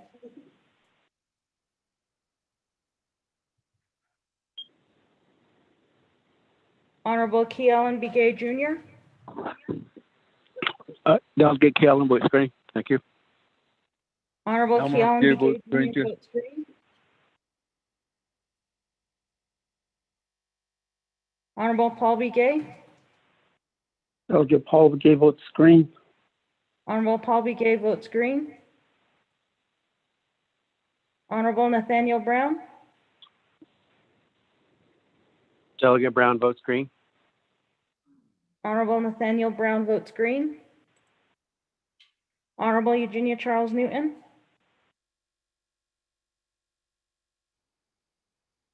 Charles Newton votes green. Honorable Eugenia Charles Newton votes green. Honorable Amber Knezba Crotty. Delegate Amber Kingsbaugh Crotty votes green. Thank you, colleagues. Honorable Amber Knezba Crotty votes green. Honorable Herman Daniels Jr. Green. Honorable Herman Daniels Jr. votes green. Honorable Mark Freeland. Honorable Pernell Halona. Rhoda votes green. Honorable Pernell Halona votes green. Honorable Jamie Henyo. He votes green. Honorable Jamie Henyo votes green. Honorable Vince James. Delegate Chair votes green. Thank you. Honorable Vince James votes green. Honorable Rick Nez. Delegate Rick Nez votes green. Honorable Rick Nez votes green. Honorable Carl Slater. Delegate Slater Green. Honorable Carl Slater votes green. Honorable Raymond Smith Jr. Green. Honorable Raymond Smith Jr. votes green. Honorable Wilson Stewart Jr. Green. Honorable Wilson Stewart Jr. votes green. Honorable Otoso. Green. Honorable Otoso votes green. Honorable Charlene So. I vote green. Honorable Charlene So votes green. Honorable Daniel So. Daniel So votes green. Honorable Daniel So votes green. Honorable Eugene So. Mark Israel, thank you. Honorable Eugene So votes green. Honorable Thomas Walker Jr. Thomas Walker votes green. Thank you. Honorable Thomas Walker Jr. votes green. Honorable Edison Wanika. Green. Honorable Edison Wanika votes green. Honorable Edmund Yazi.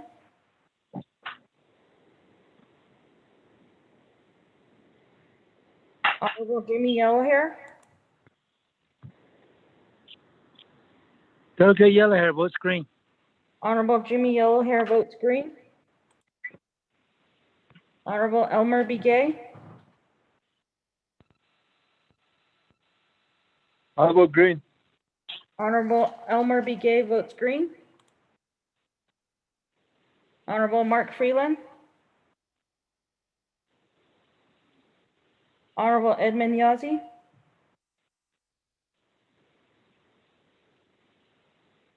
Mr. Speaker, we have a total of 21 yeas, 0 nays, and 3 not voting, including yourself.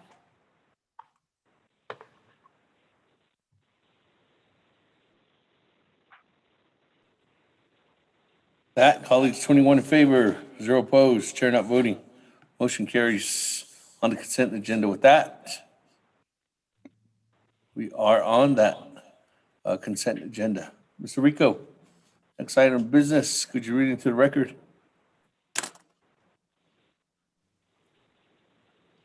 Speaker, this is Delegate Slater. Oh, hold on. Honorable Slater, I did say I was going to come to you after this. Honorable Slater. Thank you, Speaker. I'd like to motion to suspend the floor rules to consider 317-20.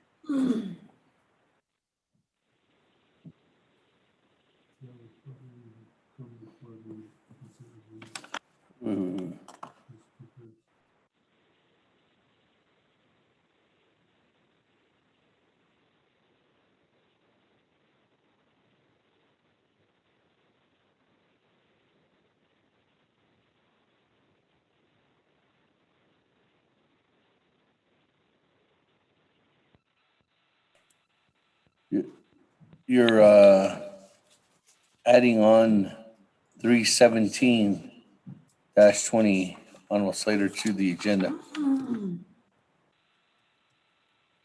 So with this adding on,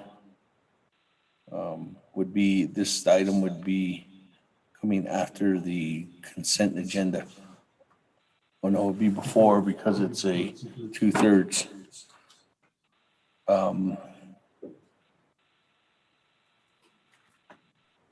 Speaker, I moved an error then. I thought we voted on the consent agenda. I apologize. I'll make the motion after we vote on the consent agenda.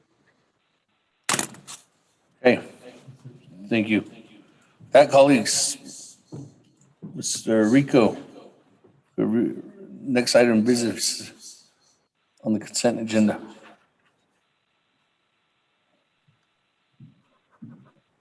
Mr. Speaker, members of the 24th Navajo Nation Council, you have a consent agenda that includes legislation 0278-20, an act relating to law and order, resources development, budget and finance, health education, committees, and the Navajo Nation Council amending Title 24, Chapter 11, Healthy Nation Act of 2014 at 24 NNC Section 1001 to 1024, sponsored by Honorable Amber Knasba-Crotty, co-sponsored by Honorable Mark A. Freeland, co-sponsored by Honorable Otto So. Council's final authority legislation per Navajo Nation Council Rules of Order Rule 9 legislation has been read into the record by electronic voice recording. Also included is legislation 0287-20, an action relating to health, education, and human services, Nabakia and Navajo Nation Council, approving a reinstatement of Willard Senegini as a member of the Navajo Nation, sponsored by Honorable Paul Begay. Council's final authority per Navajo Nation Council Rules of Order Rule 9 legislation has been read into the record by electronic voice recording. Also included in the consent agenda is legislation 0299-20, an action relating to health, education, and human services, Nabakia and Navajo Nation Council, approving the reinstatement of Haley Jennifer Moses and Harry Moses IV as members of the Navajo Nation, sponsored by Honorable Edison J. Wanika. Council's final authority per Navajo Nation Council Rules of Order Rule 9 legislation has been read into the record by electronic voice recording. Mr. Speaker. Motion, Delegate Nez. Second, Daniel So, Thomas Walker.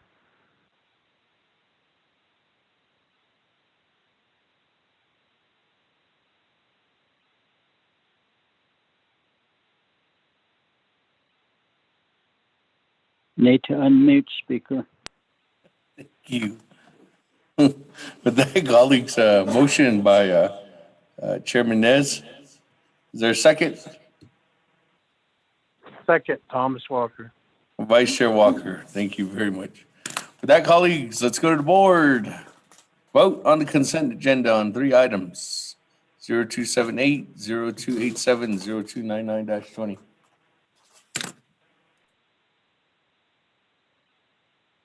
I vote green. Honorable Elmer Begay. I vote green. Honorable Elmer Begay votes green. Honorable Key Allen Begay Jr. Delegate Kelvin Jr. votes green. Thank you. Honorable Key Allen Begay Jr. votes green. Honorable Paul Begay, Delegate Paul Begay votes green. Honorable Paul Begay votes green. Honorable Nathaniel Brown, Delegate Brown votes green. Yeah. Honorable Nathaniel Brown votes green. Honorable Eugenia Charles Newton, Charles Newton votes green. Honorable Eugenia Charles Newton votes green. Honorable Amber Knezba Crotty, Delegate Amber Canisball Cardi, green. Thank you. Honorable Amber Knezba Crotty votes green. Honorable Herman Daniels Jr., Green. Honorable Herman Daniels Jr. votes green. Honorable Mark Freeland, Green. Honorable Mark Freeland votes green. Honorable Pernell Halona,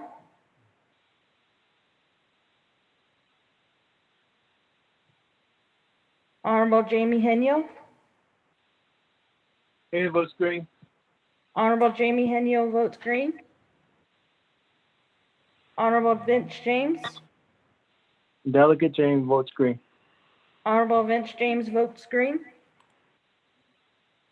Honorable Rick Nez, Delegate Rick Nez votes green. Honorable Rick Nez votes green. Honorable Carl Slater, Delegate Slater, green. Honorable Carl Slater votes green. Honorable Raymond Smith Jr., Green. Honorable Raymond Smith Jr. votes green. Honorable Wilson Stewart Jr., Green. Honorable Wilson Stewart Jr. votes green. Honorable Otoso, I vote green. Honorable Otoso votes green. Honorable Charlene So, I vote green. Honorable Charlene So votes green. Honorable Daniel So, I vote green. Honorable Daniel So votes green. Honorable Eugene So, Honorable Eugene So votes green. Honorable Thomas Walker Jr., Thomas Walker votes green. Thank you. Honorable Thomas Walker Jr. votes green. Honorable Edison Wanika, Green. Honorable Edison Wanika votes green. Honorable Edmund Yazzie,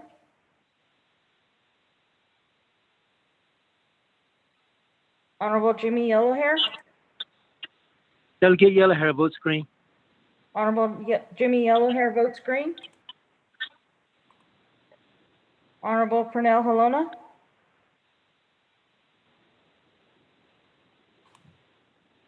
Honorable Edmund Yazzie,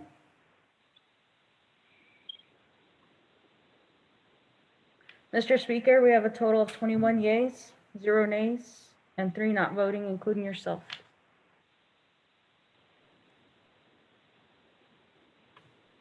Thank you. 21 in favor, 0 opposed. Chair not voting. Motion carries. Thank you on all 3 legislations.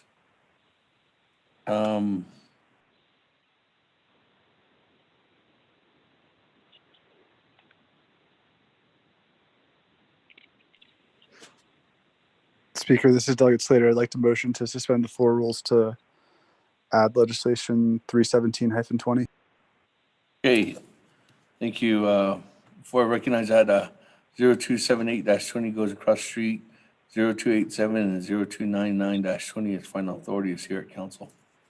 So with that, motion went on down by Honorable Carl Slater to add on to the agenda 317-20.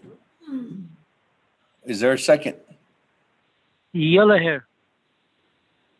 Yellow hair. Colleagues, any comments, questions on 317-20?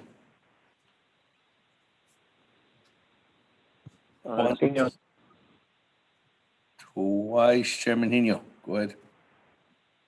Sinasabi ito, dahil nito na, si Monday go special session ba doggies, but ni na ideya. Wait my time. Okay.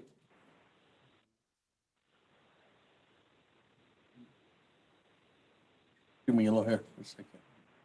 That, any other comments, questions? Once, Eugene So. twice. Eugene So, go ahead. That's the reason I'm holding my badge so for Monday. I think these needs some debating. Thank you. Okay. Thank you for your comments, Honorable Eugene So. That colleagues, any other comments, questions? Motion to adjourn, Otto So. There's already a motion on the floor, Honorable Otto So. With that, colleagues, go to the board. Point of order, Speaker. Point of order, Speaker. Point of order by Chairman Hino. Motion to adjourn supersedes all orders. If we can get that clarification from our legislative council.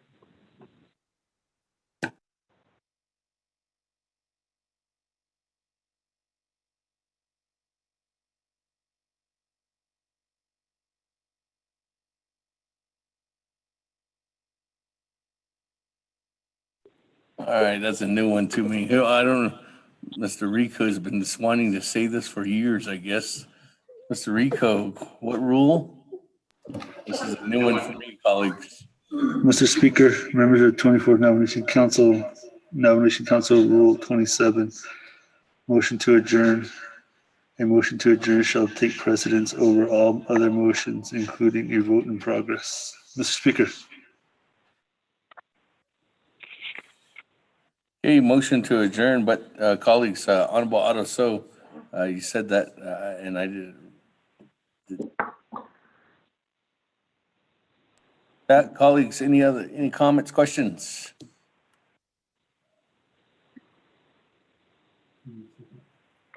Going once? Speaker, you're not recognizing the motion to adjourn? Honorable Otto So that just said that I didn't recognize him. So somebody could say that now. Motion to adjourn, Otto So. Second the motion. Recognizing Honorable Otto So's motion to it. Ms. Barbroff, this is a new one for me. What rule is it? Rule 27. The motion to adjourn supersedes everything else. Mm-hmm. This is it's like I'm back at Robert's Rules of Order training camp. Is that correct? I've never had this before. I have to admit, I was working on some other legislations and not quite following.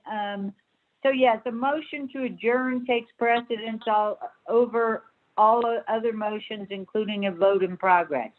Okay. So. Thank you. Get that clarified twice.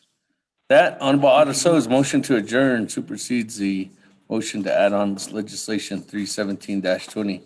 And there's a second by Chairman Hino. Eugene No, I So. believe it was Oh, Eugene So. Sorry. With that, colleagues, go to the board.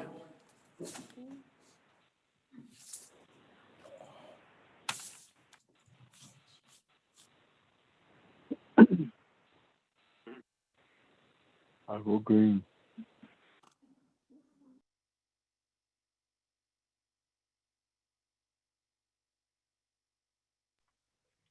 Honorable Elmer Begay. I vote green. Question of privilege, Speaker? Question of I privilege. vote green. Madam Chair Charles Newton, question of privilege. Yes, Speaker, I understand that this question is being asked in the midst of voting. I just want to ask, so if we vote red on the adjournment and debate the legislation tonight, then will there be a need to meet on Monday? Because the statements that were made by Honorable Carl Slater, it sounds like there's some urgency to this legislation. So that's my question. Thank you, Speaker. There will probably be a meeting if Honorable Eugene So reaches out to the Speaker's office, which I think he will, and ask for a petition and to hear the legislation 316-20. And this legislation too, if we go into adjourning tonight. Thank you, Speaker. That vote. Honorable Elmer B. Gay. I vote green. Honorable Elmer B. Gay votes green. Honorable T. Allen B. Gay Jr. Doug Calvin Gay Jr. votes green. Honorable Key Allen B. Gay Jr. votes green. Honorable Paul B. Gay. Delegate Paul Begay votes green. Honorable Paul B. Gay votes green. Honorable Nathaniel Brown. Delegate Brown votes red. Honorable Nathaniel Brown votes red. Honorable Eugenia Charles Newton. Charles Newton votes red. Honorable Eugenia Charles Newton votes red. Honorable Amber Knensba Crotty. Delegate Amber Canesbaugh Crotty votes red. Thank you. Honorable Amber Knensba Crotty votes red. Honorable Herman Daniels Jr. Green. Honorable Herman Daniels Jr. votes green. Honorable Mark Freeland. Green. Honorable Mark Freeland votes green. Honorable Pernell Halona. Honorable Jamie Henyo. He votes green. Honorable Jamie Henyo votes green. Honorable Vince James. Delegate James votes green. Thank you. Honorable Vince James votes green. Honorable Rick Nez. Delegate Rick Nez votes green. Honorable Rick Nez votes green. Honorable Carl Slater.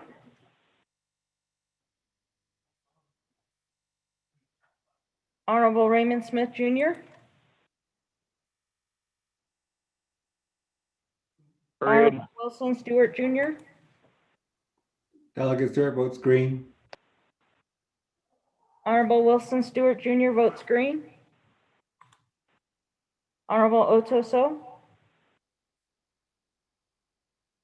I vote green. Honorable Otoso votes green. Honorable Charlene So. I vote green. Honorable Charlene So votes green. Honorable Daniel So. I vote green. Honorable Daniel So votes green. Honorable Eugene So.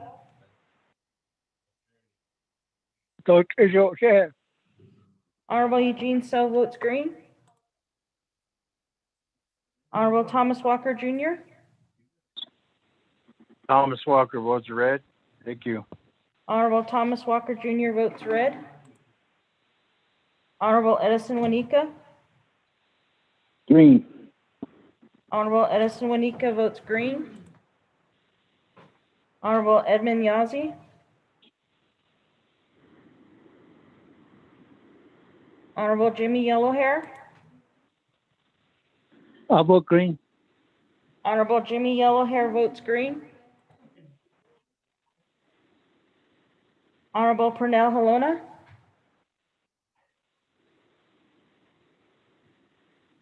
Honorable Carl Slater.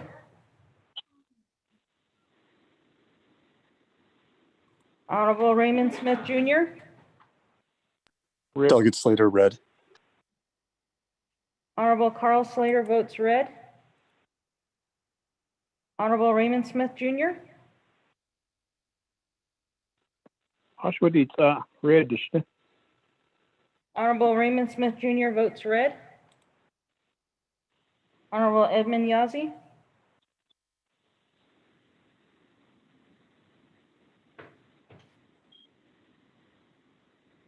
Speaker with a total of 15 yeas, 6 nays, and 3 not voting, including yourself.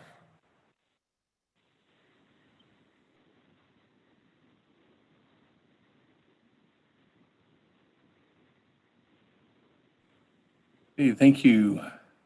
15 in favor, 6 opposed.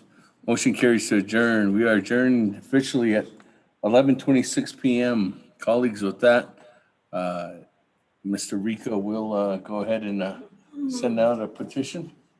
And that petition will have legislation 316 and 317 available for a meeting on Monday, December 28th at 10 a.m.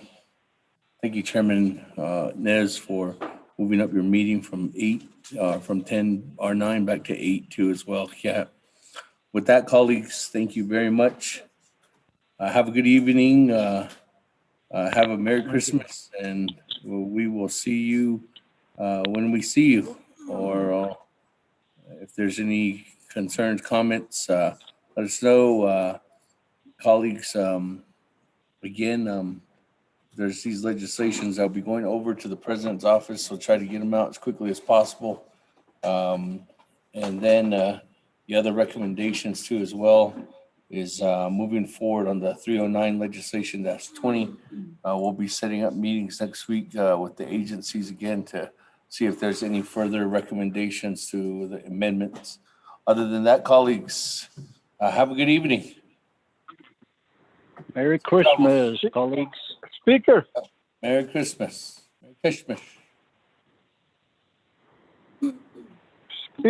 Speaker, if you ask for a vaccine for all the council that we can all meet in person for the winter session.